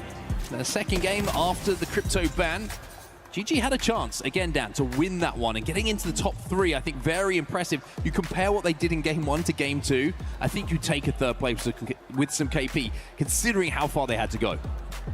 Well, some words exchanged between Kurev and Raven, the coach, and that's the kind of person you need to be relying on here. Raven needs to be having words with the rest of the team to get them back in a good mental space as they move into match 3 to try and find a little bit of footing here. There is a big opportunity for NIP to just put some points on the board and make sure that tomorrow is not too much of a scary moment for them, putting too much pressure. Well, Raven's a big Arsenal fan. I wonder if he's going to get the light bulb out there, give it an Arteta-esque team talk to the boys. They need something. It was interesting. Maybe it's worth a try. Watching GG in that second game, I think they tried to replicate what they did in the first. They tried to be proactive and move round, take some space, and hope they could kind of bully teams into competing with one another and then win out. But sadly, just a very different final zone in the end. They didn't have the same protection. So there are your top three. As Reject, I mean, the kills they were able to put out and the damage output as well. Very impressive from the position they held right from the starting countdown. AG Global as well. Consistency again for them. How many times have we seen them involved in a top 5 in an endgame? They just seem to always be there or thereabouts. Zeddy Esports having a good end to that one as well. It seems like the form teams from yesterday are continuing into today. It doesn't seem to be much that's changed with the teams that we're talking about putting those points on the board. Well, there's another team who have not been able to find their footing, not just in today's series, but in the entire competition so far. Can they turn up to this tournament? You'd think bare minimum we're going to see them in the survivals lobby, but it's worrying signs for them. We'll have to see whether they can bounce back. It is only match 2 of 6 here, Mark, so 4 more remaining, and I was mentioning it earlier, you know, they are a team that just when you think you're going to count them out, they find a way to get back into things. Well, they've done it a million times before. That's the one thing that you can rely on sometimes is history. You look back on it and you're like, they've done it a million times with effect. No, I would say I'm not disagreeing I would with you say on that no shade thrown to Aku, but at this point, I think I'm getting there.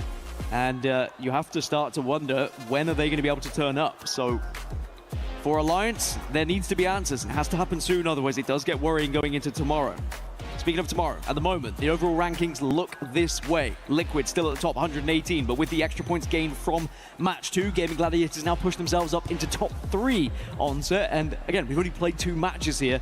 You'd like to think if Gaming Gladiators continue this trajectory, they might be first. Pretty weird that you called me onset there. Caught me off guard completely. Sometimes I just do it for you. Yeah, just put me on edge. Zeta Division down in 20th at the moment. They've had a couple of good team fights, but it seems to have been a little bit late to the rotates. That was a zone I think they could have made a little bit more of. We saw them playing trials for quite some time, it felt like, on the northern side of the zone, and then looking to take to the skies late to find a place to play. I think they had a little bit better prio that maybe they recognized at the start of that game and could have got a little bit of a better spot early. The one thing about trials, though, is if you're going to do trials, it takes quite a long time to get it done. Still relishing in the victory they just saw as well.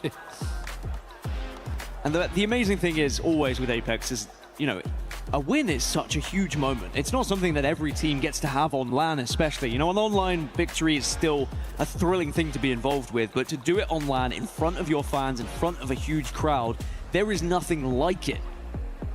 And Reject will now add one more to their tally. Of course, a very famous organization in ALGS's history. The first scuba I've seen so far here in Paris. Will it be the last? Question that only time will tell. I don't have an answer. Well, as I was mentioning earlier, by the way, Seer is going to be banned going into this third game, so that just means that we're going to get a big old change of pace. There's not going to be as much comfort going into a lot of these engagements, not as much information. We have no crypto, we have no Seer, so you're going to have to rely on your brain. Always a terrifying thought. Anyway, let's head into game 3 then, the final one on World's Edge here before we change things up once again and we force our teams to jump over to E-District to close out the series. Last opportunity for the teams who love a little bit of World's Edge to get those points on the board. And when I'm looking at the zone down, it looks like we're going to have a little bit a different feel to this one than we had in game number 2. Somewhat of a different feel in terms of where the zone's going to be going, that's for sure. I mean, can we go for maybe a southwest side of the map just to try and keep things a little bit all over the place? I guess it would only be the northeast that would... Oh, never mind. Well, that is not a zone I'm expecting to see.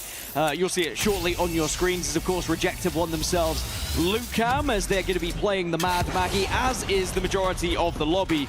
18 Mad Maggies and 18 Watsons this time. But I think because Watson was selected so much in the previous, she's going to be banned going into E-District, which also makes things interesting. Yeah, it does. It's a little bit of an early ban, actually, for Watson by this normal standards, should we say. Lava Siphon is going to be where we are heading. For Ninjas in Pajamas, you don't get much of a better opportunity to make something out of a game than when the zone is pulling directly onto you. They need to make this work down. I think this could be tournament defining for NIP, actually. If they do not find points here, if we do not see them succeed, I think suddenly there's a lot of eyebrows being raised if they weren't already. Capitalize on it, get some points on the board, and just finally find that momentum you so desperately need. The sad thing for them is you've got Gaming Gladiators so close to you, and we've already seen with a zone like this that's close to GG, they're very good at rotating fast and holding down that position, and they're the #1 team at the moment. Their fighting skills have been exceptional, and they're going to be full of confidence. Speaking of quick rotators, here's GK on your screen heading towards the Evo Harvester. They should be able to get up to blue off the back of that, and we'll feel a lot more confident in doing so moving forward when it comes to those fights. Thermal Station may be where they think about having a little interact with the survey beacon. As DCG find themselves in one of these eastern buildings inside a Lava Siphon. Already Siphon's starting to look a little bit busy. A lot of room to be played inside a Siphon, Dan. One of my favorite zones to watch. You've got GG, Nemesis already there, Rejects, NIP like we mentioned, PXX have just arrived, RRQ, you've got For Fun moving through Harvester already. And then you've got the likes of Sentinels and JD Gaming moving from that southern side already in towards the vicinity. Only 6 Legends in play in total, by the way. More Valkyries this time, so we are going to see a lot more people committing to the end game a little bit later. I think what's going to make this end zone in particular more interesting is the 10 altars that are still going to be available. With the building of Lava Siphon being very much in play towards the end game here, you can kind of risky commit through and go blind if you start to struggle a little bit on your rotation. So we might see a few forced fights just by taking that risk. RRQ controlling the most eastern building. You can see that here. VKG now also falling down onto that low ground. Probably having a little bit of a second thought, or thinking about looking to play this choke and wrap through the Harvester side. Watson in the composition for them. Not seeing any fences down as yet. And just as I say that, we do see that. And that looks like what the plan is going to be. Now, this position is pretty good if they want to Valcol a little bit later on and look to play some of the height that will be available in Lava Siphon, but that's a long way away for them at the moment. So I do like, actually, there's a few positions teams are trying to rotate down towards launch site, perhaps expecting there to be some movement from Gaming Gladiators and also gain the information from the ring console as well. But at the moment, VKG are just going to be happy to hang around in and around Harvester. Harvester can be a powerful position with a zone like this because you've got a lot of room to play, a lot of objects to hide behind, but also you can capitalize on other people rotating through, sometimes even ambushing them, especially now we don't have that Seer and Crypto in play. Zaire have been a little bit quiet. 2 games, 6 points. Not the best of performances from them, and they've got a long way to go towards this zone. Survey Beacon going to be hit here by Satuki. And they haven't got any teams around them whatsoever. No surprise, considering the zone is the opposite side of the map. Now, inside of the train tunnel that's a little bit closer to the zone, you can see TIE and NIP having a little bit of an engagement. Also, RRQ and DCG having a fight inside of that eastern building that we saw taken by RRQ pretty early on. Strafing Flame, though, he finds one, but he'll be traded out. Easy Flash down to 50 HP. Pricey following him to something pretty similar when it comes to health. And now they look like they're in a little bit of a difficult situation. I mean, I love the play from Strafing Flame, but sadly the rest of the team wasn't able to capitalize on it. Sometimes that happens as a Wraith. You get aggressive, you think you're doing something perfect, but the rest of the team doesn't have the same abilities as you do. But a team that may be able to capitalize, Sentinels, now hearing all this commotion, might be able to clean up what is left here of DCG. Sentinels looking to move in to do exactly that. The knockdown shields can be frustrating, though, but a breach charge certainly does help. Monsoon moves through. That's going to be DCG gone. So Sentinels seizing the opportunity for the third party here. And now they will claim this building as their own. And one good bit of news for them, similar to something that helped them out at Champstan. There is a mobile respawn beacon blocking one of those doors that has been blown off. Now, if you take yourself back to Champs, that Pixel building had something pretty similar outside of it that really did help Sentinels stay alive. Every little helps, you know. It's funny how these players will always find any little detail to just give you a little bit more protection, and if it's provided by another team, even better. As this zone, by the way, is already so full.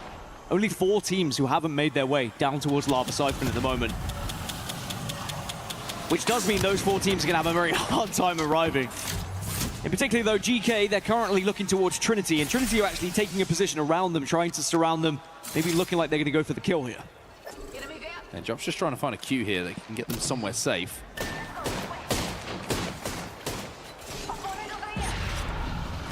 Zone's going to start to close.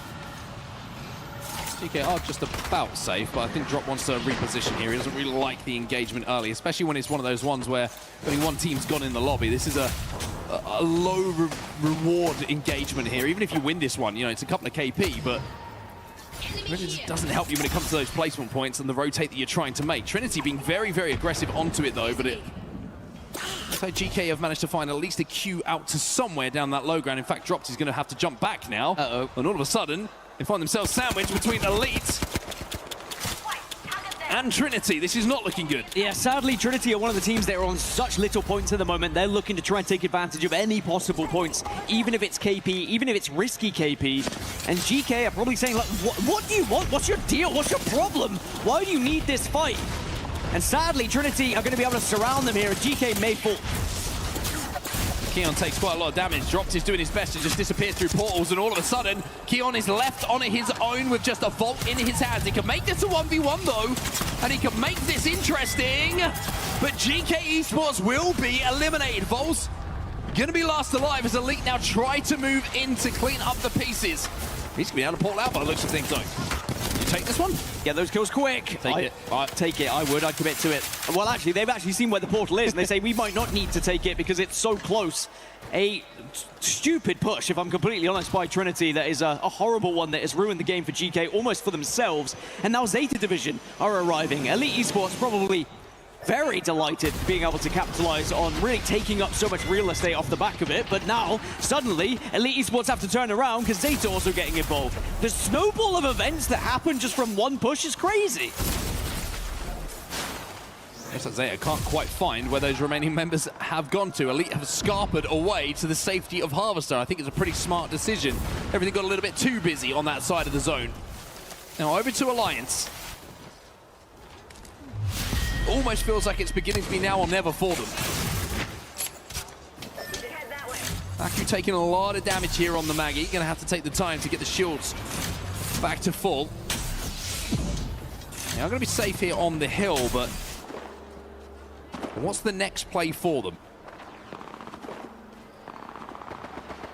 Hackett is on the Valkyrie, so they don't have to force their way into zone for now. We'll be able to do this a little bit later. As you can see, the VKG are taking a fight here against Zeddy, and Jelly has gone down. QQ got to be careful, though. Scarper back to safety. It looks like they're just about able to do so. I think a lot of these teams are looking at this zone and saying, I don't know how much further we can get into the center without risking our game here, so perhaps we do start to look for a bit more engagement. By the way, Elite Esports was still looking for the remaining player from Trinity earlier. They forced their way all the way up to Harvester, but they have also escaped Zeta Division at the same time, as Sentinels still alive on this southern side as well. And Sentinels actually are in a pretty good position if they can force RRQ out of this building, but sadly unable to do so at their first attempt. Flinks are trying to put the pressure on. Those RVs can be a difficult place to hold with a lot of Maggies in the lobby like we do have right now, and you're going to see it from the POV of RRQ. Easy Flash is staring at one, he's staring at two, and right on cue.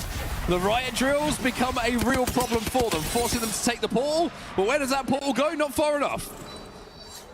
Great aggression, though, from Sentinels. Forces RRQ out. Again, it was one of them kind of biggest fears. Oh, what a pull it is for Sentinels as well when you get to see on it. Our world champions may have just capitalized on their aggression onto RRQ. That being said, they still need to find playable space. Now, AG are starting to smell something out, and that's the pull I was talking about. Bad news, though, for NIP, who, as we said, they need points here in this game, and now they're going to have to go through quite a few teams if they want to get to this next zone. Well, one team that we're going to jump into a listening with is Elite Esports. I mean, they're moving their way through Harvester at the moment, but they're about to run into Trinity and a couple of other teams, so let's see what the comms sound like for Elite.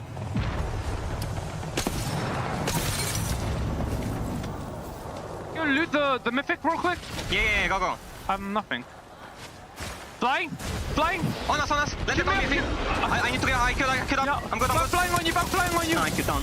Come. Yeah, I'm good. Oh, baby. I'm Jenning. Yeah, on us, please shield us. Kill up, backside. Yep. I'm swinging the back a bit. I'm syringing. 1 second. Yeah, kill me. Get inside. Turn down.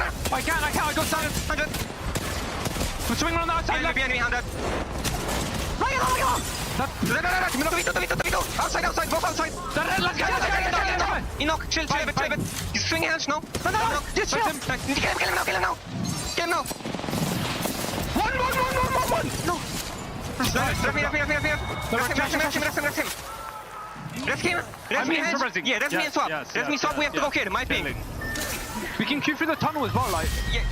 Well, they have the clutch factor as kind of wins the 1v1. That's going to be Zeta Division out of the lobby, but Elite now have to scarper. They have a long way to go from Harvester. That is the quickest looting you're going to see as well, by the way. So many teams will probably die to zone because they don't loot quick enough, but Elite are in, they're out, and now they have to try and push on this western side. Fantastic fight, by the way, and great to be in the listening, just knowing the important comms of when to be able to bat, when to push, who's swinging.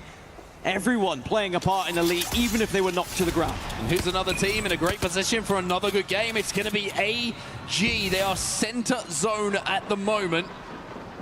We'll be safe for that next zone as well. RC also the winners of our previous game in a very, very good spot, as Alliance have found somewhere to play. They have VKG holding them out, but Alliance are in a pretty good spot for this game.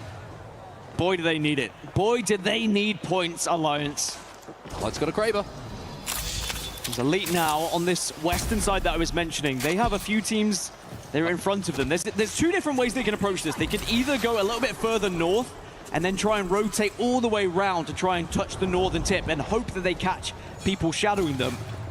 or they take their fight directly with For Fun here and then rotate on the southern side. But I think if they do that, it encourages GG to get involved.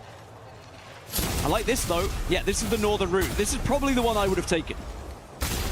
Smart to just jump through, just check it. See if there's anyone there. And then jump back through. Now, Light. Infinite ammo on the Kraber as well. This man can rack up all sorts of numbers in the next few moments. We saw him hitting some crazy shots yesterday. Henchman with the longbow in his hand as well. You do not want to peek Elite Esports right now because this man will pull the trigger and give you a free ride at Plasty. It's crazy, by the way, that Elite Esports heard one bullet when they void passage through, and they were like, nope, we don't fancy it. We'll go the other way. 12 seconds on zone hit. Gotta move, and we gotta move soon. No Valkyrie in the composition this time around for Elite, so they're gonna have to take the old-fashioned route. Sentinels have just been eliminated on that southern side, and by who else but Alliance. Alliance now in one of the best spots in the game. Alliance could certainly capitalize on a good position, and also other teams starting to try and approach them from that southeast side as well. But now we follow the journey of Elite. They go into the evac tower, and they are quite literally out of the frying pan and into the fire here, but they're going to take the roof, which, to be honest, if you can stabilize and avoid gunfire, maybe this can work. Tyler's just gone down for fun. Alliance, what have you got? Backs against the wall sometimes is where they've always done their best work. And with the rest of the lobby in front of them and their backs clear, Alliance have to make this work. Just to give you an indication of where Alliance are in the overalls, by the way, 37th position right now, bottom 4. That would be elimination standard. GG, down to 2 players as they take their fight against AEROCOOL. They do have a gen down. This is going to help them big time. 1v2 by the looks of things. Strafing Flame is the last alive. Maggie Ball goes in, but from height! A team gets involved. It's going to be GG eliminated. Zeddy Esports will also fall. Now with the zone starting to close and with teams starting to be pressured, fights have to take place. RRQ, the final members will be finished off on that low ground as well by AG, who pulled down to make sure that that land belongs to them. JDG trying to move up onto the position of Alliance themselves, but Alliance are aware of it. That is a great stabilization from Alliance, not allowing JDG to push up on them. If Alliance were to have lost that fight, well, obviously the inevitable would have happened, they would have died, but it would have presented an opportunity for JDG to potentially get to the late game here, and now JDG reconsidering their position. As Lava Siphon's getting a little bit tricky and sticky. VK and NIP and PXX all in the same building now. Ninjas in pajamas, this was your game as well. It pulls to Lava Siphon. You drop at Lava Siphon. You are alive in the center of zone. You had the pick of the litter as to where you wanted to play.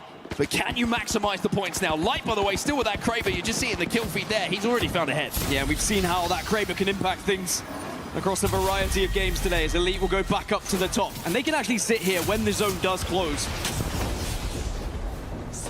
As now the prayers start to come through for Alliance. And perhaps they're working. Or JDG might be swinging onto Alliance. Looks like they're safe for now. Hitatrope, bang center of zone behind a Newcastle wall, by the way. As the prayers are being said by the Alliance fans. Oh no. Aku's down. Aku's down, Unlucky's down. Hackis, it's all on you. Top 10 is not good enough for Alliance again. JDG taking a lot of damage though from Hitatrope. Trouble is for Alliance, it's going to be near impossible to get back up to a 3 here, so it's about just trying to survive and getting those extra placement points on board. We check back at one of the replays of how damaging the Kraber can be in the right hands. And elsewhere you can see AG, they push in! Reject down, it's For Fun, fall 2. Ooh, just about gets the shield swap in time, and that keeps him alive for a second longer than he needed to. AG Global finally will fall though, but it's more points on the board for them. Set center zone once more. Can't see on your screen. The XX down on that low ground as we jump back over to Kraber Cam. There's fireworks, and then there's the light show. Well, the 2 teams we said needed points, both still alive. Alliance only have the one of Hackis, but NIP also in prime position right now. Hello! Light putting on a montage for us. It's like the 4th of July out here with the fireworks popping off from the Kraber of Light. The knocks are good, but where do they play next? Still looking for some angles. A couple of frag grenades might flush that team out from behind the cover they find themselves in. That's going to be JD Gaming, who at the moment are looking to get their teammate back into the game. They're going to be able to. Floating is back. I mean, quite literally a beacon. Everyone drawn towards them, as now you're going to see Light getting rezzed at the moment. Slightly overstepped, it's NIP who are trying to take that position away from them, or at least stop them from dropping on top of them anyway. Could this be the game that just turns the fortunes around for NIP? Oh, PXX. Oh, luckily the zone is going to keep them alive for long enough. Alliance are out. It's top 7 for them, as now the fight has to take place. VKG have done a lot of damage on that low ground, on that balcony. And LQ's going to be the last alive. He will fall as well, and kinda. He clutched a minute ago. He gets the shield swap, but can he survive any longer here? Kinda's on 8 kills, by the way, at the moment. Elite are putting on a show. Finally, they will be wiped. NIP still alive and winning all of these engagements on the north, as JDG now down to just 1. NIP in prime position to win this game from this position they find themselves in. PXX still center zone. This is where they've been for quite some time, but with the angles and the height differential, Kurev and the wingman are starting to change the trajectory of this game. JD Gaming have been eliminated. PXX are weak down on the low ground as well. Kinatrope will be out. NIP smell the opportunity to turn their games around, to turn their fortunes around. And NIP will be a champions of Game 3. Tournament-defining moment. We said it when the zone pulled that way. They had to find points, and that's exactly what they did. They put a win on the board, and I think actually the win is more important than the points. It's going to give them that confidence now going into the rest. Without that, they might have been chalked. They were down in the bottom 4 coming into this one. They were in those elimination positions. But now maybe, just maybe, it turns things around as our #1 team from Americas this split. They finally have turned up to this tournament. They get the zone, and they make the most of it. So many times in Apex Legends, you see that happen, and teams let the opportunity slip through their fingers. NIP seize the moment, and what a moment that could be in the context of the tournament. The relief, I can imagine, for those 3 gentlemen, those 4 gentlemen. I'm sure Raven was praying just like the Alliance fans were. And to be honest, speaking of Alliance, they did take a 7th place, which, you know, it's still points on the board. It's still better than what they've been doing previously. How about the performance from Elite as well, by the way? The amount of points they just put on the board just through kills alone. But what a difficult end zone to try and navigate with the elevation that you were talking about. And of course, with the lava being involved, there's only certain places you can play. But I'm sure at this point, NIP knew the game was potentially theirs. They just had to make sure they hit their shots. And even though some of these Hemlock shots were a little bit shaky to start with, they were quite rightly nervous, because this was very much needed. That's the kind of reaction. There's a combination of relief, and I like the reaction from Cole as well. He's like, there we go. Yeah. That's what we expected. That's what we wanted to feel coming into this event. That's what we expected to be doing when it comes to these big games. And I think for them, that's just a reset of like, hey, we are still them. We are still that team that everybody has been talking about coming into this event. And that kind of a game, we always say, one game can change the entire tournament. Will we look back at that game on World's Edge being the one for Ninjas in Pajamas? Well, a 19-point game for them, and actually in the standings for this series, it sends them into the top 5. It's just such a significant moment for them. And you know, even if they weren't to do amazing in 4, 5, and 6, I just think the points they've been able to put here will at least put them in contention for the survival stage, right? It's getting out of the bottom of the barrel and making sure you are not sweating in those elimination positions when you get into tomorrow's group stage competition. Yeah, there's nothing worse than going into tomorrow's games and looking back, looking down and thinking about what could be. If you just got a little bit of separation, you're just thinking about your game. You're not thinking about the worst consequences that could be coming your way should you not make those big games count. So a big moment for Ninjas in Pajamas, a solid moment for Alliance as well, but I still think there's some questions to be answered for a lot of teams as we continue this series in the next 3 games that we have. We're actually going to jump down to the floor now. I think we've got Yanya from AG available for a little interview. It's always good to catch up with him. Let's see what he's got to say. Thank you very much, gentlemen. I am here on the main stage with the main man, Yanya, right now from AG Global. Yanya, let's first and foremost talk about these starts you guys are having, both yesterday and today. You guys have put up an incredible opening few matches, especially yesterday. It's actually one of the strongest openings to a LAN that you have had. What's going on? What's clicking? What's the secret? I think we're all playing super confident. My team is literally just trusting all of my calls.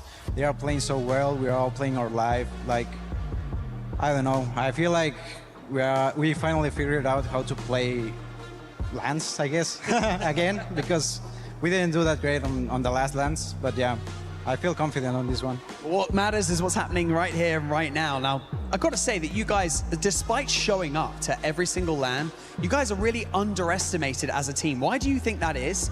And, you know, how do you not let that get to you as a player? I use trust really much on my team. I really trust a lot on my game sense, my skill.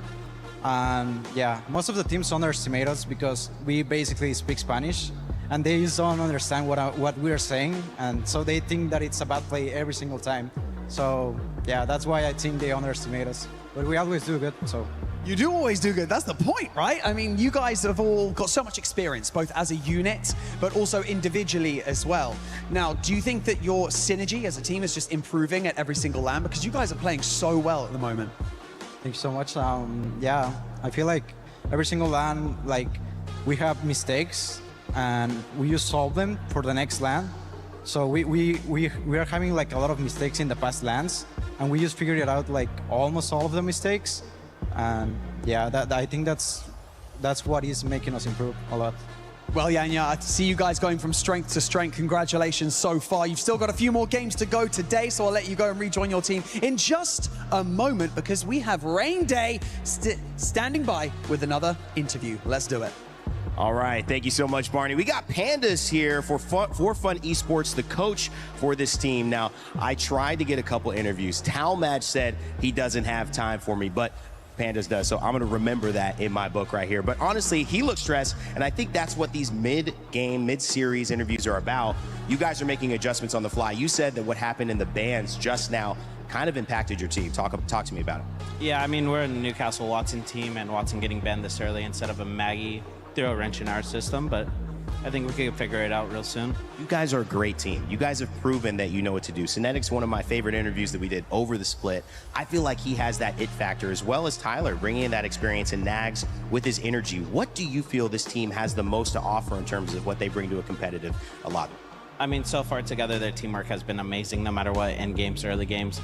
Right now, with Synetic being a new IGL, sort of, and swapping to Roller, really added an X factor into his fighting skills and IGLing skills, especially swapping over to Zone. Yeah.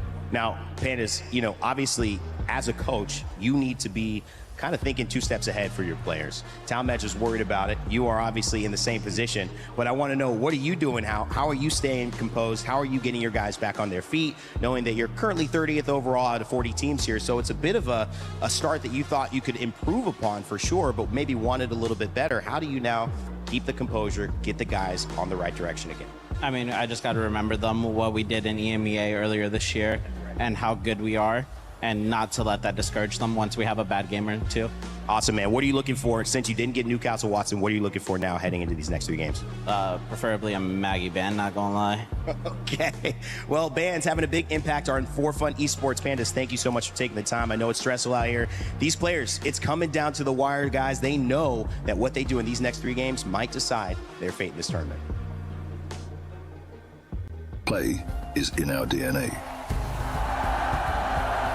Whenever we let it out, it becomes our superpower. Now imagine an entire city being built to supercharge it. Kadir City, powered by Play.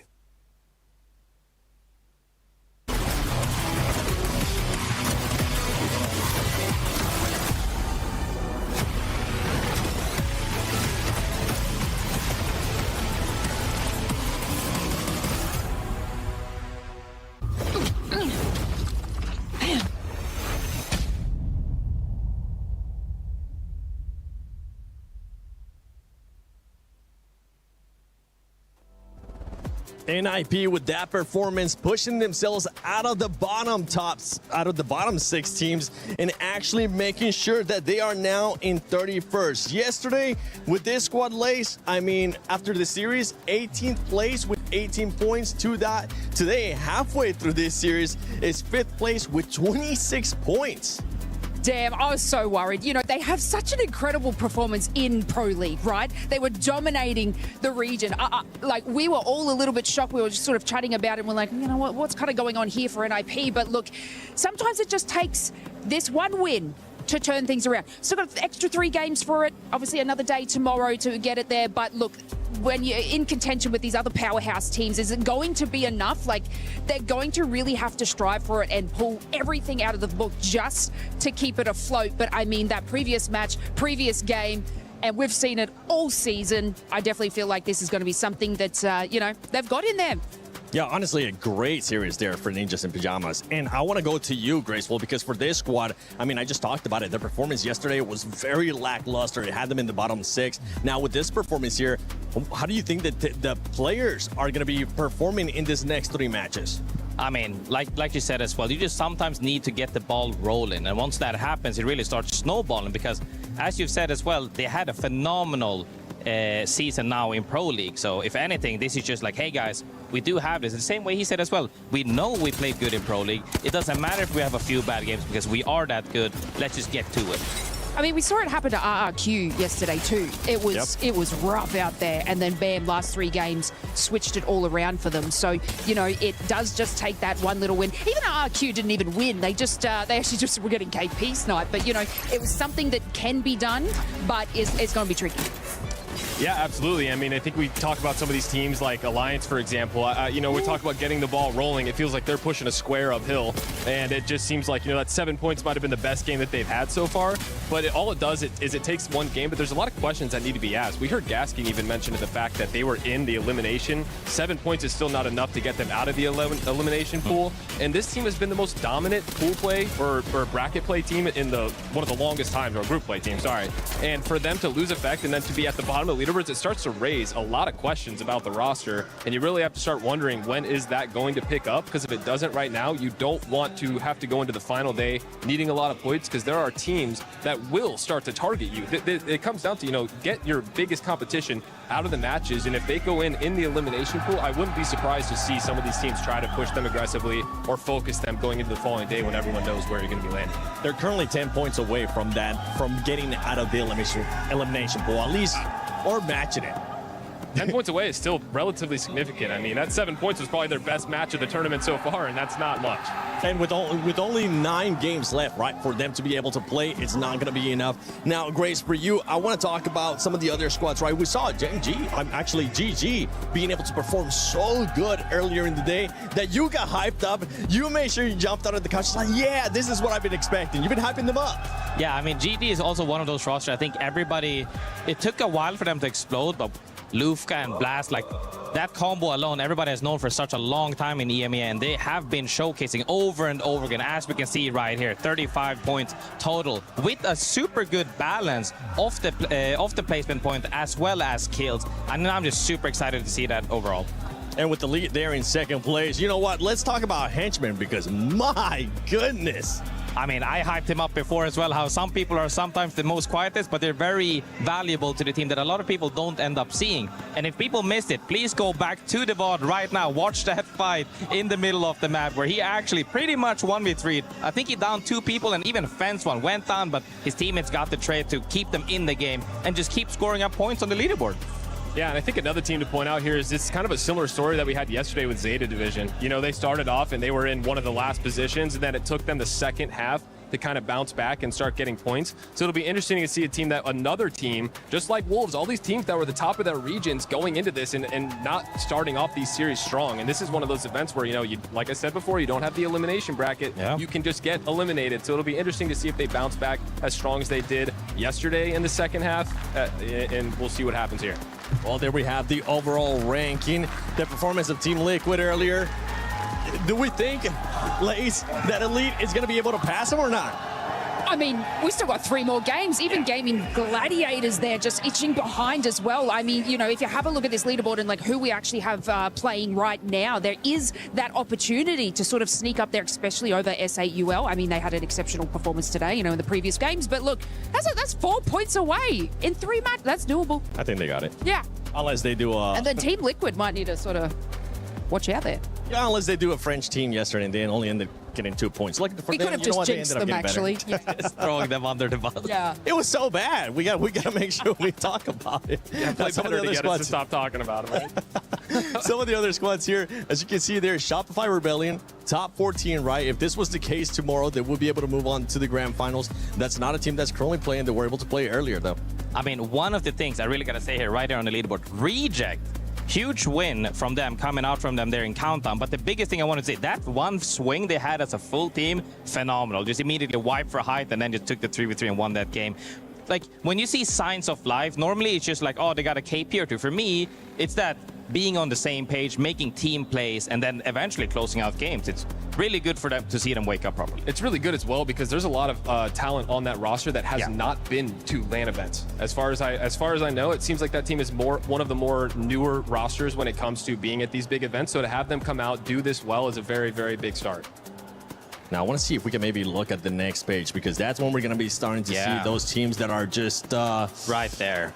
Yeah, I mean, Alliance, as I was saying earlier, 37th place, those 29 points. Team Nemesis 2, JD Gaming, Dory, TLN Pirates, Trinity as well. If you're Trinity, if you're TLN Pirates, what are you going to be looking to do here in this next couple of matches for today to kind of give yourself some momentum or just react in some kind of way to hopefully not get eliminated in your home country? Yeah, I mean, this is where the desperation starts to kick in. We're in the last 9 games. We already played 9. We have 9 more. And honestly, at that point, with the elimination being so, you know, such a big thing at this event specifically, you really need to start fighting. You need to start going for some kills early on. Get your KP early and then try to find a spot in zone. Don't think you need to just do it all in one game. You do have a lot. Space it out 1 game at a time. But hopefully you can start that 1 game at a time now because the further we get pushed along, the more desperate you get. Yeah, and that's true. Like, I guess we have to kind of remind you guys at home, like, it's not a loser's bracket. You can't fight your way out of it. You kind of like go into that survival match and then that's kind of it. So it is, it is more tension on these teams.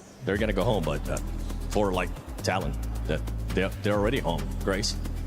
I mean, hey, speaking of desperation in general, you start counting the points at this point. Yeah. Because now we already saw the bottom 6 points, and I'm looking at 60 maybe average, could be a little bit higher than that. And now you really want to get out of it because you don't want to have to let it come down to, oh, I really hope this team plays in a specific position. You want to leave it in your own hands. Well, let's see what Zeta's going to be able to do. Let's see if Alliance can get themselves out of the bottom 6. And let's throw it to Vicky. Actually, yeah, Vicky and Tiff, I finally get to introduce them. Do you guys think Alliance is going to be able to get out of that bottom 6 or not? Thank you so much, Seven. We got a lot of action for us. You guys already highlighted the stakes here, Seven and Tiff, while we dive into our final 3 matches of the day. With 9 games total left for some of these teams to really claw their way out from the bottom side of the overall standings. Because remember, I believe it's like, what, 6 teams? Bottom 6 teams immediately get eliminated. And now as we transition onto E-District, we gotta highlight the different POIs that our teams have prioritized because this could be that last stride for these teams to achieve their safety net to be able to get out of that bottom 6. It truly is, Vicky. I can't believe we're sending 6 teams home. And if you're really worried and finding yourself in the bottom 6 currently, well, let's go ahead and turn the tide on that. Looking at E-District, Alliance, a Goliath in the ALGS competitive ecosystem. I was a little worried, right? But you think back to their E-District performance just yesterday. They were landing a few 2 POIs just towards their west. They're currently now up in Lotus. Now, we saw Team Liquid play from this earlier in a different set, and Team Liquid was really the thorn in their side in that prior group matchup. They were constantly sending them right off the rip.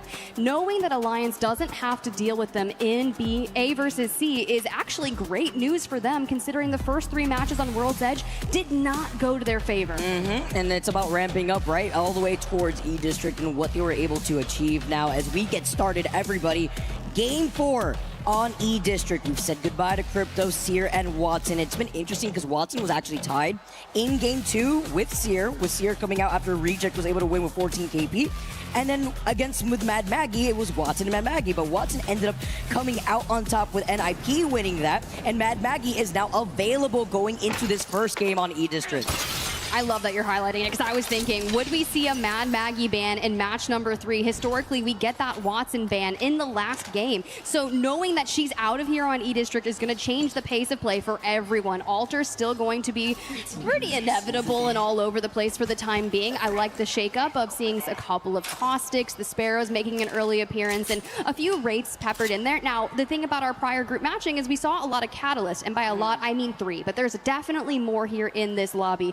And a circle that is definitely favoring City Hall. So Trinity, PXX, Elite Esports, who's already been doing so incredible throughout our group stage, is going to have a nice rotate over. It always feels like a little dice roll, right? If it's not going to be City Hall, where is it going to go? If it's Humber, be draft towards point. Energy, it's either Humber and then, yeah, draft way.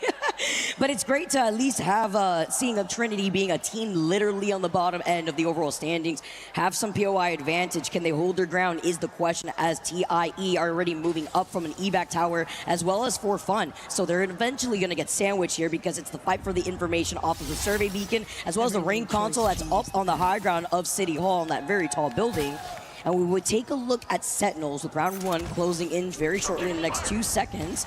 Lynx are already having that portal ready. They're already a full blue Evos. I like the way that they're pinging ahead too, because while they end up rotating here, Gaming Gladiators are trailing right behind them, but they're getting ahead with these fast rotates like they usually do, right? And they have no issue taking a lot of these fights when they know that their backs are against the wall.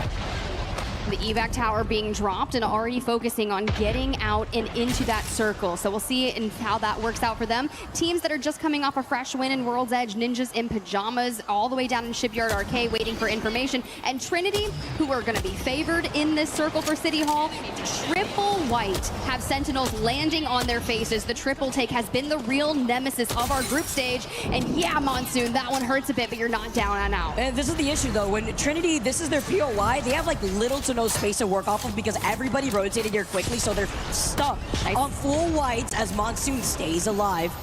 Shading his way around these nades while Blinkster takes a beautiful off angle. I love this, and he was able to get that Nemesis very early before they ended up going for that quick rotate, right? See Rohai though breaks off that Evo shield, not trying to overextend with the Caustic barrels, really having no other choice too. And now just trying to see if he can try to get through these windows, but they're everywhere to haunt him.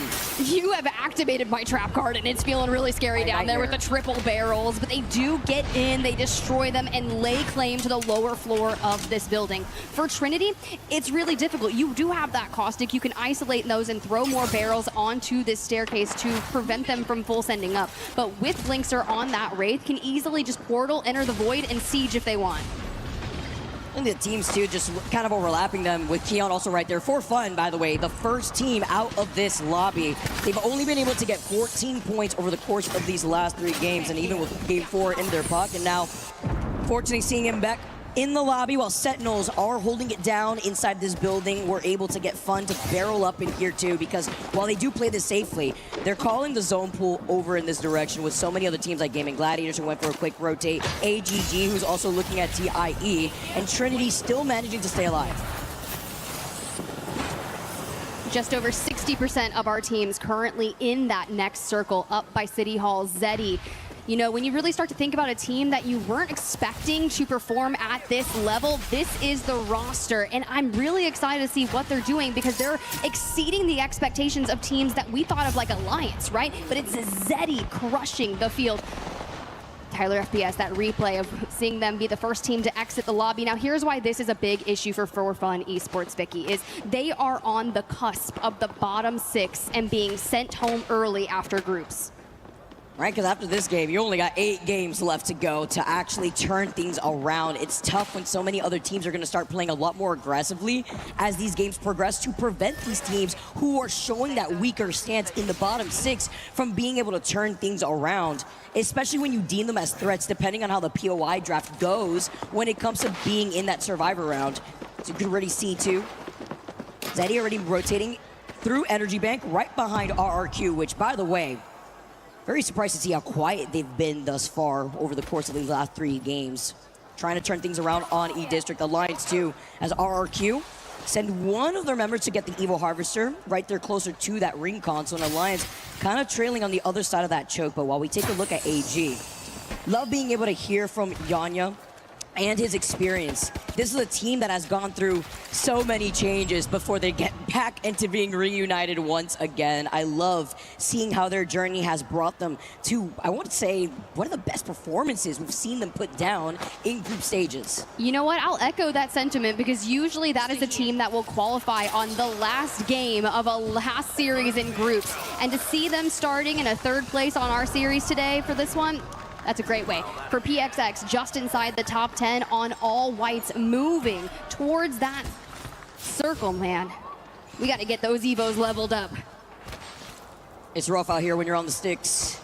They really took their is. shoes, and now they're trying to stay alive before they're going to end up rotating on the outskirts right behind NIP. That's going to be a pileup to look out for because Neon Square does have that survey beacon, so the teams that want to kind of hang around Blossom Drive, try to get some KP, we'll have to eventually rotate through Neon Square where PXX could wait to 3P this and then also get the Evo Harvester that's right to their south side out in the outskirts of Street Market and then try to engage more confidently here because Reject will also be waiting for that 3-squad pileup in the southern choke once a lot more of these teams find their situation in these buildings in the final zone.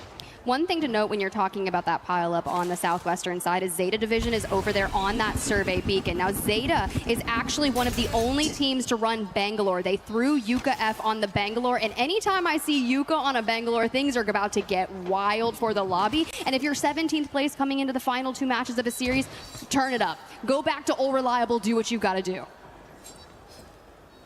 If it ain't broke, don't fix. Sticking to your guns here while Alliance take it a little slow.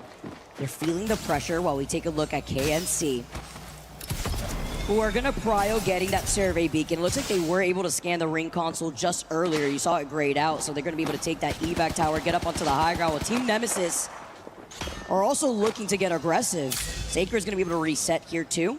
Probably have already put down the TP rather, and while you currently have Zeddy now going through Galleria, they're also going to be able to have the scan over onto that ring console. So a lot of these teams forced to play on the edge are taking their time to play objective since they have further POIs. Well, here's what I'm scared of, Vicky, because when you think about Nemesis, you think about them having a bit of inconsistency. When you talked, I told you, I watched a massive interview that was performed by a Team Nemesis content creator talking about Sacred in particular, and when he joined that roster, he mentioned the high ceilings that that squad had, but they tend to have a bit of inconsistency. And if you can iron that out and not rely on one explosive game, that's how you find success throughout our week.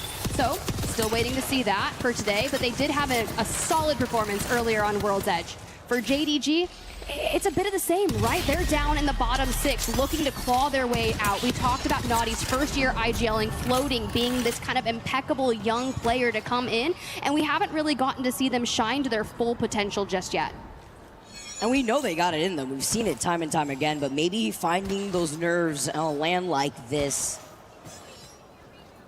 gotta be able to shake that off here, lock in and build up that momentum, especially when it comes to a game like Apex Legends. You can see the pings from afar, gonna be able to scan that care package and the Evo Harvester right up ahead too, but it's not like they're gonna need it. They got the purple Evos ready to go, Nemesis as well. They're looking to rotate immediately with the evac tower. So many other teams still. Zeddy's also looking to pile up on top of Team Nemesis. That's going to be a fight over by Energy Bank, but let's take a look at Zeta currently right now. Also having this poke fight over onto the northern side of the zone before swapping over to Energy Bank. It's a TP insurance policy with the amount of ultras that we got. And Albert Lily was able to get the finishing blow and the follow-up onto Deeds before the recall comes in. All right, through the Dark Veil we go, hunting down the last member of Zeddy. And you can see Dupe out into the distance, and Nemesis, look, we're starting to heat up. At least we took down 2 for JDG. They found PXX, who have now upgraded themselves from their triple napkins to a suite of blues. Angles are needed. Alter does have to get out of jail. The nade, the mother load, things are ready to go from floating.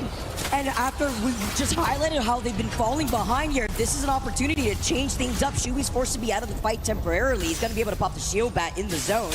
They do have the TP set up, but it's inside the zone right behind them, so it's not going to be that safety net. that they could rely on. Now going to be able to prio, just moving up instead. And I do think it's important to highlight that Team Nemesis, after completely forcing Zeddy out of Energy Bank, they now get the prio on that Mythic bin. So they're going to have great weapons going into that next zone. And now NIP with Curve. Literally one shot, can he pull us off? I mean, he gets right behind the other side of the fence line. Hemlock shot does not find him. Strafing Flame did want to capitalize off of that, looking behind him into the zone. JDG being one of the teams to try to rotate further behind NIP through Neon Square. It's going to be tough here, especially when it comes to coming out of that southern choke. Yeah, at first I thought it was just a solo from RRQ, but they're just taking that much space. Reunited back again alongside one another. Zeta has found themselves taking a fight here against Alliance. We've called out Alliance and challenged them to get out of the bottom 6, have a strong performance. They used to be the group stage warriors. They were the winner of the inaugural EWC and now found themselves with regular difficulty. Different look of this team, a big shoes to fill on for Aku. Zeta also looking to get that reset. They did get the res, beautifully done, as they're going to be able to also portal right through that fence line, get safely back into their building. They decided to put one toe outside the door, immediately regretted it. Yeah. They are feeling the pressure. Times two, Satsuki there, running into a bit of a damage now. 5 seconds till he gets that shield bat finished, and we'll be back to fighting form alongside Yuka. Thanks to Bang's passive, if you're going to be out peeking with that, it's perfect for him to do so, alongside an infinite ammo, 30-30. Now, they've waltzed their way into the north. We're not into the next circle just yet. Teams they're going to have to fight through, AG Global, Gaming Gladiators, but back to the south we go. Zeddy, PXX, JD Gaming, and RRQ. It's going to be a bloodbath here with, what, 5 of these teams, with RRQ now managing to make their way on a big pileup, giving them the opportunity and timing to now move up before they get gate kept, because Reject are waiting for them on the other side of the choke, where JDG are forced to go through. Same thing for Zeddy here, as you're going to see the kill feed light up. 19 squads left, but not for very long. You take the TP through, and NIP go out next. Whoa. You follow up, it's up to 2, but the chants are not enough to carry him through, as Zeddy are the next to go down, and RRQ are able to reset. That's okay. We get Easy Flash back up on his feet alongside Pricey and Strafing, and they live to see another day, so long as they can contend with VKG, maybe Geek as well, and JDG having issues of their own. Reject, a former map winner, caught between them as they look to reposition.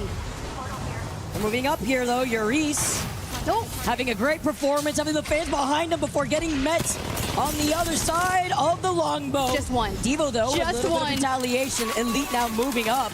Just one. Nemesis, JD Gaming eliminated to the final 15, and Elite, who are performing exceptional here at ALGS Split 1 playoffs. It's so cool to see Kinda, Henchman, and Light working so great together. I've been so impressed. Think back to when Kinda was 16 and had just entered the ALGS. He has leveled up so much. Crazy to think how fast time flies too. I was there to be able to see that growth. Is that like 3 years ago? Yeah, literally, right? 2? But it doesn't even feel that long, and to be able to see the growth from Kinda is just on another level. We got to keep it up here. They're sitting at 38 points, first place overall, ahead of Gaming Gladiators, while Alliance, this is a big one. Alive. This is a big fight. Yeah, highlighting the fact that there's 50 spots left. The follow-up is beautiful from Aku and Hockeys, just to paint the path here. Yuko getting knocked, trying to crawl away to get the finishing blow, especially with the TPs in this lobby. But here's the deal. They're not out just yet. A member of Zeta was able to portal back to safety. It's going to be really tough to make a full reset this late into the game, but for now, Zeta lives to see another one. As a solo, perhaps, you're seeing how they're going to be able to try to reset. It's just the Sparrow who's alive, while AG now take to the skies. Where can they go? No Valkyrie insight, no human UAV. They're pinging right below. They know they're gonna have to land on top of the bottom side of the building. I also heard a Kraber, by the way, as Kinda does get the follow-up knock in the feed. With 15 squads left, though, it's gonna look hot here, Tiff, because there's teams in every angle as they're just trying to hug the side of the wall with VKG landing, also right to their left. Satsuki figured out Zeta out of the lobby. Sentinels going big. VKG have found GK, and they want their position. Casa grabs dropped, and for now, a 3v2. We expend the veil. and shake it up. This is visual clutter at its finest, my friends, and you just have to stay locked. I mean, you're gonna get hit with a wrecking ball. You go right through the veil. I mean, good luck with that. It's a slowdown. And now stuck as a duo, you have to play a dancing around the nades on top of it. While VKG do find knock, though, it's a trade-off with Keon getting a little bit of revenge. Only 2 members left here for VKG. I love the fact that you have Mad Maggie still available in this game 4. You get that tick damage, you get just enough to finish off Nut, and you dive, and you completely annihilate GK Esports. But now you see Sentinels also in trouble. Blinks are literally one shot. And you had Trinity playing King of the Hill on top of that building the entire time. We lose out on reject, but this is where Game and Gladiators makes their presence known. Nice work from Lufka, 1 HP before falling. He drops the Maggie ball, and Zane tries to clutch up against Deep Cross Gaming and gets it. That looks so funny, and he just dropped all over his head, literally. Playing a whole different game while Alliance are holding onto the high ground. They're playing very split. I'm hearing the crowd give them their energy, and they're playing split to take space on purpose because a team who does have ring priority is Kenotrope, but RQ can capitalize off of this here. As you see Blast playing up that low ground. You see Alliance now trying to hold more of that space, but with 1 member down, Lufka's not going to be able to fight alongside GG. We didn't get the death box reset just yet. That's why they kept that going. 7 seconds are needed, and Lufka will be back into the game. We can focus on the rotation. When you have 34 seconds to make this from the low ground, Lufka not going to make it back in the rings, taking him down. Blasinko likely to play as a duo, but that's okay. 2 points out of the top of the leaderboard, and it's Elite EU on your screen at the top. They could inch forward on the edge of zone. It's still kind of over by that low ground, as we've seen the zone before, but it's that pile of man over in this building alongside Elite. Karna's going to be able to reset on those shields. He hears the fights. It's Sentinels piled up together with Trinity, PXX, Alliance on the back end to try to clean up some KP. And they're done. Alliance are out. VKG have fallen. Into the top 10 we go. And the 2 and 3 teams at the top are still alive. Can we talk about the fact that there are 9 squads left? With this final ring about to close behind their backs, GG do end up getting the res. We get them back. Let's go. They're hogging the edge of the zone, but it's going to be crazy to see what this pile up on the southern side where this building is, right where Trinity is standing on. The team that has this POI advantage, that has been here from the beginning, a team that finds themselves on the back end of the overall standings. Can they start coming alive? They have 1 KP with 8 squads left, 23 seconds to go before this final ring closes. They've had to kind of keep out of sight. They didn't have a ton of nades towards the end game, and only so many angles they can take. Obviously, people have been hiding from them to deny them kills, but Ty here, an infinite ammo Kraber to punish anyone who peeks out for just 2 seconds too long. Do it. I see it. Grab that catalyst. He's Rip hungry. him. Just 1. I was like counting. Oh. I'm like so ready. I'm like, my heart rate is like climbing inch by inch. So They said hasta la vista. They took that portal up. Kenotrope, by the way, who has been here for so long, get evicted while Zane is getting blasted here. Can we hold? By the drill. Oh, unfortunate for both of them. They take too much damage, even though they're hiding right there behind the other side of the Newcastle wall. It's not going to be enough. He TPs through, and Trinity do get eliminated. They go out in 7th now, and this is the pileup that we were expecting. Sentinels get eliminated next. Elite hold high ground. The team that wins on high ground here easily takes the game, and Gaming Gladiators need to stop TIE from moving up. And PXX falls to AG Global just ahead of Elite. Niazul down, and that Devo's going to shred for Gaming Gladiators. Back up to a full team of 3. They have AG Global has fallen into the final 3 teams. Last 3, Elite now move up. Light a little bit out of the fight here while Henchman gives them suppress fire. Beautiful cracks. They're looking to get the kidnap. They're dancing around the portal here. Between Elite and Gaming, TIE are out of this fight. They don't have the altar. They do not have the ability to TP up. They're just forced to watch this happen as Henchman and Light, the Devo, doing just enough to find Blast. Gaming Gladiators now forced to look ahead. They know there's another team that's supposed to come. FJ went for a portal. He had to stay portal. They went back. Gaming Gladiators are down, but Elite are so healthy, and Ty make their approach, and they do what they can for now. They just have to find F-Chan. He has the Kraber at the bottom, but Elite take the win. Fortunately for TIE, They had the Wraith. The difference between having the altar and not meant being able to 3P a fight like this. They even had to go in through the ring there, but it's even better to see how Elite was able to hold their ground. I mean, it was a bloodbath. TIE, though, they did what they needed to do, right? With not having the right composition, they still got second place. They secured extra points there, even if they just got 2 KP, while Gaming Gladiators, who were holding the height alongside Elite, did get 4 KP, but with Elite coming in swinging the double-digit KP with 15 kills and that first place spot. That is absolutely insane. I sit here, I look. We had this exact same circle yesterday, Vicky.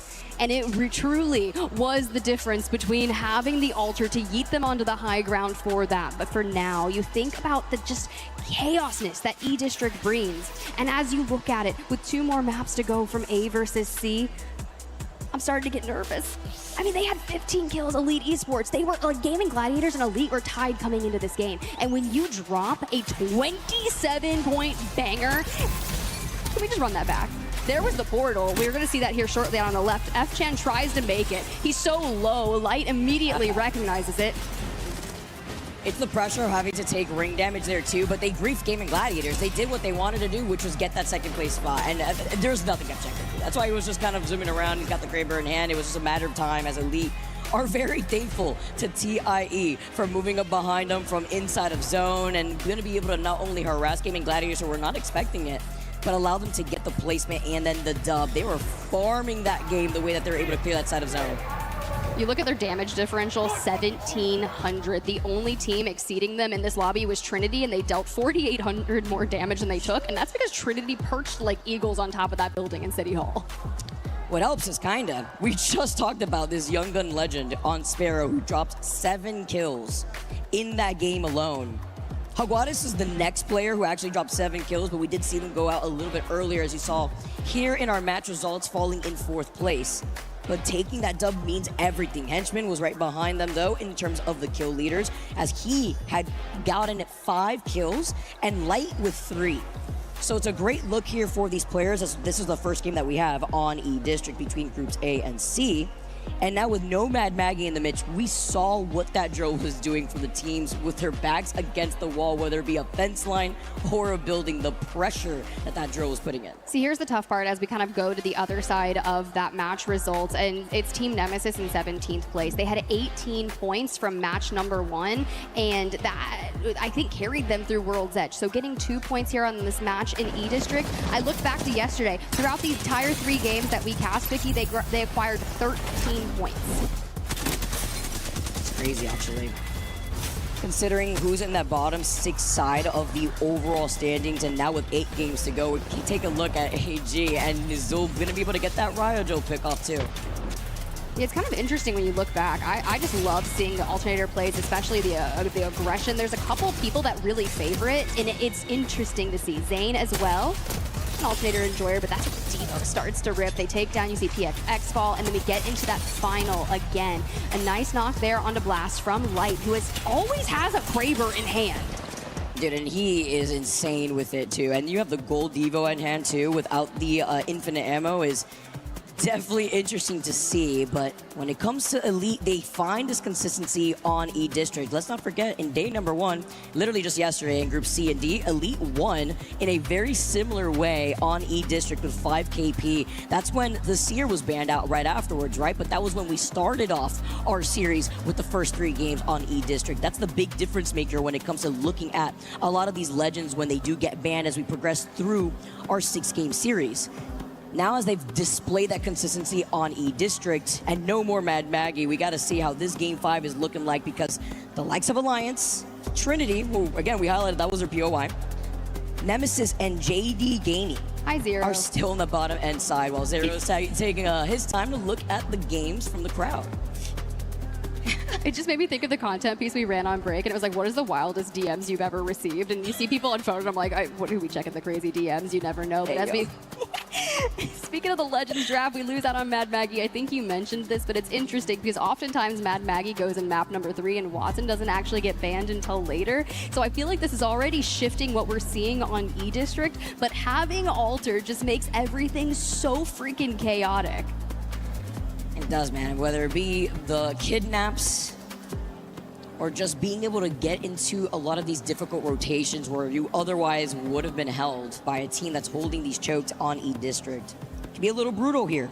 Still get to see Alter and even Valkyrie, honestly, for the teams that may feel a lot more comfortable with rocking the Valkyrie, that human UAV that gets to scan through these buildings. But honestly, with the reset potential off these TPs, the Alter is just on another level. Yeah, another level is the fact that, so Team Nemesis had 18 points in map number 1 on World's Edge. We're at 20 points, which means in an actual set of 4 games, we are averaging 5 points per game. So a team that needs to avoid the bottom 6, I'm calling that out. Alliance as well, who entered this series in the bottom 6. You're telling me that our group stage warriors, our winners of the first EWC, have found themselves in the bottom 6. So the fans of Alliance are here to give them all of their energy to change the fate, to live to see longer in this tournament in the next 2 games. Man, one of the loudest fans that I always have the pleasure of seeing at these LANs when it comes to ramping up and giving them their energy. This is exactly what they need with 8 games left to go to get out of this bottom 6. Bro, absolutely savage. Unlucky's feeling it. He's ready to go. He's like, we are going to turn this around, because we look at the overall rankings, and this really needs to paint the picture, Vicky, because 8 games separated from our 6 teams that go home. Elite Esports currently in this have usurped Team Liquid for the top, and we're not even done with this series. So not only are they winning their groups, but they're acquiring so many points to do it. 11th through 20th, Gen G, who didn't play their best yesterday, because I mean, they were literally 2 hours after getting here in Paris before they competed, have stepped up almost into the top 10. This is where my big question is. We saw TLN Pirates, our French squad, play earlier today. They actually got a ton of points considering, their first day performance, so I'm keeping tabs on them, but it's Alliance in 37th, it's JD Gaming in 36th, and Team Nemesis in 35. Also, Ninjas in Pajamas, after their win, have broken out of the bottom 6, so that just goes to show you, one explosive game can change your fate. If we're going down to literally the very bottom, one game can do it. That's what's at risk when it comes to these rules regarding the group stage. Just to highlight the bottom 6 teams. That's why we keep highlighting who's on the bottom 6 for the overall stand. Yeah, and I actually really like that, honestly, because when you talk about what these teams are playing for in terms of group stage, there's no winner's record, right? I mean, you get to go into that finals lobby if you're one of the top 14 teams out of the 40 who get to advance to that finals, but then you have to worry about playing in that survivor stage. Then the bottom 6 teams don't even get to see the light of day. Take a look at For Fun over on the back end side too, because they're kind of on the cusp, because it's very close in terms of points. Even if you look at the bottom half of the overall standings, For Fun do have 43 total points. Right there, right behind NIP, who were able to get right out with 44 points. I love that we're going to the Zeta fans right after seeing Tsuzuki on screen. So just knowing that Yuka broke out the Bangalore on that match, I'm telling you guys, I have been watching that player play for Mechanically for so many years now, and so many of us want to see him at the top. And while we get ready, everybody, game number 5 on E-District. They're playing for the trophy to mark history at another EWC 2026. It's the Split 1 playoffs within the ALGS, and our pros are ready to go. We highlighted the POI draft before. We saw how this was able to benefit a zone pool over onto that northwestern side of E-District. Mad Maggie is no longer in play. Elite capitalized off of an end zone that we saw just yesterday. And now while we take a look at Elite and how comfortable they're feeling, Tiff, you talk about how they were also able to dethrone Team Liquid. Now after playing through this group alone, and remember, Team Liquid obviously do have that one Lami to go for tomorrow, just like everybody else here. Yes. 2 more series tomorrow. The round-robin group stages have been quite interesting, but post-ban, to see the changes, we got the Gibby Newcastle Valk. Okay, love to see that here for E-District, and, I'm starting to think here of where that circle could potentially be pulling, and will we see something different? Ooh, hold on. Don't get me excited now, Tiff. I want to see something different. Okay, look, the script writers are working in JD Gaming here. Have a great prio to this circle. We saw what Trinity was able to do when it pulled over to City Hall. They made it towards endgame. They found a couple of KP. For now, Game and Gladiators, who are one of the quickest teams to rotate, I'm talking we are literally less than we're at a minute 30 into this map, and they're full sending their position they want. I mean, that's a lot of teams who go in for a quick rotate here. It's great for JD Gaming, considering that this is their POI over by Heights, and they prioritized this over on E-District. Having that draft advantage now, as they're also going to have the information off the ring console too. Gaming Gladiators trailing right behind, as you mentioned, the really quick rotate. And they won't be the only ones, because Sentinels do something very similar once they get their own ring console. For fun already on the move, as well as Team Nemesis, because there's a bit of a pileup over by Hammond. It's the fight for that ring console, or rather over by Humbert, where there's that ring console over on that southern side. And Team Nemesis are looking at Zeddy. There's another team there too to try to go in for a 3P. Triple white, that's all right. Kind of close to getting our ults already in case something does break out here in Humbert. The portal up towards the high ground. I'd imagine they're quite aware of it. Yurice is going to preemptively slam the wall down.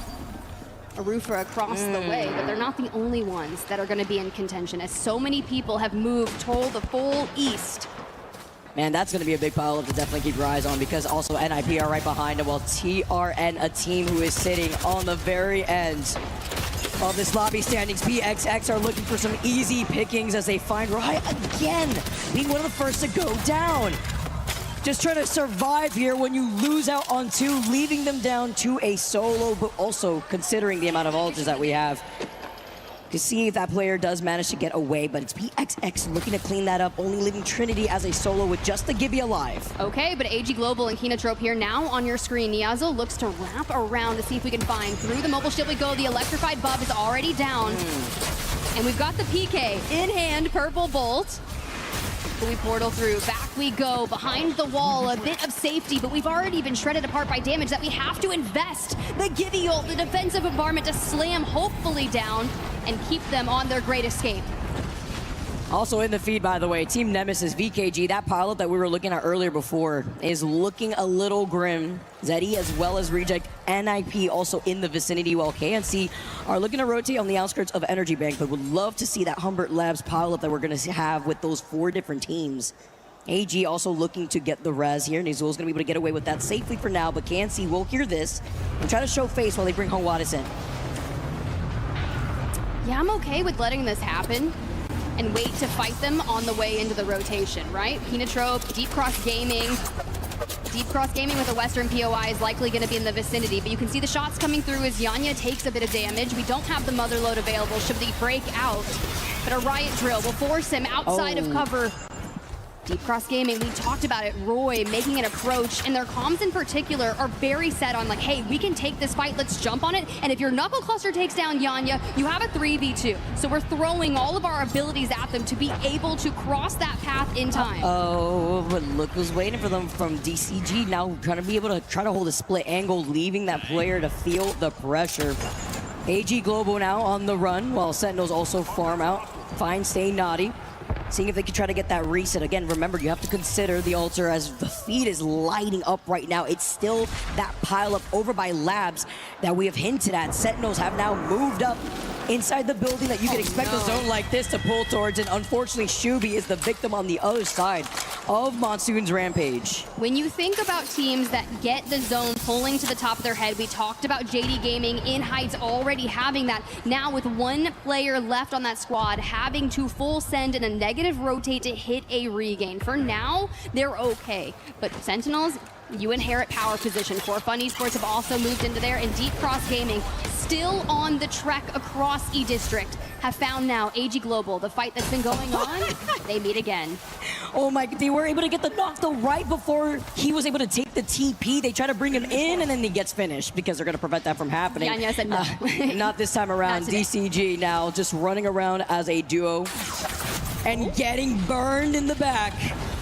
Elite now in RC, this is the fight that we really wanted to highlight because we saw that kill feed lighting up. NIP We're part of the action. Elite 2 now making their way from Old Town. It's because the information that Old Town provides leads them to all the action. The invite may have gotten lost in the mail. Albert Laley is also going to be able to find that next knock onto Deeds. AG is sending. They are sending Deep Cross. They want to evict them from this lobby. Getting me whiplash. You're going to be seeing fights in every angle here because Albert Lilly then gets the follow-up knock onto Deeds, but it's not going to be enough as AG are also on the hunt. Sure, we're seeing these side-by-sides, but AG are playing out of their minds. Team Nemesis getting eliminated while Alliance up on the high ground over onto the north side, all the way, by the way, into Electrodynamo outside of zone. And JD Gaming off the reset. Alliance are sitting here looking for the 3 KP they want. Shubi behind the mobile shield, a Mastiff to the face, courtesy of Aku. Did anyone escape? Where are we running to? Okay, we have one player left again of JDG to try to reset elsewhere. Team Nemesis, on the other hand, did fall. Yeah, we saw that earlier with the pilot that we have seen over by Labs, but with a lot of these teams now taking to the sky, Alliance managing to stay alive after playing so deep into Electro. Fight for the survey and the KP, they know what's at stake. JD Gaming are alive just as a solo, it looks like here, and Alliance gets to freely rotate into Galleria where there is that survey beacon. With a side-by-side of how this zone is pulling and the teams that are going to be rotating over to that south side, it was NIP who managed to hold down Humbert Labs. You could currently also see Zeddy who are going to rotate towards Reject, closer to Stadium side. They didn't really like the way that the fight was going. They're feeling that pressure. They do manage to get away with that huge pileup that we saw earlier, and they're going to be able to call in an evac tower to rotate in. This is so scary. You've got an infinite ammo Rampage behind an amped cover from ultimate height in a power position in the next circle. Sentinels are looking to get some points here, and it's well needed considering top 2, you know, you're situated around 50 points. We're at 19. We can definitely usurp a lot. And back to the replay we go to see what happened when they took down JDG, or at least a duo of them, sent them running. We saw that a little bit earlier, but it highlights how they were able to get up onto the high ground because a lot of these end zones end up pulling onto the outskirts of either that building or even a little bit over to the lip side of the left onto the high ground that overlooks the waterfall. Alliance now moving up. Remember, we highlighted how there was nobody in Galleria when they made their rotate originally. They got the Surrey beacon, so they know that there could be teams that come in from their backs, such as AG Global, who were able to get the full reset as a highlight. While JD Gaming, unfortunate for them, not as lucky here, but they're trailing slightly behind, hoping that AG Global do not call them out as they're going to take a much slower rotate out of Energy Bank. Alliance still carving their path. Kinatrope just up ahead. I saw some GK. We got VKG in the mix. You had 3 charges on the defensive bombardment there from Hackett, so have to be a little wary of what they're going to be able to do. Casa probably has some as well, but that breach hamlock to try and make them maneuver out into their line of sight. Yeah, that'll do. The triple bombardment perk as well here, just looking ahead while holding on to the high ground. VK Gaming, the headlock, oh my gosh! Holy! Dropped. Through the window to the wall. And that is the opening that VKG needed. Will they be able to get there? Is Drop still on the ground? Nock doesn't have a ton of shields left, and through the upwards area they go. Electrified bubble down, and they're like, we have a home now. Zooming outside of that, want no business, now flipping sides too. Oh, GK are looking to restabilize VK Gaming. Look ahead! With the 210 off the Kraber. Now get ready, set, go.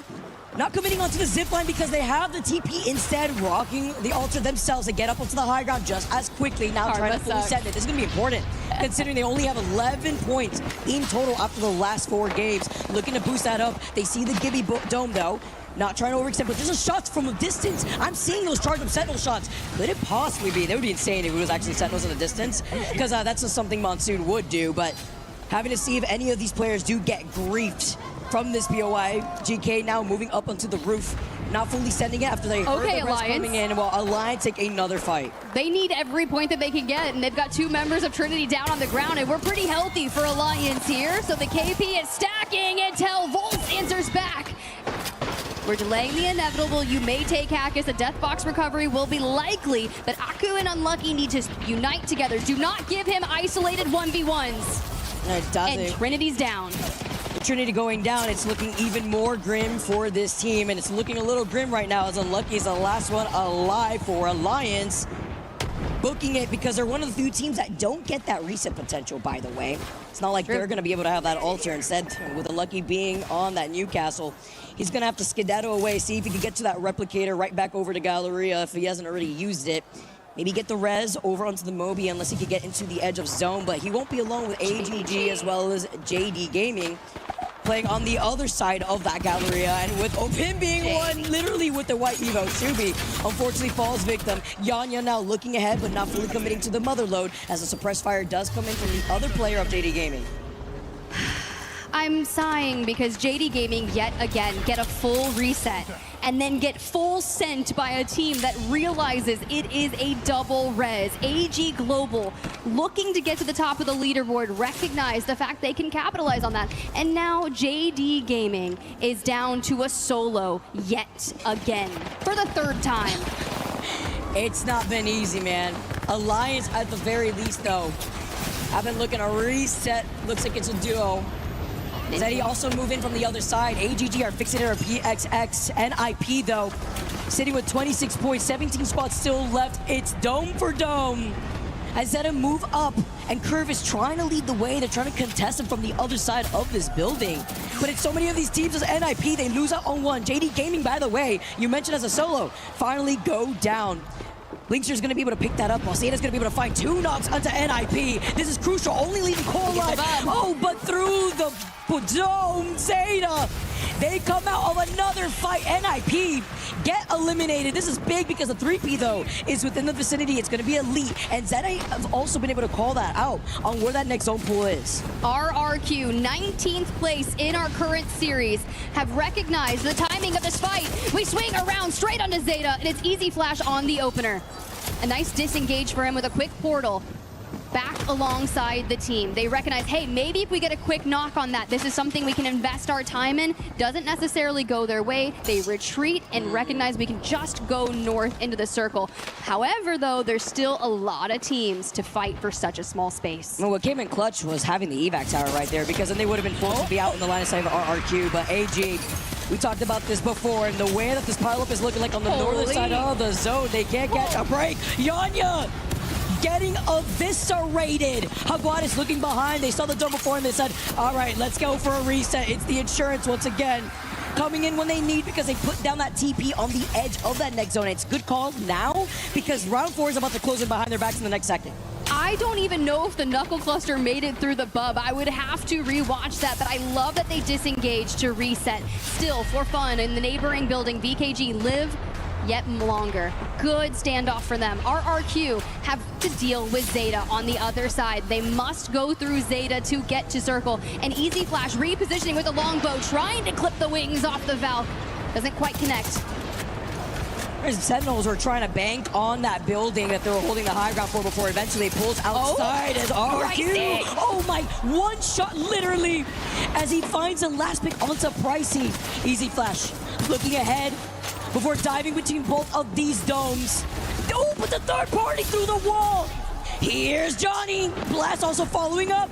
Strafing's gonna be able to go in for a huge nade. He gets a knock. He needs some help. GK, take the portal back. The Void Breacher giving him a little bit of respite before looking ahead, though. And it's gonna be GK, who are now on the other side of this choke, uncontested, no 3P, because Elite are not moving from their building. They're in that next zone. And with RRQ also moving back because they took their own TP. It looked like a bloodbath. It was incredibly scary. Now we look at the action with AGG trying again, round number 2. And we go again. Niazul down. One charge left on the defensive bombardment. And I think we're looking to try and clean this up. But for fun, they leave the building just ahead of them.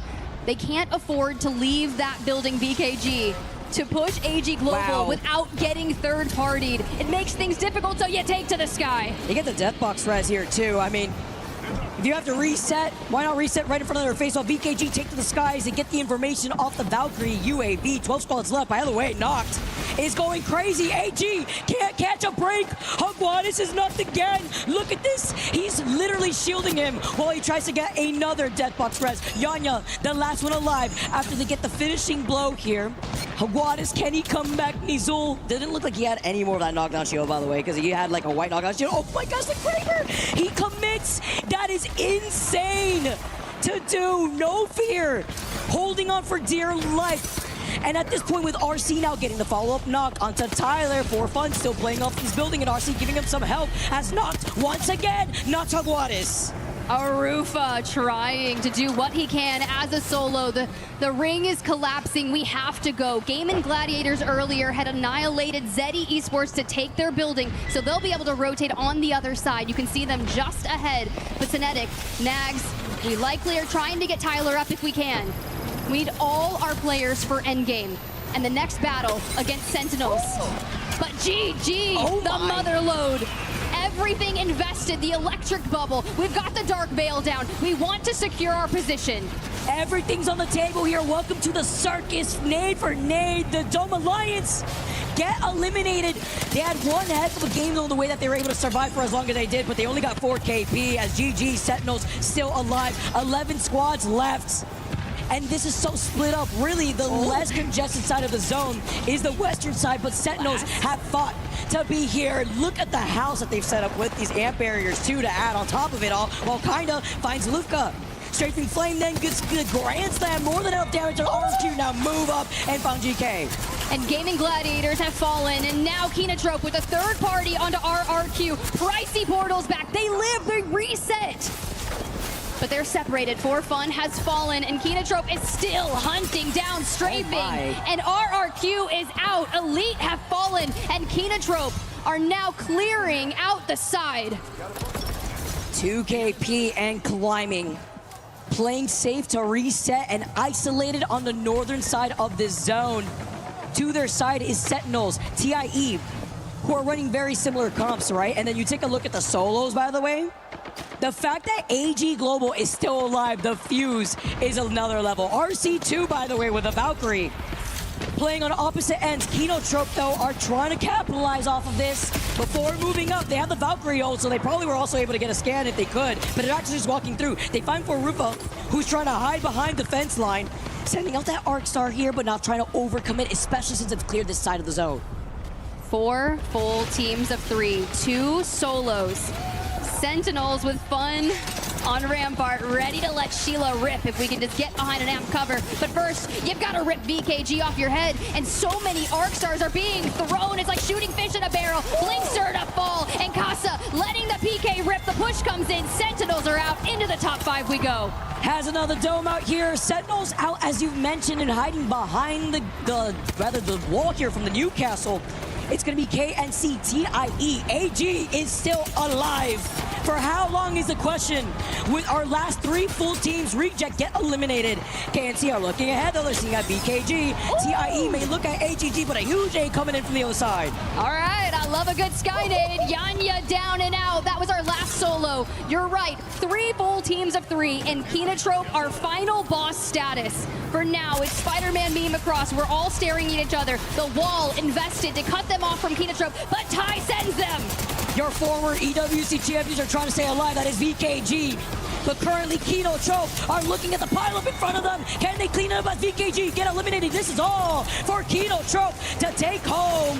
The bombardment, though, having to be careful here. Playing out the dome, you get the L-Star, and that's all you need. As Kenotrope with the pop-off, they take game number 5 with 6 KP. An 18-point game. I'm sorry, but if someone's flying over my electrified bubble and drops down with an infinite ammo L-Star, I'm out. I'm out. Well, that's why they delayed it. You see them floating around. It's just a matter of time before they're forced out right by that zone.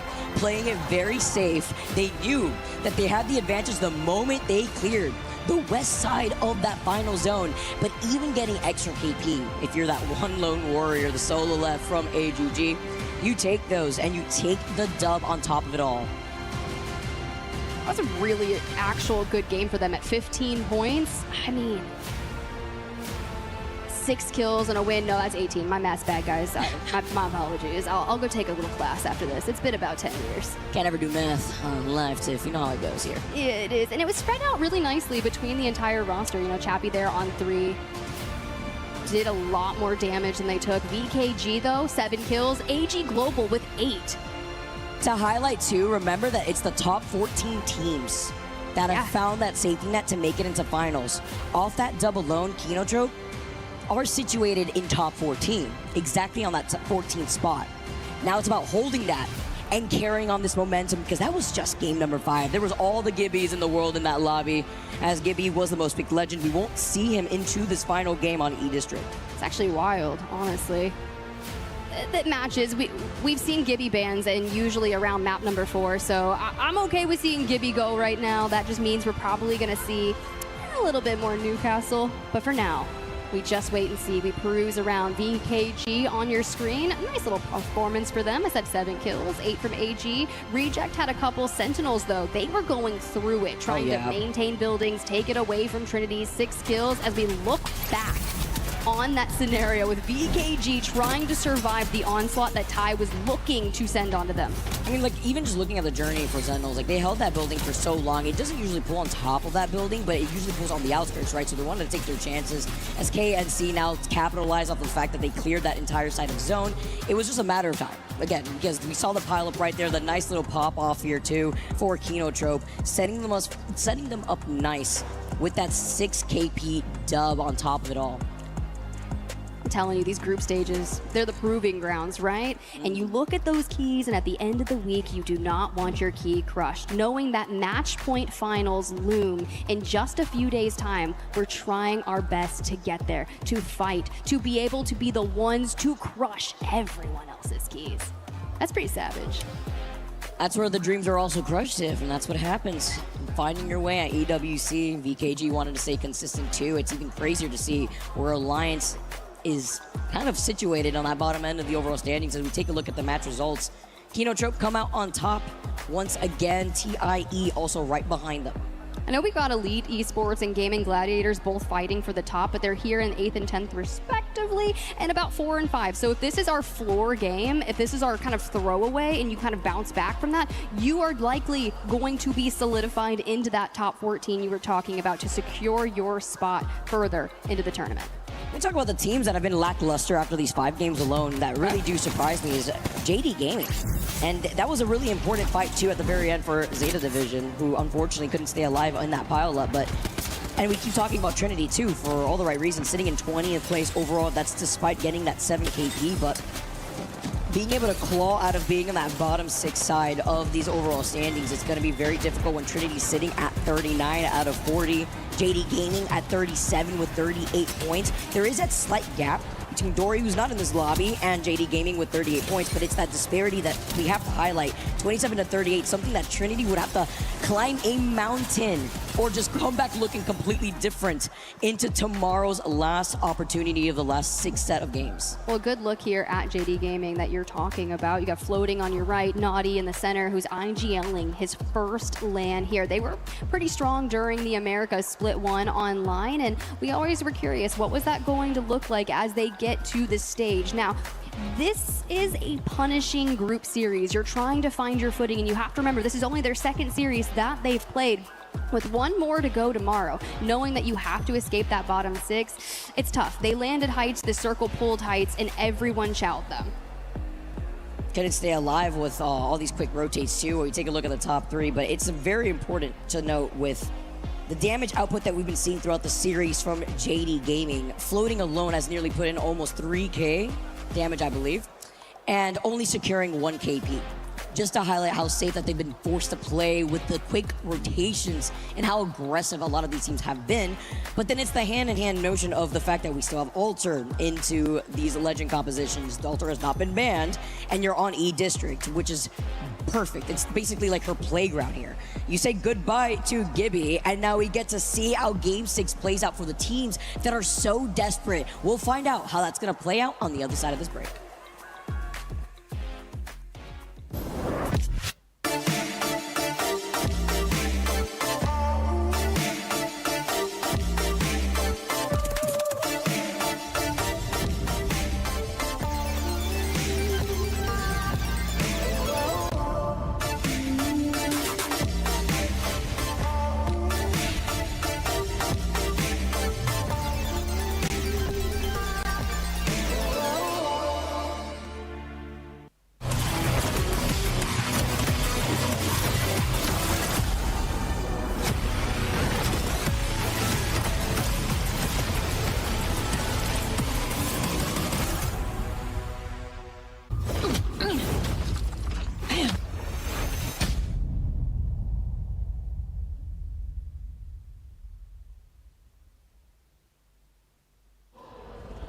Welcome back, everyone. We got one last game to go to end day number 2 here of the Apex Legends Global Series for Split 1 playoffs at EWC 26.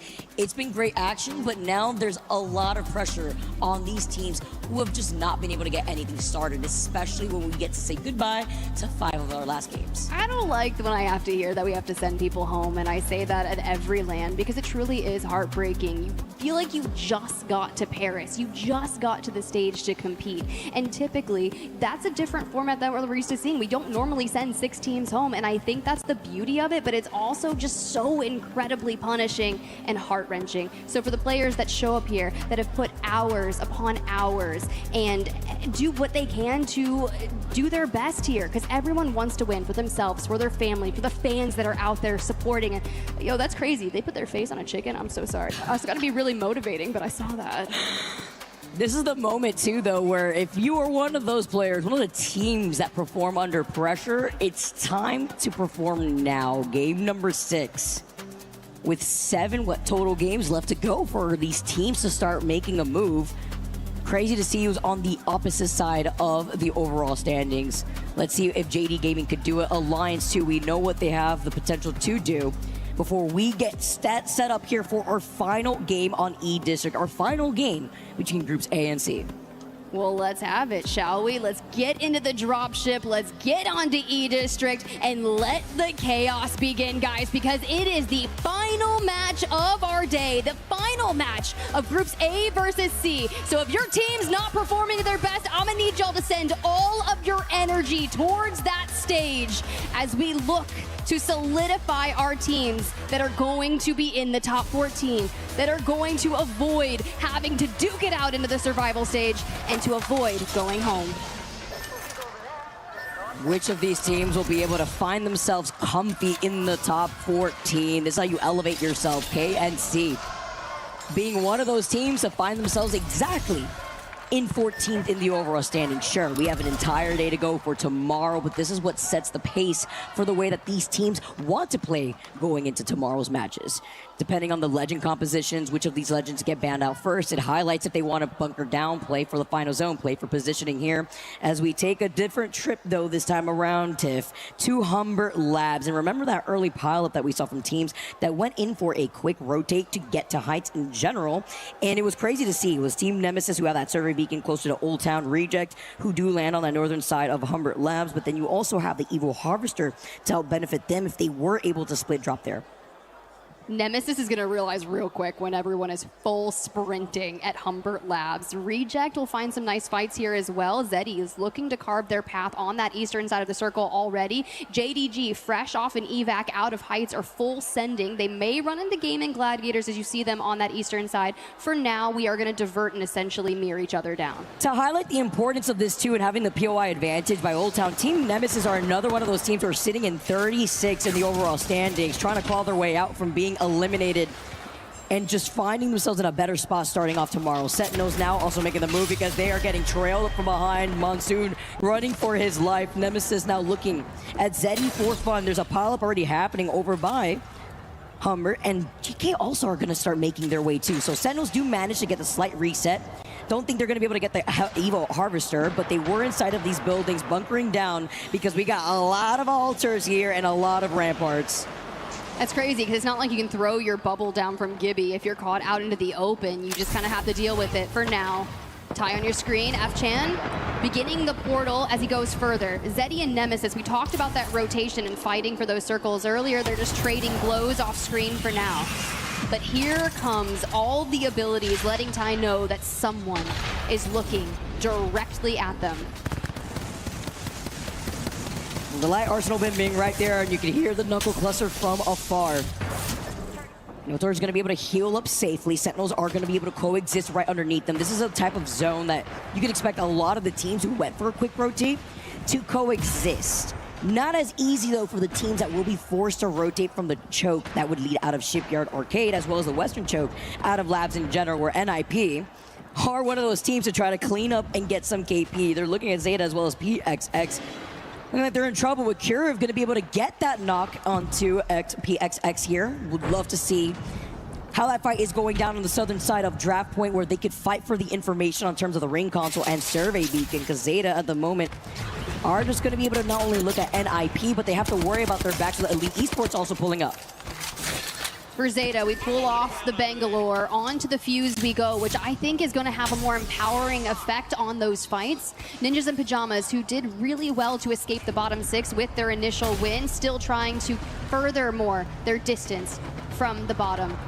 2 blues and a purple, Vayne in the middle, calling the shots. And having Zeta already on blues and purple holding high ground is going to be scary. These PXX get to be up as a full trio, though, and it's thanks to the action that we were looking at earlier. The TP was also pulled up as Elite move up right behind Zeta, and IP holding a split angle by the bridge side, and they can ensure that they will not get counter-rotated on the side of Shipyard Arcade. They can safely move up onto Humbert while trying to clear and get KP from the western side of the zone. Not being alone, though, as the crowd was giving them their energy, and they're definitely going to need it. It's going to be Alliance, who are now moving out of Energy Bank, where there is a survey beacon, but on the other side of that wall from the choke out of Energy Bank is also VK Gaming now as Alliance move up. A little bit of a misclick right there off the Valkyrie missile swarm, but you could see the pings as they're going to try to move up from that choke.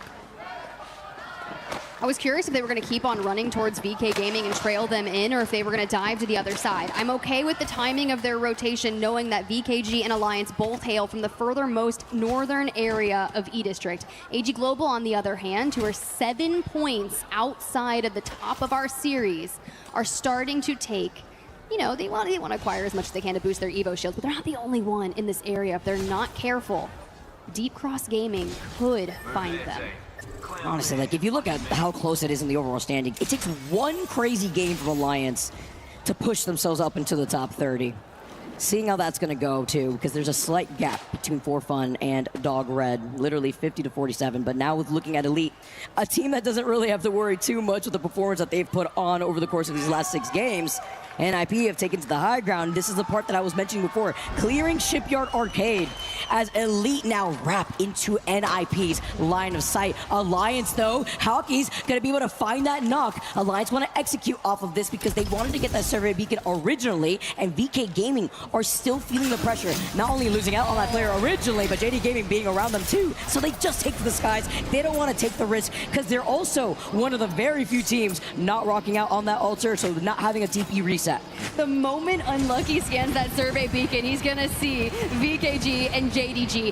Yanya finally gets the shield back on. To the high ground we go, diverting away from Knuckle Clusters across the way. Hear me out. There is something so sweet and nostalgic about the Pathfinder picks that have been coming through in our group series this week, Vicky. Looking at the way that the zone is pulling too, this is what you could expect. This is the pileup, as a lot of these teams will be able to coexist, especially if you look at the compositions that we have for this final game alone.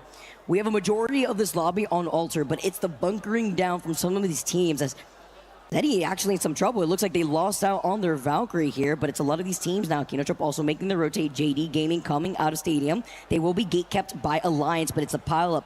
Trinity, Zeta, while AGG are also looking ahead, and Shipyard Arcade has not let loose. Elite are trying to inch closer to that zone, and NIP are pressuring them out. Taking onto the high ground, though, and finding the double break, kind of in a really good position to keep on the pressure, especially when he's on the Sparrow. And they have to invest the cat wall to disengage. It's smart, but Vayne on the altar could make a powerful play here. You have to keep an eye, though. With Sparrow's ultimate available in the hands of Kinda, he could do some damage. For now, they send just a bit back.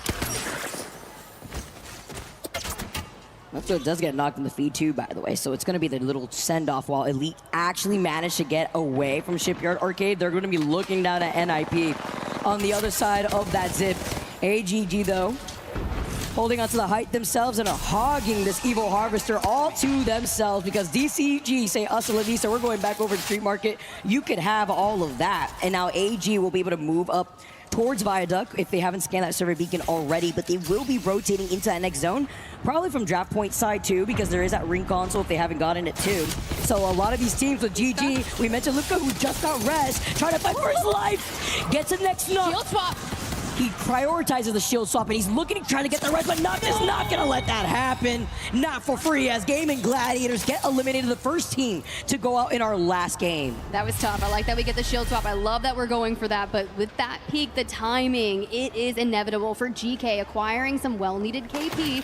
We start on the mission. We saw the ring console being popped, and where we're going, well, the majority of our teams are already there, with GK having a nice spot they can defend. RRQ also, who have been working their way out of the bottom of our series, are incredibly close in points to GK, and they share as neighbors. I like the stakes too. AGG now move up. They're actually lingering behind the one player of NIP. They have to look behind. Shipyard Arcade is about to get hot because AG are prioring their rotate. They're going through Old Town. They heard the fight from NIP Elite, but this fight has been lasting so long, Tiff. Oh, JDG now on the hunt, floating, gets clipped. Shubi and Stay Naughty, a duo trying to take down your map 5 winners of Kinatrope just ahead. The trades through, the R9 hits, and Moyashi is down. Getting a little bit of revenge here as KSC get eliminated. Your Game 5 winners are now out of this last game. Now moving up, here comes the 3P though, and they got the knock originally at the hands of Strafing Flame, but guess what? The Alter Take TP comes in clutch again. They at least were able to get 1 KP in this year too. Share that with 2 KP in general for the rest of the team, but this is what you'd like to see from RRQ, a team that has been struggling all day long. All they wanted was a smart fight. They were like, there's a timing that we can push onto this fight, a little third party.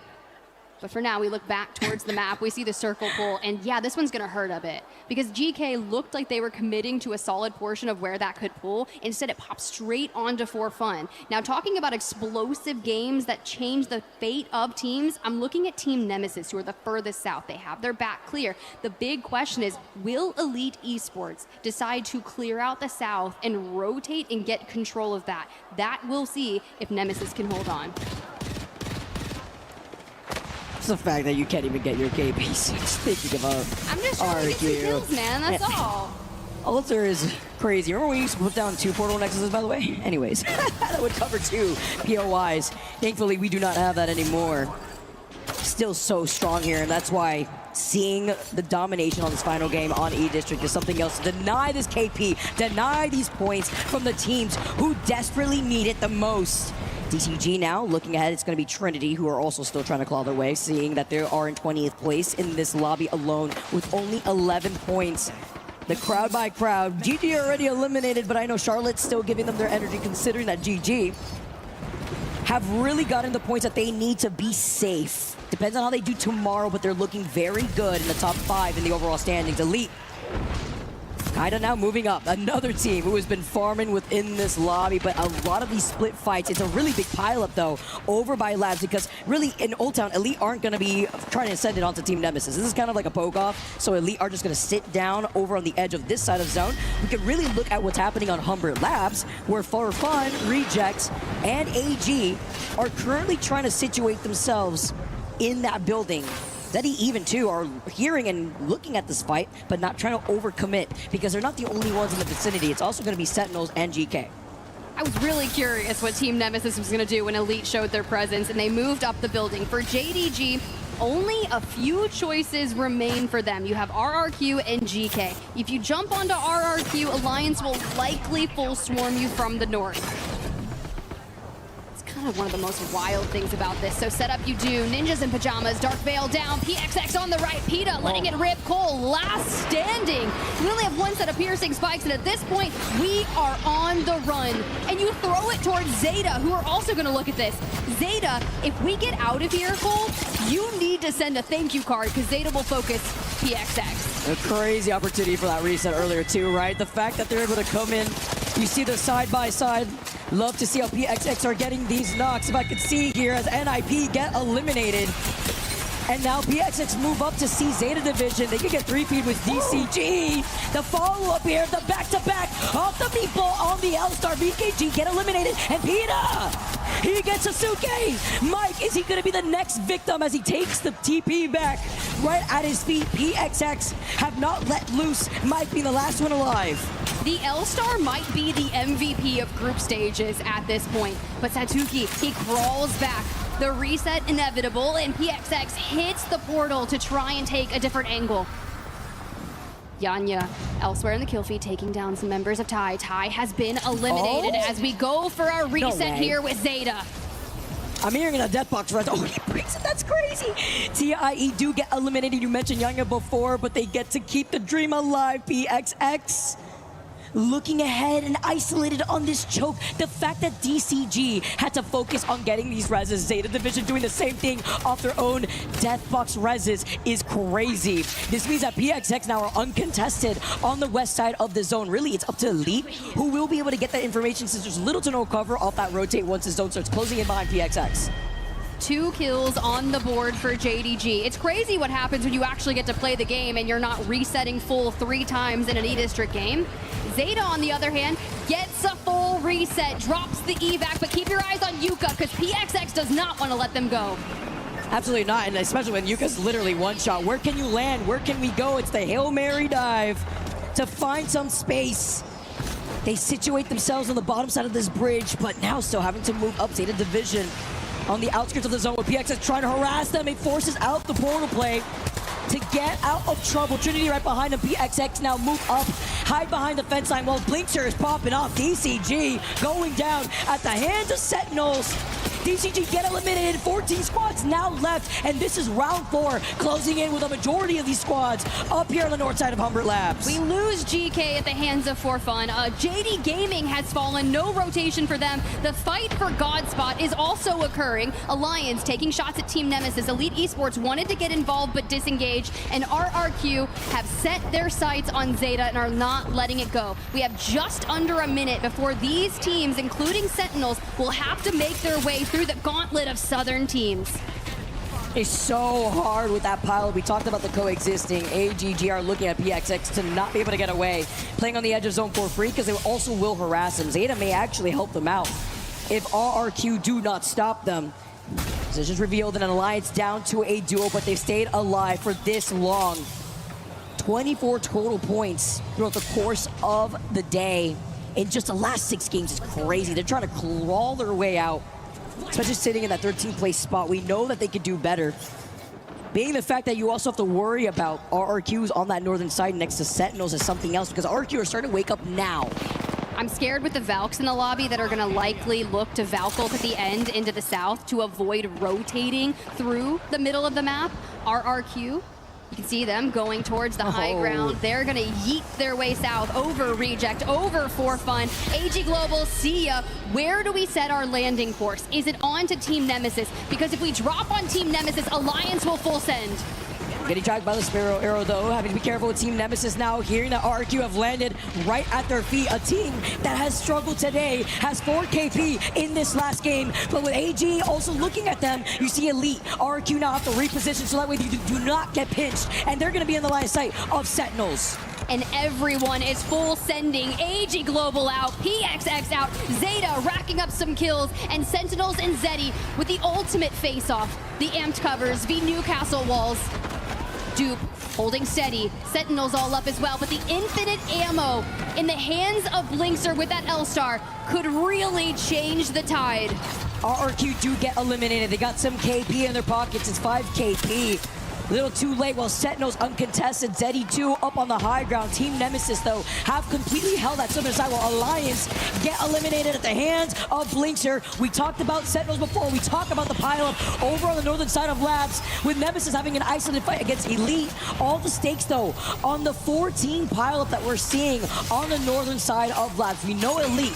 They've been doing great. It's really Nemesis that need this the most as they've lost out on light if you're looking at Elite. Henchman waiting for them to take that TP, but Albert Lily stays alive after losing out on a shield. This is everything for Nemesis. A banger game here in the final game of our series, moving into the last day of groups. Could really keep them in this tournament. Elite are practically safe. Great job. They've got north of 70 points in this series. But Nemesis need this. Oh, now swinging though. Henchman having to reload the RE. Old Barrel here too. Gonna have his teammates try to cover him here. They're gonna have to move up with kind of getting that knock onto Alba Lily. That's the advantage that they need. But I mean, be careful. Reject with the 3P. Talk about a timing. They even have the Evil Shields reset. You hear the pings. They don't have the TP through the wall, so that's the biggest difference. They hear the res afar, and they can try to also go for a Deathbox res here from inside the building. But now looking at the far away, it's gonna be Sentinels who have been farming on this side of zone.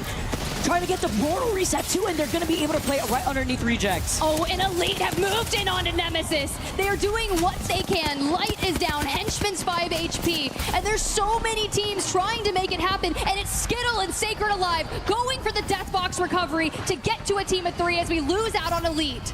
5 squads left. Nemesis gets the Deathbox res, and Zeddy's in trouble. They have no Evil Shields. Dupe clinging up for dear life with a pixel of health before getting knocked, because Sheila has something else to say. Jelly goes for a Hail Mary, last-ditch attempt to take to the skies to help stay alive. The Motherload from Sacred. 5 squads left still. It's a face-off. Zeddy only down to that Valkyrie. Sentinels 2 only down to Bleakster. And RC is just looking at all the action with Nemesis are the rooftop to their heads. Blinkster holding it down for Sentinels. Just a boy in an infinite ammo L-Star against For Fun. And here comes the swing, and we go into the void, prolong straight through Reject, and now they bait him. Reject's looking at For Fun. Oh my gosh, Team Nemesis can do it! Team Nemesis, who was on the bottom end of things, unless Sentinels grease them, they're forced to back away. The solo Sentinels, goes down over to the other side, but Team Nemesis now looking at Reject, who are splitting their attention against For Fun. They get the knock off the Motherload with these final 3 squads, and they can't get the res. Nemesis For Fun on the low ground. The final 2, Reject, are looking down, and Reject take the win.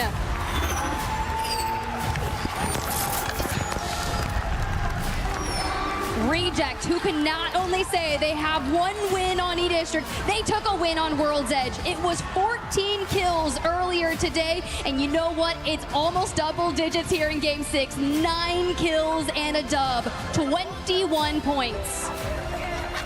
Talk about a statement maker too, Tim. I love how you highlighted their performance on E-District, but it's even more important to highlight how RC thus far is sitting in the top 6 spot in the overall standings. I mean, if you want to be able to kickstart your final day of group stage, well, this is how you do it. Especially showcasing that consistency across 2 different maps. A great series from them. And honestly, that win should feel exceptional. You are piled behind a Newcastle wall against a building. You have Sentinels underneath you. Blinkster, who absolutely baits you with For Fun, dropping them off at Reject's doorstep. Nemesis recognized this and tried to go outside. Reject earned that. And with the baby comps, the crowd cheering from right behind us. The fact that they dropped as an entire team 6k damage in that last game is insane. The Valkyrie, the Cossack Newcastle, no reset necessary with the majority of this lobby playing Alter. Is just, again, showcases how consistent and confident they are.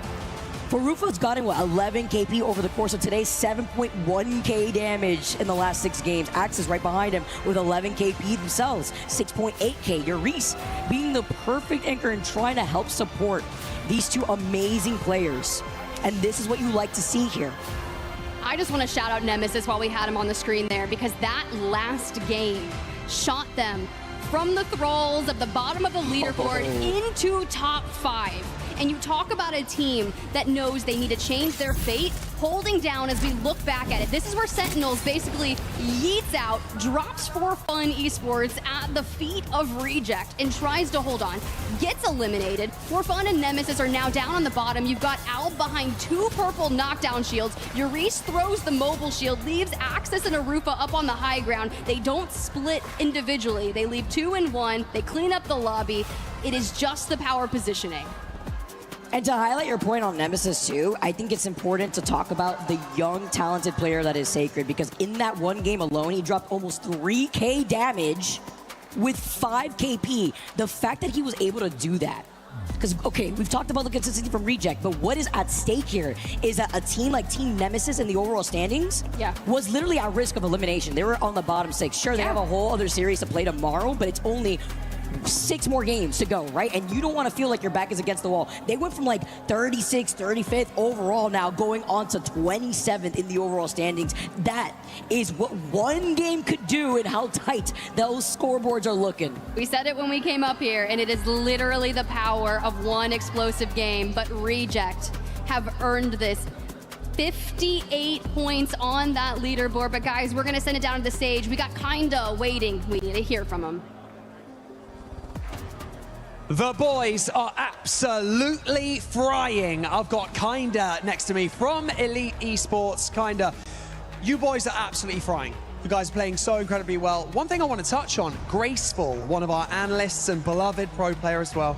Graceful, he likes to emphasize the fact that consistency is probably the most important thing when you're stepping out onto a stage like this. You guys have 6 top 5 finishers over the last 2 days.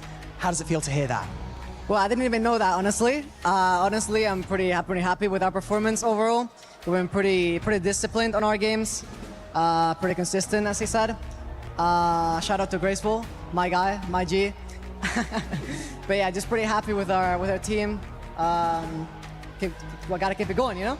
That's very true. You know, you've been in the conversation for being, you know, one of the top fraggers for quite some time now, but you've only really made it to a LAN finals once in your career at this point. So do you feel like this is the team that can push you to like go the distance? And like, what is it like competing with these guys, and how do they kind of help you unlock your full potential?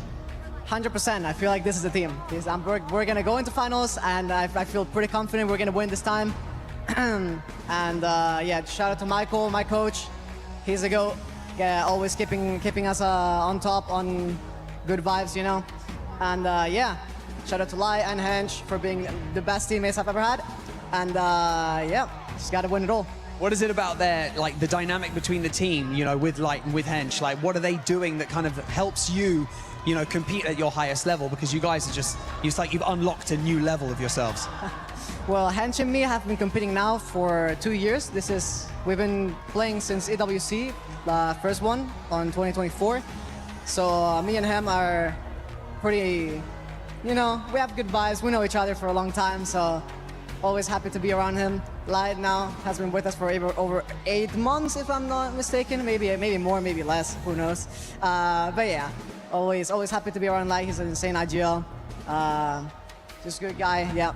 I mean, you guys just seem like you're really positive as well, positive vibes. I mean, I think that stepping out onto this stage, it can be quite intimidating. Obviously, the final day of groups is tomorrow, and then everything resets for Saturday. The way that things are trending, it looks like you guys are going to be there on Saturday. Let's not jinx it. I'm going to try and like cross my fingers.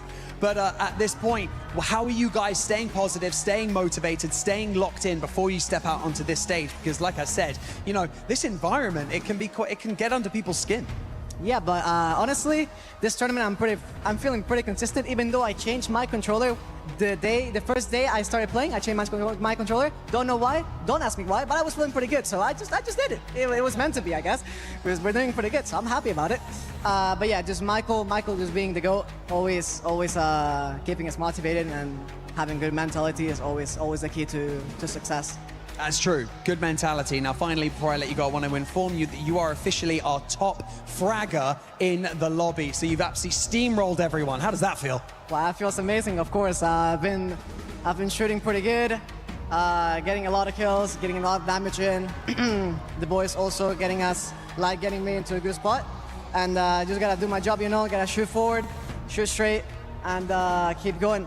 Yeah, that kids, shoot forward, shoot straight. Kinda, it's been great chatting to you. I really appreciate the time, and congratulations on such an incredible day 1 and 2. We can't wait to see what you and the boys bring on day number 3 of the group stage. But for now, we're gonna send it over to Rain Day, because he's got the big guy. He's got Hackus with him. Oh, the jubilation of youth. Shoot straight. If only it was that simple. Hockey's a man who knows that it is much more complicated than just shooting straight. Obviously, kind of a different tone over here. It was a long interview. I could tell you were kind of fidgeting around. You want to get back out there and prove that you guys can play better than this. What's going on in your head? I mean, there's not much to say. Like, we were one of the best teams from scrims coming into the tournament, but right now we're obviously not getting the ball rolling. All I can say is previous tournaments, we've dominated groups and we've done bad in finals. So hopefully we change the script. We do bad in groups and we dominate finals. There's no doubt that you are a writer, and you have driven the narrative of EMEA, and not only that, Apex Legends for many, many years. No one doubts that. You have a huge fan base that is supporting you for a reason. However, you're right, the ball hasn't gotten rolling today. If you could attribute to what that is outside of scrims in these lobbies, what is it that feels like it's still yet to get going? I mean, it's been some hard games, to be fair. Like, every single zone has been a cross map, so it's like we're playing the hard game and we're just not playing good enough to make up for it. Like, landing cross map and making it from edge is just very difficult in this current meta, and our 3v3s aren't clean enough to make up for the fact that it's a hard game. Yeah, obviously those zone pools have not been in your favor. We talked a little bit about that before the interview, and that can be tough. But how do you keep the mental strong in a moment like that, where you know things aren't necessarily going your way, you're not playing your best, so you would love maybe the ball to bounce your way to help you get going, but you can't. So this is a tournament. You've been here before. How do you get the guys going? How do you get yourself prepared in the night so that tomorrow morning you're ready to come and show out? I'm just gonna believe in ourselves, you know. Like I said, we were one of the best teams in scrims coming into the tournament. We just gotta believe that we still are that and just show up on the day. Listen, you've lifted that trophy. I mean, EWC has been yours. You've tasted what that prize pool feels like to enter not only your bank account, but to be a part of your resume. That is a special thing. I have nothing but confidence that you can find a way to get there. However, if you were to say one thing about your team, what needs to change specifically about the way you guys are playing to have a better chance tomorrow? I mean, it's hard to say. Just gotta show up and kill everything. All right, man. Well, I'll let you go. I know it's been a long day, Hockeys. Thank you for spending time with me. Congratulations to everybody in this lobby. Obviously, kind of feeling great. Hockey's saying we got more to prove. We'll find out. So much more ALGS to happen because tomorrow it's our final day of groups. We just got a little bit more of the show right now. We're going to go to a quick break. We'll be right back.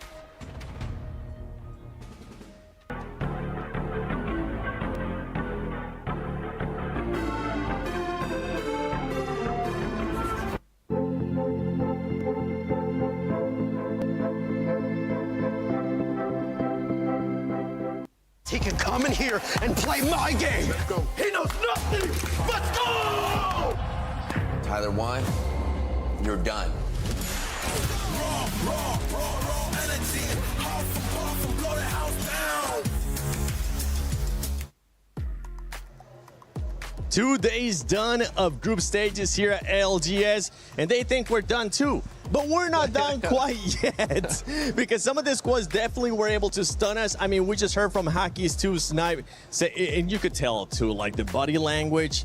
Have you been in that position before where Hockey's currently is? Yeah, I mean, absolutely. Throughout my elongated career, there's been multiple moments where, you know, you feel beaten down, you feel like you're out. But like I said, if he's talked about it, they prepared, they put in the work, they were one of the top teams going into scrims. So just stick to what you learn, stick to what you practice, and come out tomorrow with that motivation. And just because they've won tournaments, you know, it doesn't make it easy. It doesn't mean it's given. You know, what the phrase, everything is earned, nothing is given. I think that's going to stand strong for them. But I do think that if any team has the ability to bounce back from something like this, it is going to be Alliance. So it'll be interesting to see that. I'm very just, you know, thankful that he's even taking the time to talk to us after, you know, the mediocre performances. A lot of people just want to get back to the hotel. They want to just, you know, relax and hopefully prepare for tomorrow. So very, very awesome that he steps up like that. I mean, a real professional out, like inside and outside of the game, really pushing it for us to say, hey, we had a rough day. But the most important part is, as you said as well, sometimes that thought creeps into your mind whether or not you prepared enough for the tournament. He knows he prepared enough. He's been performing in Pro League, he's been performing in scrims, and he even says himself, like, we prepared. The only thing we can do is show up on that day.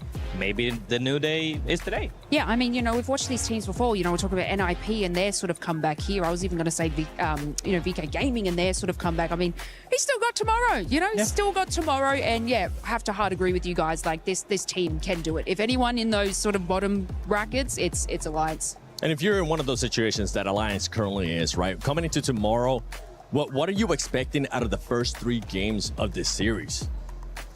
I mean, it's going to be really hard because already now we were, you know, me and Snipe was already talking about numbers as well. I already said it. I think the cutoff is going to be 60 plus minus 5. I always like to do the plus minus 5 because you don't know how top or bottom heavy it is. And the teams that are right now in the relegation essentially are just looking to say, hey, we need to put scores on the board because last day still 60 points is quite a lot. If you need to put it all in one day, it's a lot. But if you divide it by 3 days, it's not that bad. But hey, it's going to be hard. Yeah, I mean, averaging, what, 20 points a series over 3 sets? I mean, that's pretty solid, but you don't want to be hoping that you have just enough. I think if anyone's going to do it, it's them. I think some of the other teams that are more in question are going to be the JDGs, who's right there on the fringe as well, who haven't been in any situation like this. They haven't had that type of performance. And we even heard, you know, Zero throwing some shots the other day at, you know, at Naughty IGL, and they were performing super well online. Completely different environment when you're here at these majors with so much at stake. So it'll be interesting to see how they bounce back, if they're a little more desperate than some of these other teams based on that type of fact. So it'll be curious to follow them along tomorrow. I mean, also here, #1 for the leaderboard for A versus C. Really big shout out to Karena for also shouting me out. He definitely is my boy. Always loved having him around. So you're MVP nice right guy. now? Yeah, he is my MVP. Honestly, it's between him and Henchman, and I can't give enough kudos to Light for performing as Nigel, especially with the, like, compared to the top current IGLs. If you make a top 10 leaderboard, his time invested into the game, they are way more experienced, and he's putting out these crazy amount of results. So really proud of him. And Lace, we're currently looking here at the series results for today between groups A versus C. You can see VK Gaming there in 32nd place. SETI Esports was looking to have a much better performance, but in 8th place, honestly, I feel like that's good enough for them to position themselves to make it to the directly to the grand finals tomorrow. Yes, I mean, they're very much in contention for that. You know, it's something that, you know, if they can keep that consistency throughout tomorrow, it definitely is a potential for them. But, you know, like I'm saying, and we were touching on before, you know, the teams in this lower bracket, you know, here, Ninjas in Pajamas, Alliance, you know, they may sort of like push them out of their limits. So even though they're sitting in that top 10 spot, they still need to keep their wits about them, because there are some heavy hitters, you know, sitting in that lower side. And the thing is that NIP at one point sniped out. We thought that we're actually going to be doing good. We saw a spike up in their performance, and then it seemed like it was just a full-on bluff.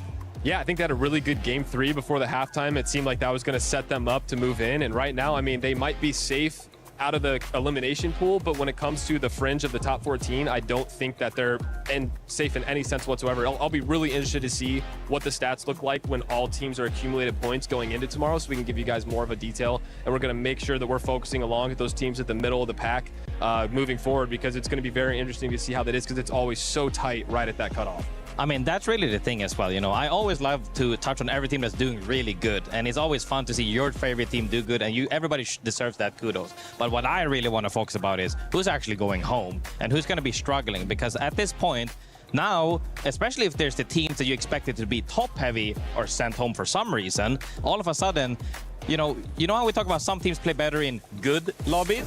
That good lobby doesn't exist now. Now it's chaos at the end. Like, everybody's fighting for their lives, and you just have to make sure that you're doing absolutely everything you can.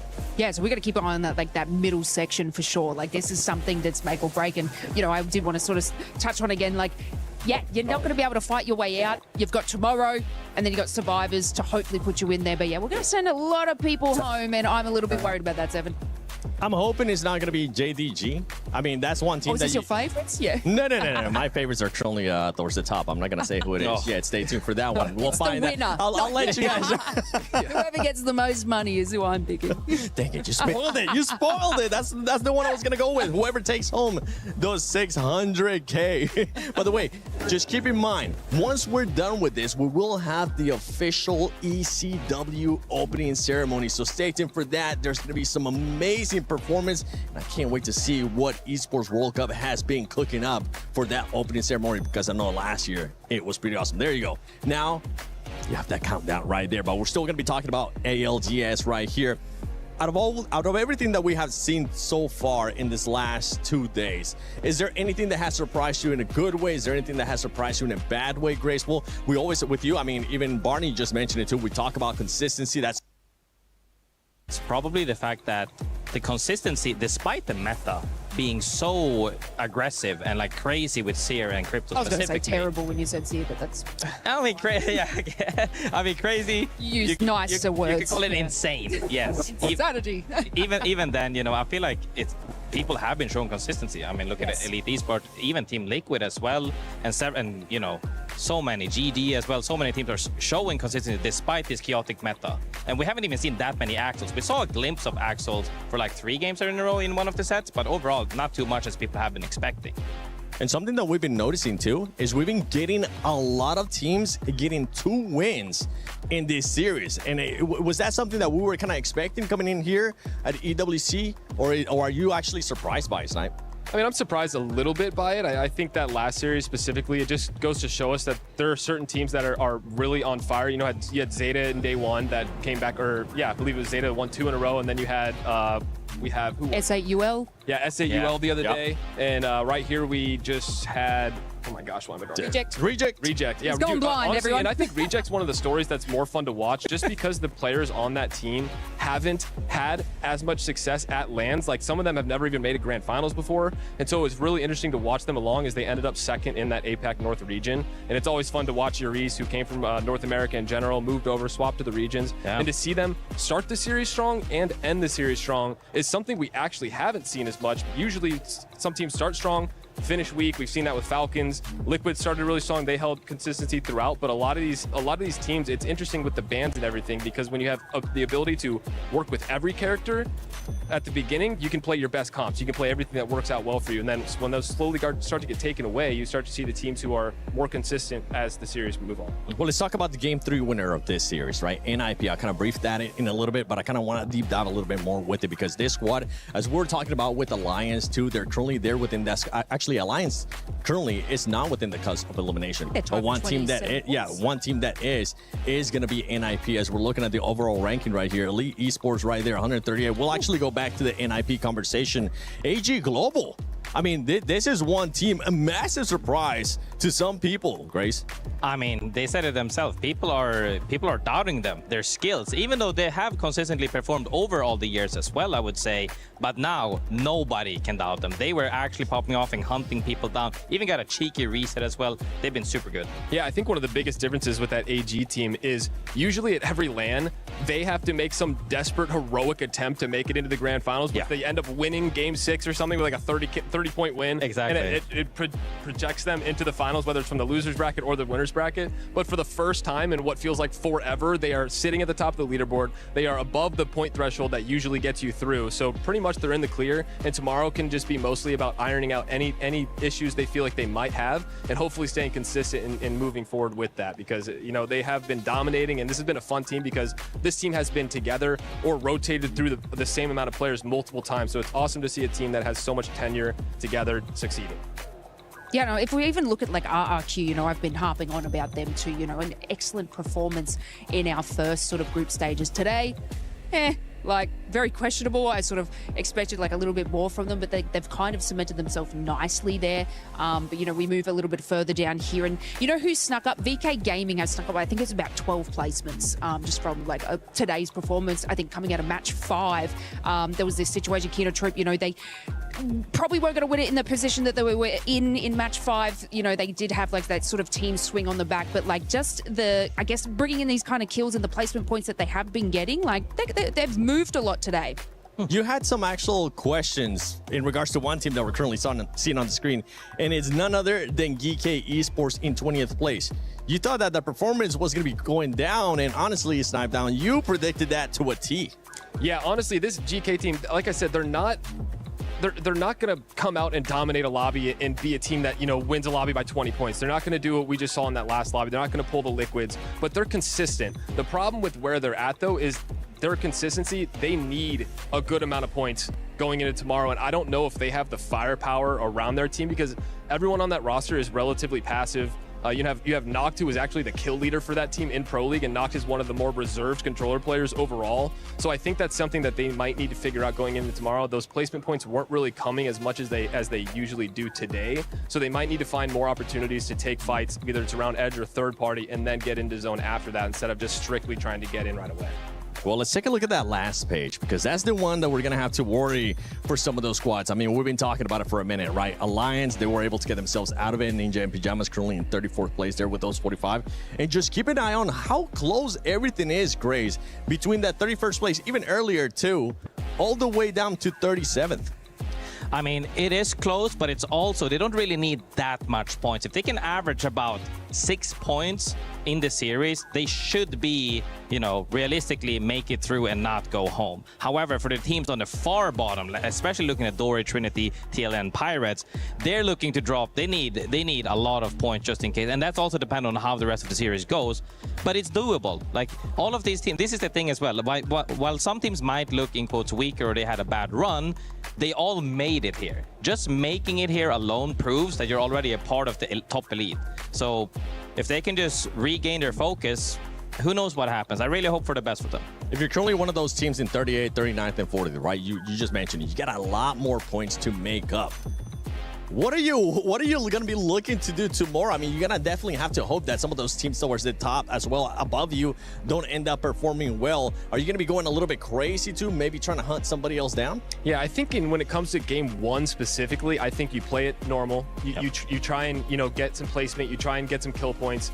If that doesn't go well, you need to find fights. You have to start getting the points. And one of the main reasons for that is when we were looking at those point totals, those teams in the bottom 3 are significantly in the bottom 3. They're not close. And the real problem along with that is the teams above them, the NIPs and alliances, are some of the best teams that we have to offer here at the ALGS. So you have to jump pretty far up. If we're talking, you know, the mid 60s, looking at getting through, the bar is already higher than it is. We have teams at, what, 47, I think was the current cutoff right now.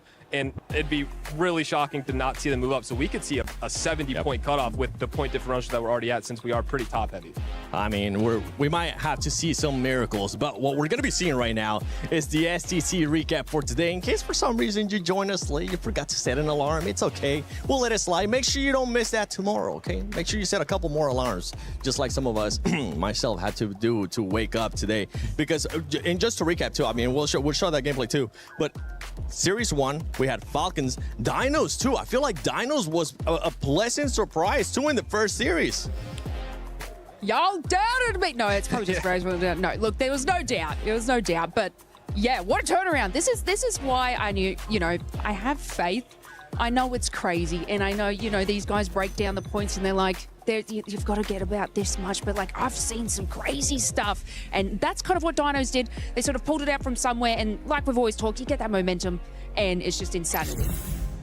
It is insanity. I think we're going to be going... Oh, okay. Oh, my goodness. I got a little bit scared there. I thought we were going to be going to the open ceremony right away. But yeah, this is the STC recap of what happened today. But yeah, Dinos, pleasant surprise. SAUL Esports, I mean, we got a chance to talk to them. They were in good spirits to Team Liquid. We saw Zero, even though at one point he was getting taunted, Grace. He was able to come back from it, though. Yeah, I mean, that's really what it's been about. You know, I feel like a broken record always saying it, but hey, man, you just gotta pull real, you gotta go real deep in the background not to pull out whatever you can.